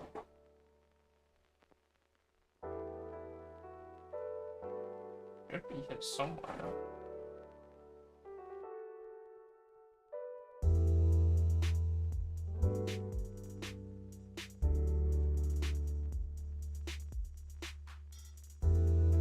But it does not seem to be.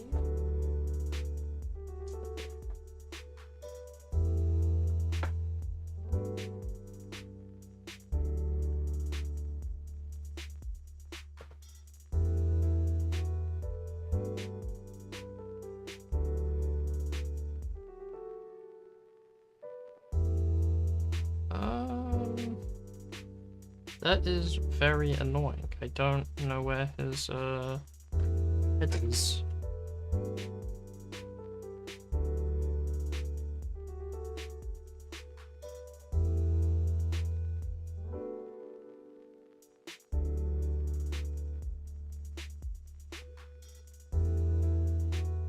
$40, 63, and I am not fucking doing this again. Let's take a look.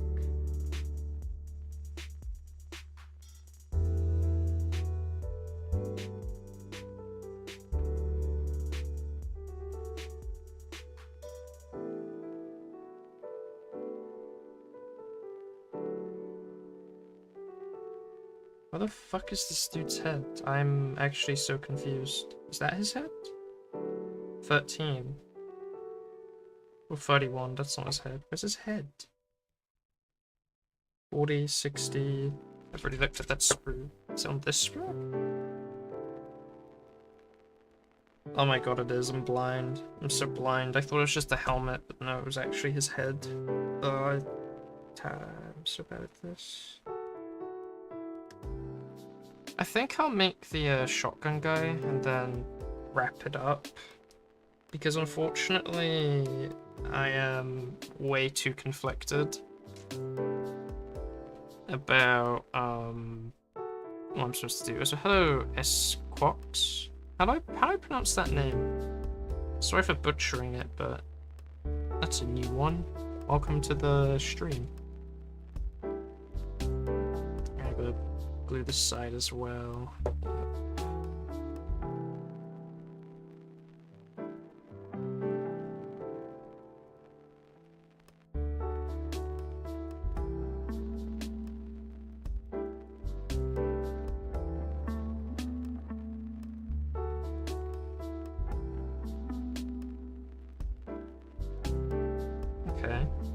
There we go.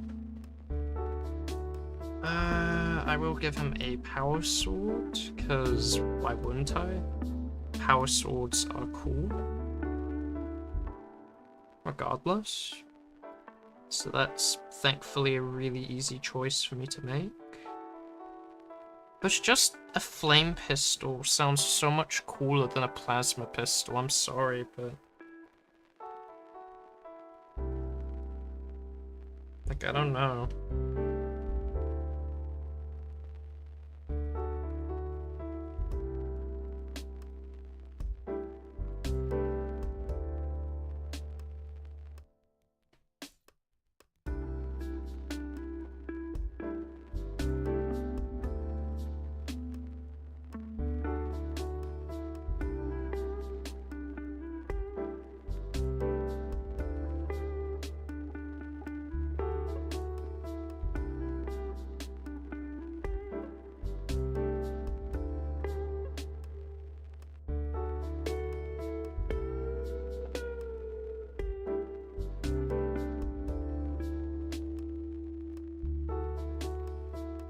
I guess hand's supposed to be lower down, but I really can't tell.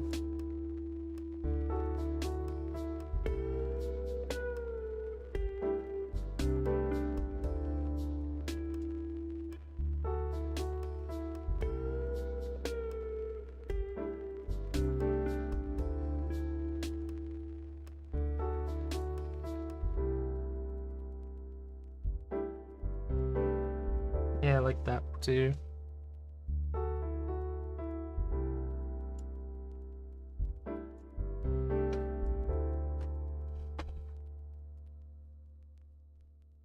I'm just gonna grab my keyboard because I need it for a moment.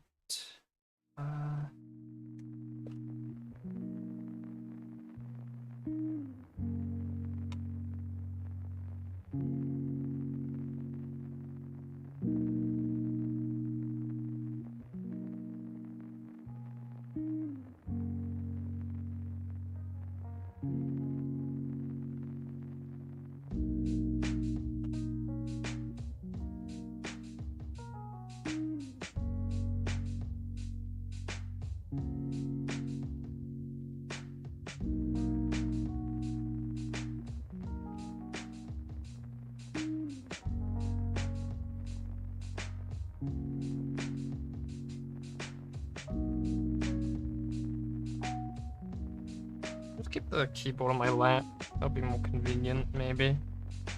So I can just quickly reply to things while I try to figure this out. But yeah, I will give him his power sword.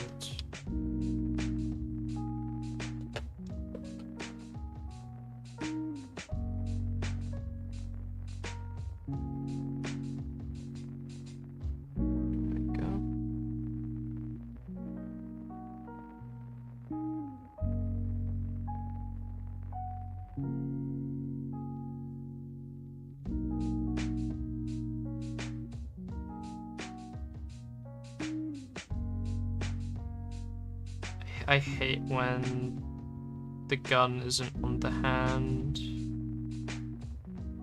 Disaster.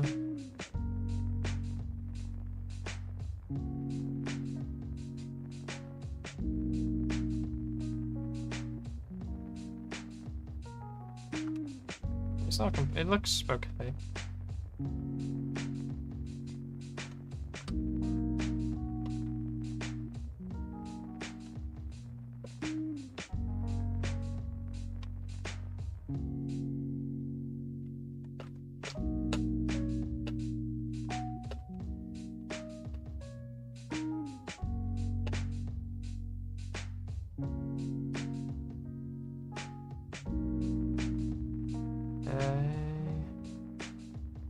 Now for B6.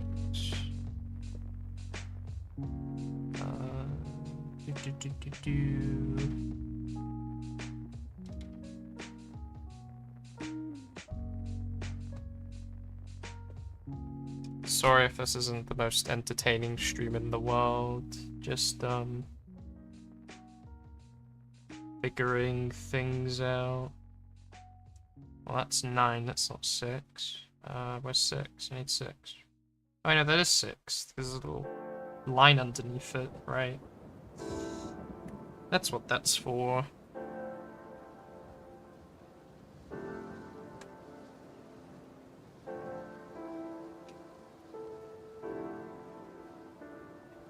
Yes. Okay. Anyway.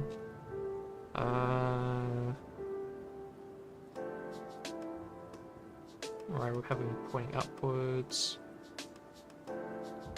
What do I normally do around here? Typically if I wasn't being slow, I would have built models and I'd just be chatting with people. But earlier I was talking with SCP-40K just about SCP stuff, because I'm not really an SCP guy, so he was just talking to me about the lore while I was building this guy, Lord Dreer.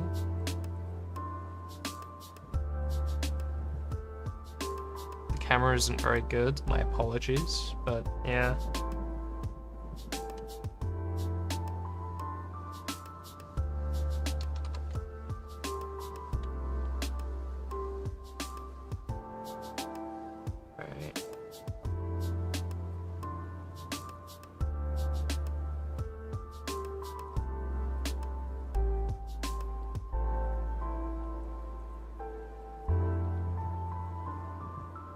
Ten's a bit weird.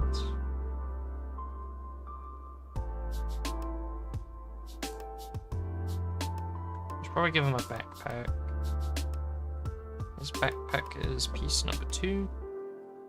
Where is piece number 2? Or is it just option 2 for the backpack? Probably option 2 for the backpack. Let's take a look. On that spoon, is on this spoon.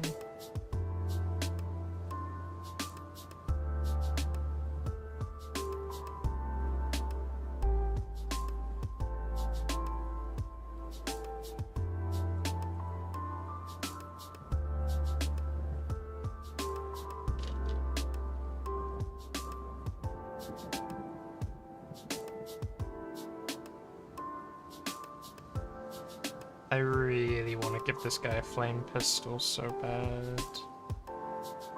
But I don't think it's that good. I mean, it sounds pretty good on paper. Ignores cover and whatnot.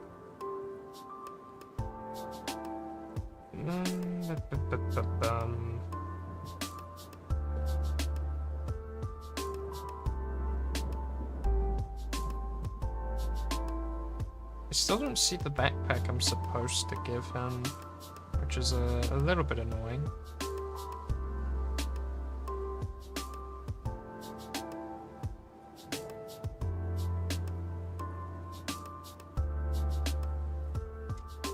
Let's go on a base plate.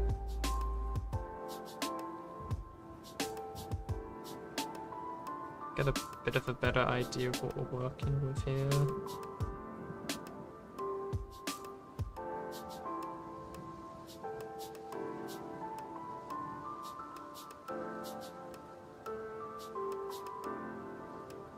Yeah, it looks pretty alright.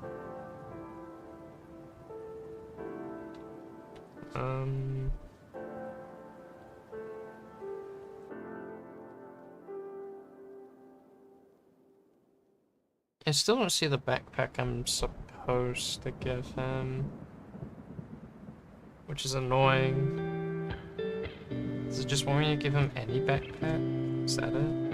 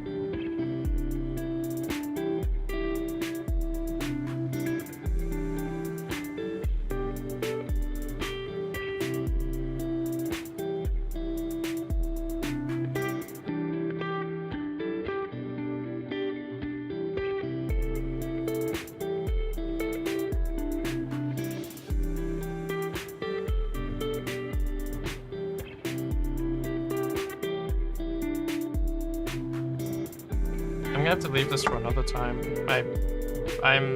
My brain is shutting down. This is fucking miserable. What am I supposed to... Where is the backpack I'm looking for? It's only 3 sprues for the engineers, and I can't find his backpack. Piece 85 and piece 84. I don't see an 85, or a 4 for that matter. Nice.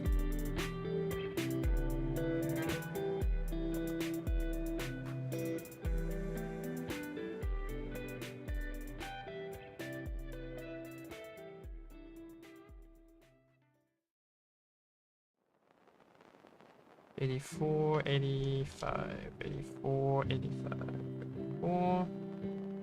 Found it, 84. Finally.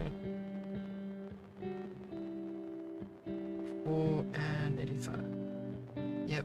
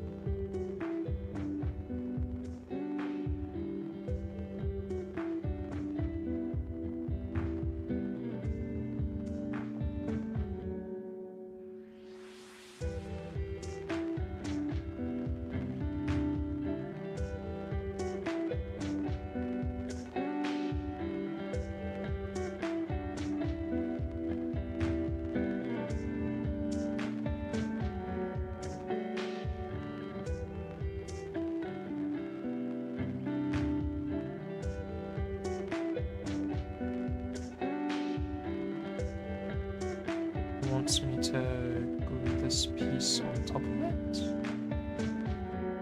I'm a little bit confused.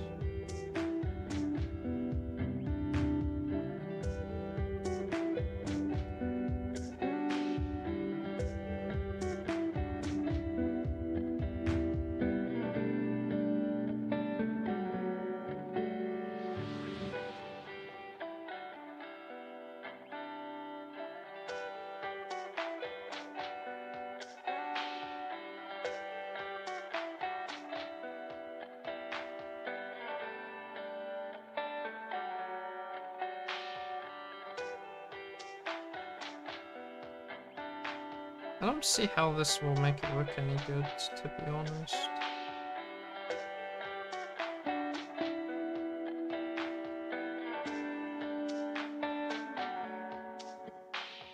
How it remotely fits. I must just dropped it.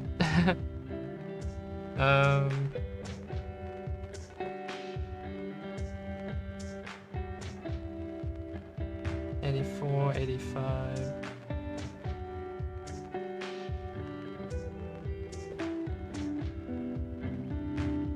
Just glues it on the top part.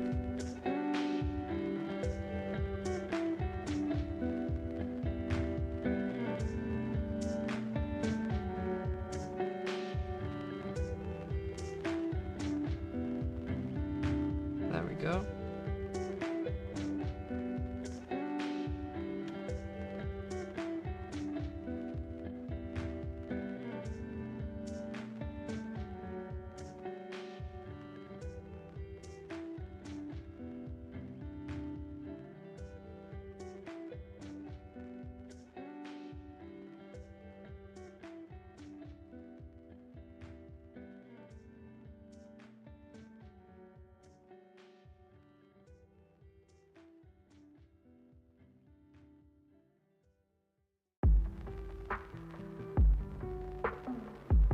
I'm gonna glue his arm on, but then I'm gonna probably just...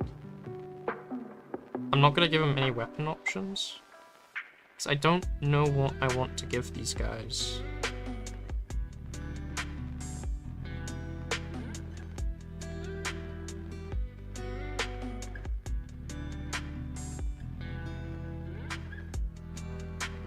It doesn't feel right. Isn't the arm supposed to point out a bit more?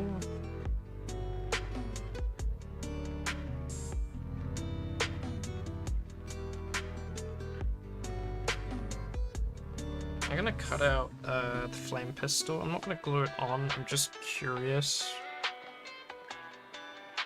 to how it's gonna look, because it's not really looking how I thought it would.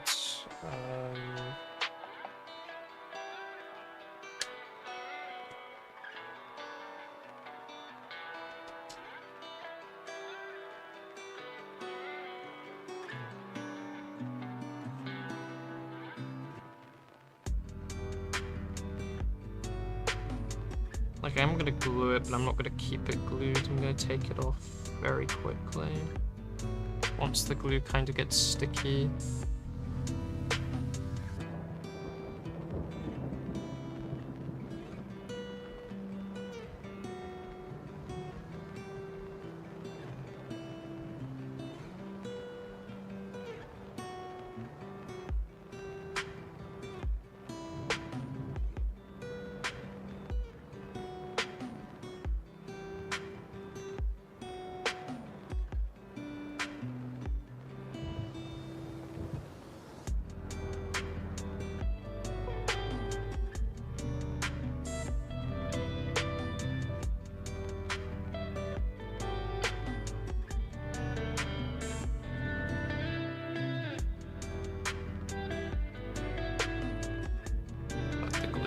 Bit. Right. I'm also gonna cut out the other gun while I'm at it, I guess. So I don't know if I am gonna give him a flame pistol. I want to give him a flame pistol, but at the same time, it's not. I could give him a plasma pistol, which is better.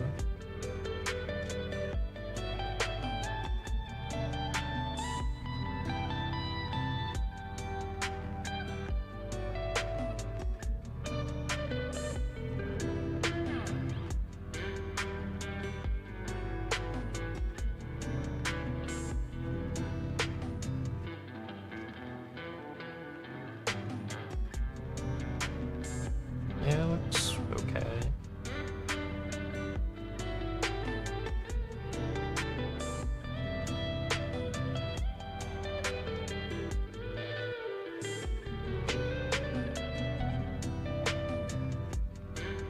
What was the other arm option?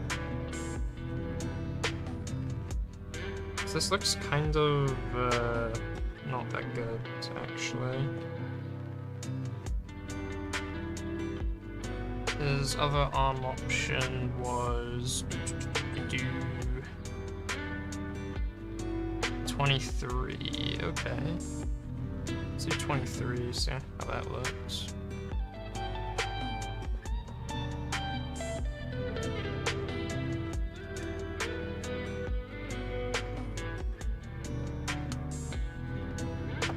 It doesn't really feel like he's pointing his gun at anything with the normal pose, so it's like, what's the point?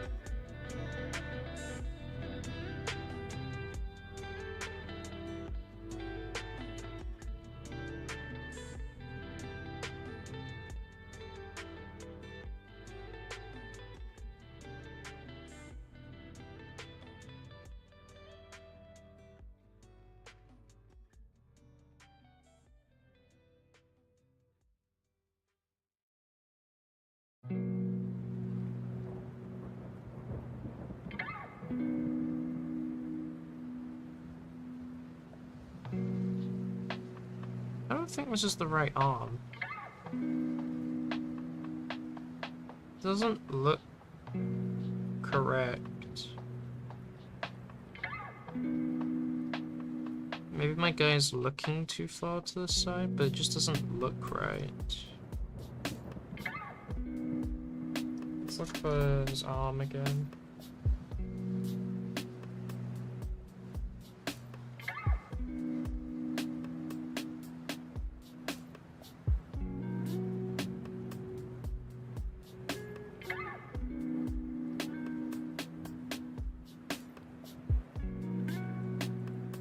Apparently I've already cut out that option. Okay, so it is the right arm, but... it doesn't look right. I don't like it. It looks bad. Every arm is the right arm if you if you saw it enough. Yeah, true.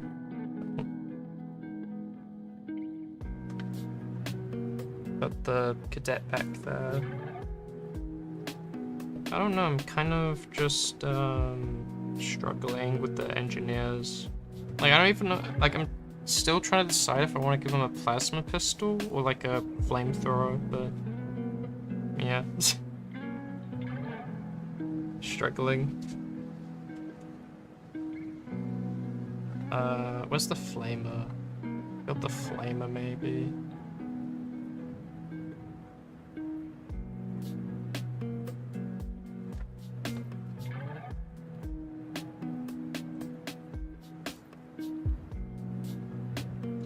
Yeah, let's do the flamer, because I know what I know I want the flamer guy, so I'm gonna build him.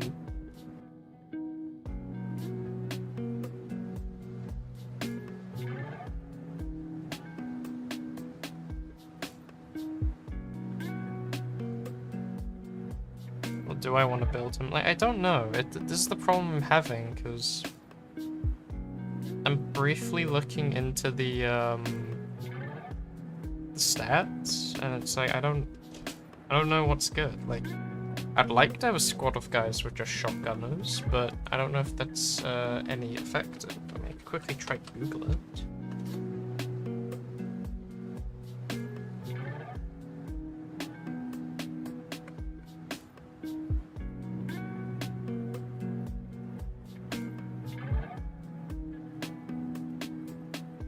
I mean, I've been told that the flamer, the sergeant with the plasma pistol, the remote mine is a must-have, or else the squad's kind of pointless. But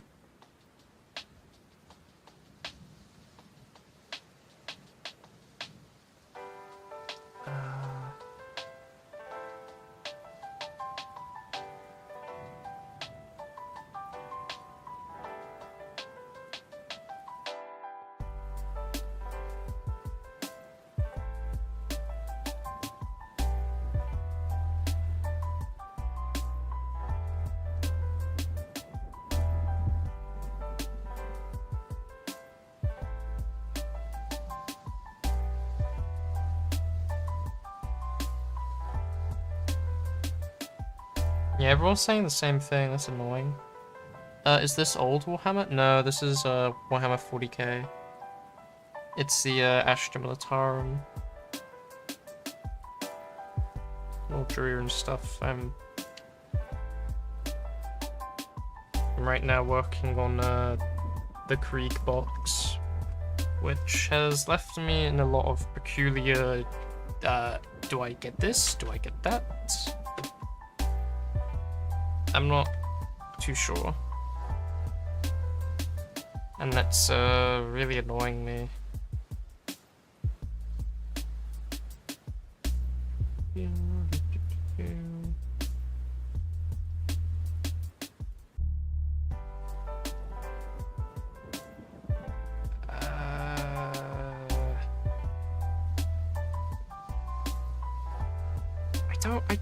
I really like the flame pistol.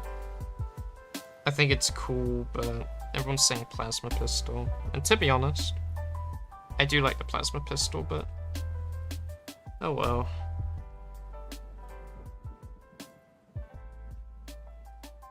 Shame. How's this arm supposed to rest to make the pistol look right? Because it doesn't look correct. Like, I'll put the guy in a minute.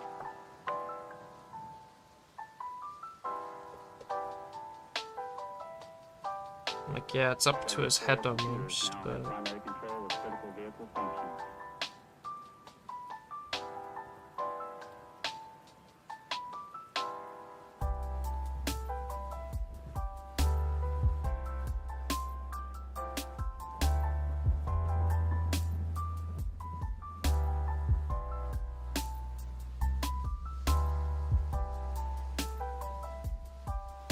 Actually, maybe it's just the flame pistol. He looks fine with the plasma pistol.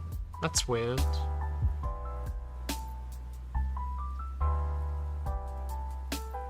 If the shotgunners get changed, I could get more in the future. Cause I do like them, but I'm just not sure what the good options are for them, but as it looks, 2 shotgunners, a flamer, and a mine detonator with a sergeant with a plasma pistol.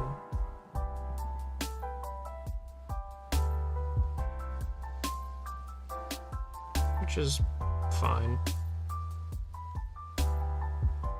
Like, I'll live.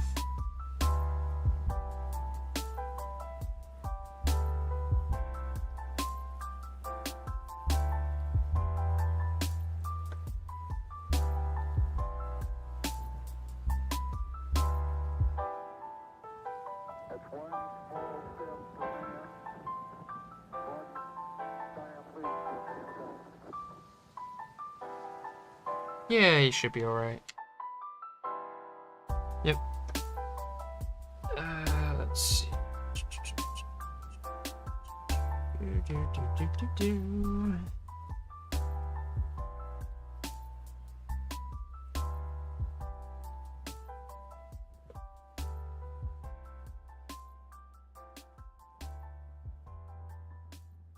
And now we'll build the flamer. Because I did kind of just want to get the flamer anyway, so I'm glad he is good. Oh, I've been...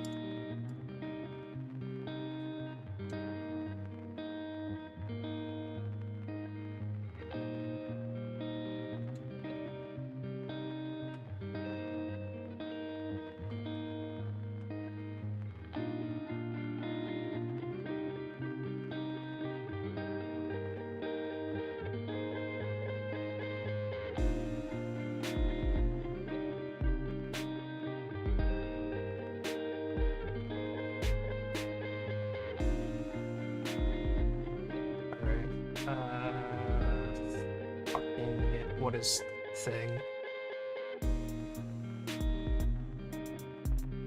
So I was ready to fucking book for another.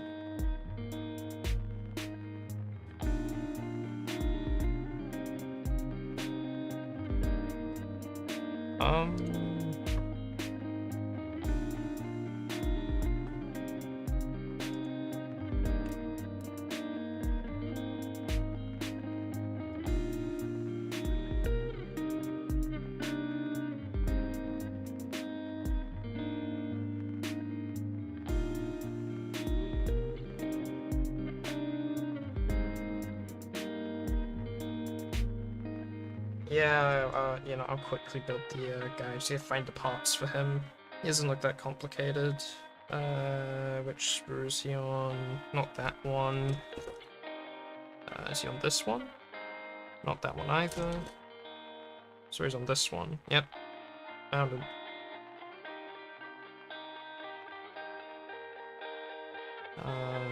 Yep.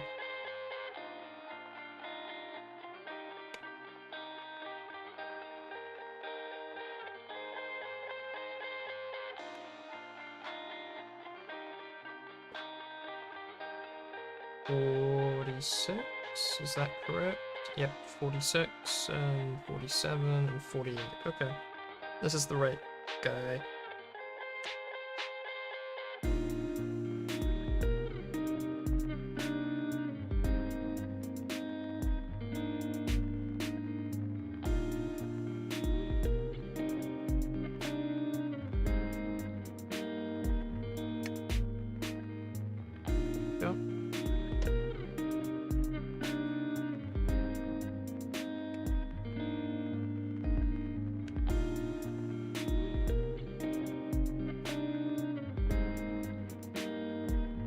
I'm still kind of debating about the plasma pistol, but... I don't know, I get to do the gambling thing where I overcharge it, so... I'm debating.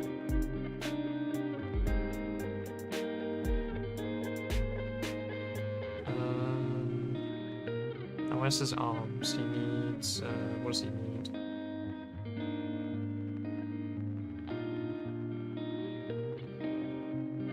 He needs his backpack.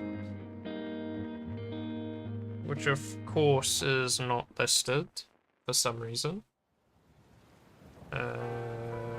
Fucking, where is it? It's a big tank thing. Shouldn't be that hard to find.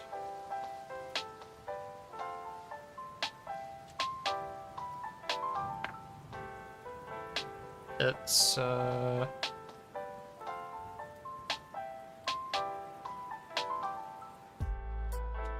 is it the round one? No, it's his own big backpack. Where is it?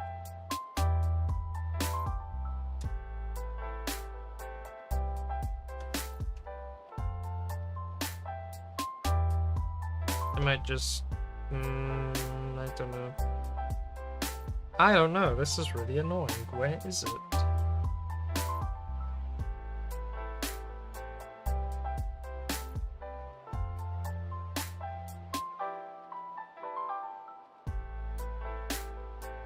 Uh, 52 and 54. Where's 52? 53, 52. There we go.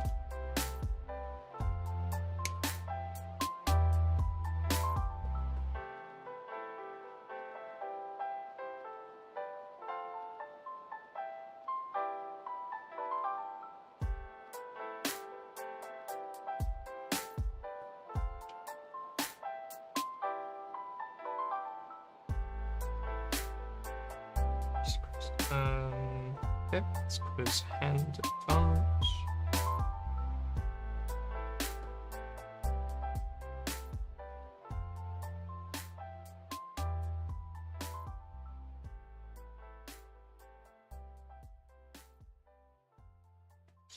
Body requires his leg, which we also do have, I think. Or at least we have one of his leg bits. Which is perfectly fine for me.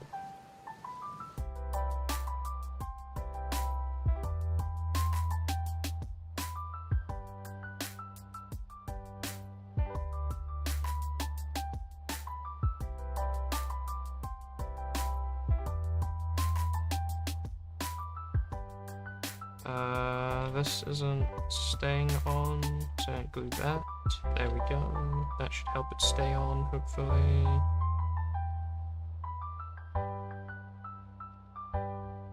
Yep, perfect. Now he needs piece 49. 49. Jesus Christ. I need to sort my room out. Because this is happening every day where a box is just falling off a shelf and it's scaring the fucking shit out of me. Like, I really need to reorganize that.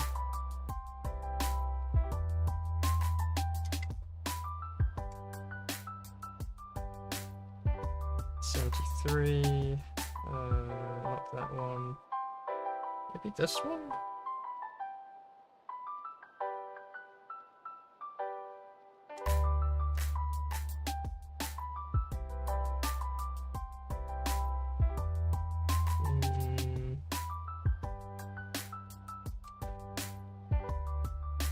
Oh, I still need 48. Where's 48? 48, 48, 48.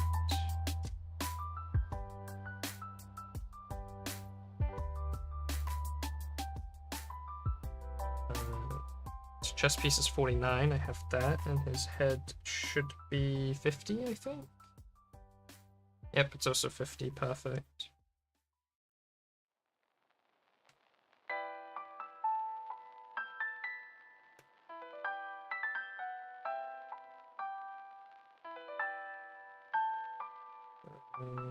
Yep. This is it.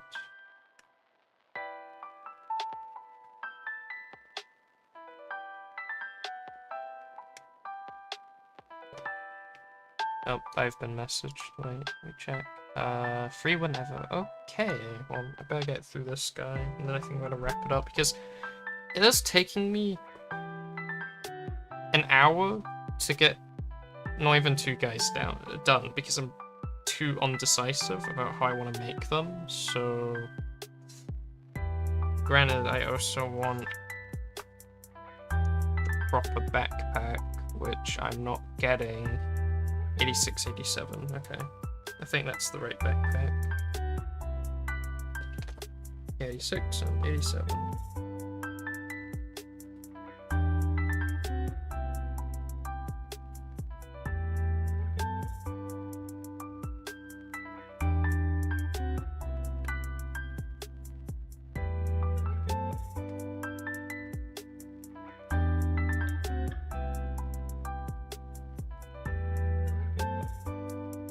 Six, 87. Where's 87?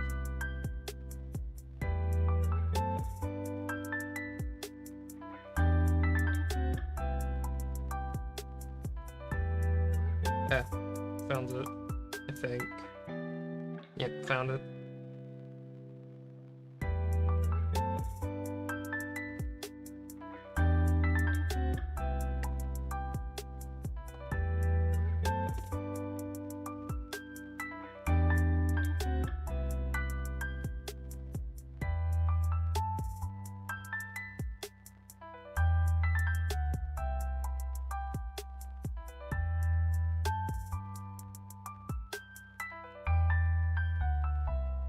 Okay, yep. That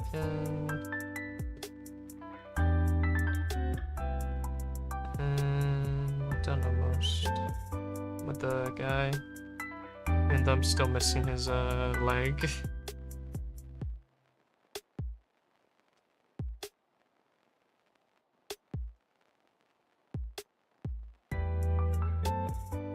I think today's stream is gonna be the most unproductive one because of the SCP chat, but I'm not too bothered about that. I just find it funny. It's like, oh shit, I've been live for like nearly 5 hours and I've done 3 models. Granted, I was gonna make some other things, but I keep kind of getting scared because it's like, once I glue it together, if the option is bad, then there's no point in using it if it's like unusable. So I gotta figure that out. Okay. Right, so we've done his backpack. Let's go back to the front and work on the flamethrower.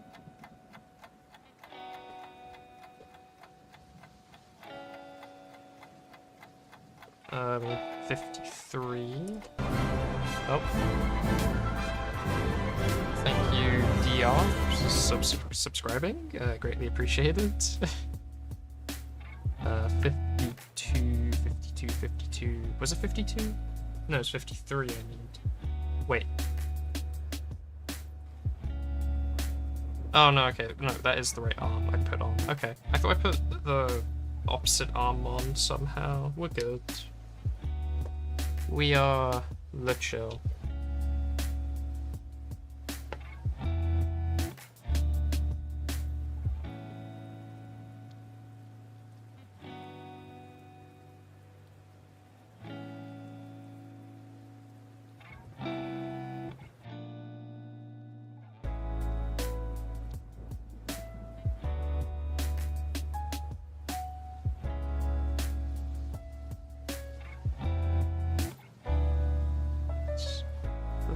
What I should probably do is chest piece first, because that might sway how the gun's gonna go. And I need to put it upwards? Yeah, upwards like this, okay.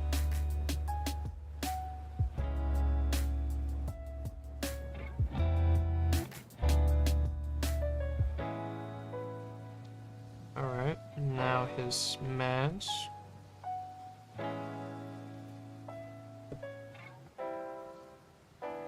I do love the KRIEG guys, but their options are kind of overwhelmingly disappointing.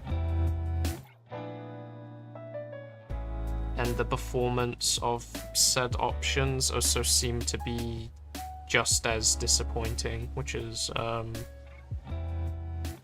severely annoying. But I do like how they look. So I don't know. If the flamer option is bad for the teams, I don't care. I think I'm gonna use the flamer heavy weapon teams anyway. Because they look cool. Rule of cool.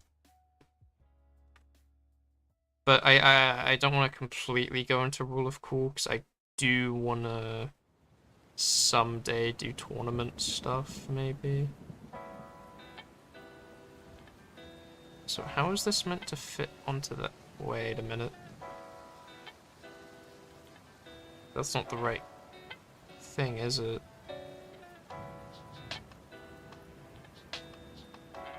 Is it the right thing? It feels too short. No, that is the right thing. What? I don't see how this works out, I'll be honest. Okay, let's put the arm back on. Maybe the other hand's too high up. Yeah, that's probably the issue. Move it down.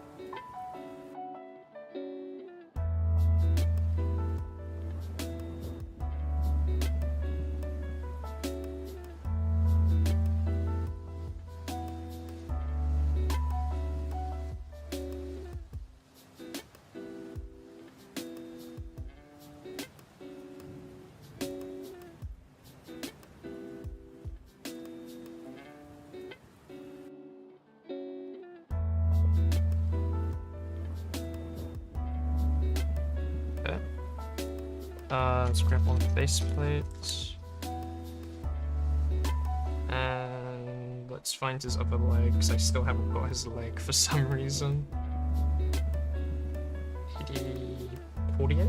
Yeah, it's 48. Perfect.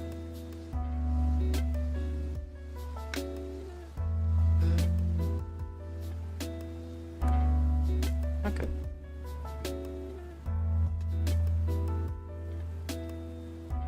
Now, how do I put it inside? That's the real question. Oh, I was meant to put this in earlier. Uh-oh. That's never a good sign.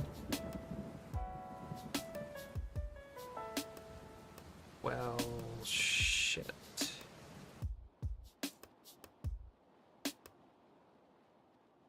Oh, no, there we go, we got it. And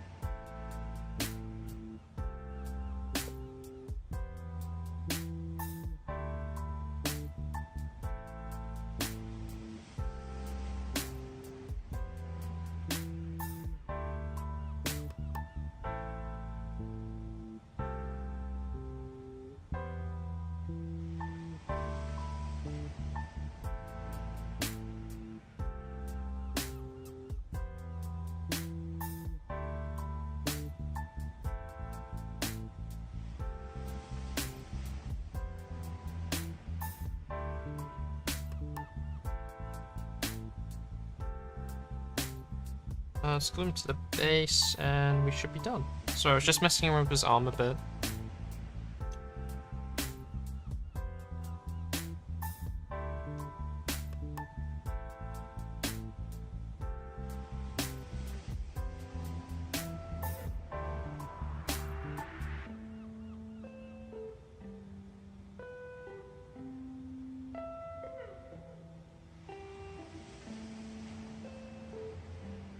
I'm still not that much of a believer of the NCO. His pose is a little bit weak to a degree.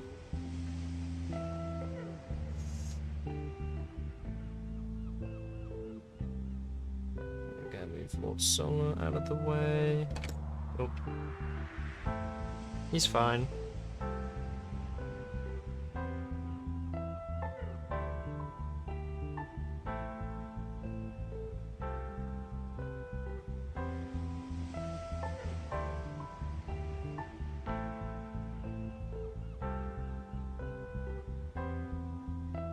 Could be a lot worse. I think I might build these guys off stream later, or maybe I'll just finish them tomorrow when I wake up, because I do want to stream again building, but... yeah, I don't know. I just got really, stun-locked with the options all being kind of mediocre, and getting a little bit concerned if I don't pick the right thing, the army just won't function. Well, not function, it's just they'll be, like, overall worse, and I don't want them to be bad. And I do like the rule of cool, it's just, I don't want to go to an event, and then the models are just like, oh yeah, your 5 shotgunners, yeah, all of their shit just bounces off my other guardsmen, Lamau, and it's like, oh, okay, I guess the shotguns aren't that good. Which I don't know if this is the case or not, but still, it's, you know, it's a bit of a worry. Just a smidge bit of a worry. Anyone I know?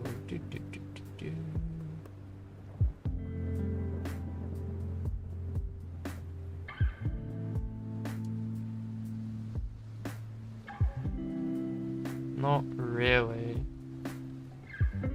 That's a shame. Okay. What about the category? Because someone raided me earlier, and the raiders actually are just still chilling, which is different. Is there a place I can raid you guys into that might be, cool? More Emperor's Children. That guy looks cool. We can raid him.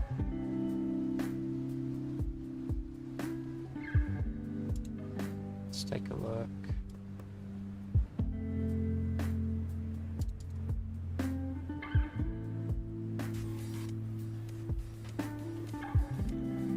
Yeah, you can raid him. Yeah, he seems chill. I'm just gonna quickly pack these things. When by pack, I mean just secure somewhere on my desk so I can continue this tomorrow when I wake up, because we'll build more of this, so tune in for that. Oh shit. Yeah, that was a fun stream. To be honest, if it was up to me, if I knew I'd be struggling with the models this much, I think it would have just ended after the SCP talks. The SCP talk was fun, but figuring out what options I needed for these guys was a little bit annoying. I mean, I still don't even know what I want to make. Like, I'm gonna have to look into it a bit more. Oh, I know what artillery I want to make, but that's literally it.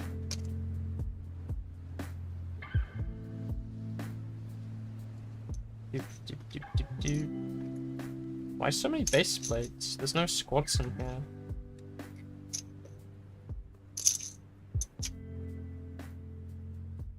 I don't think so, at least.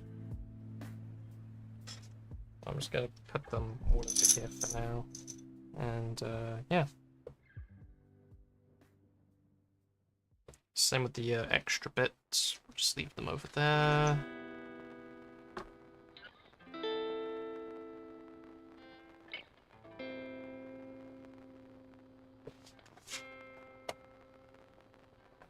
Fold this sideways, so I remember I have to finish the rest of the squad off. But anyway, I'm going to raid the project guy. He seems pretty chill. Let's turn the music off, because I'm not gonna do anything long. Let's see.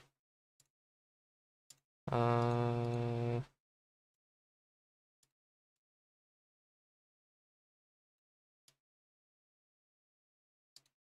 how do I... Okay, so it's /raid? Yeah, /raid. And then I just copy paste this username, and there we go.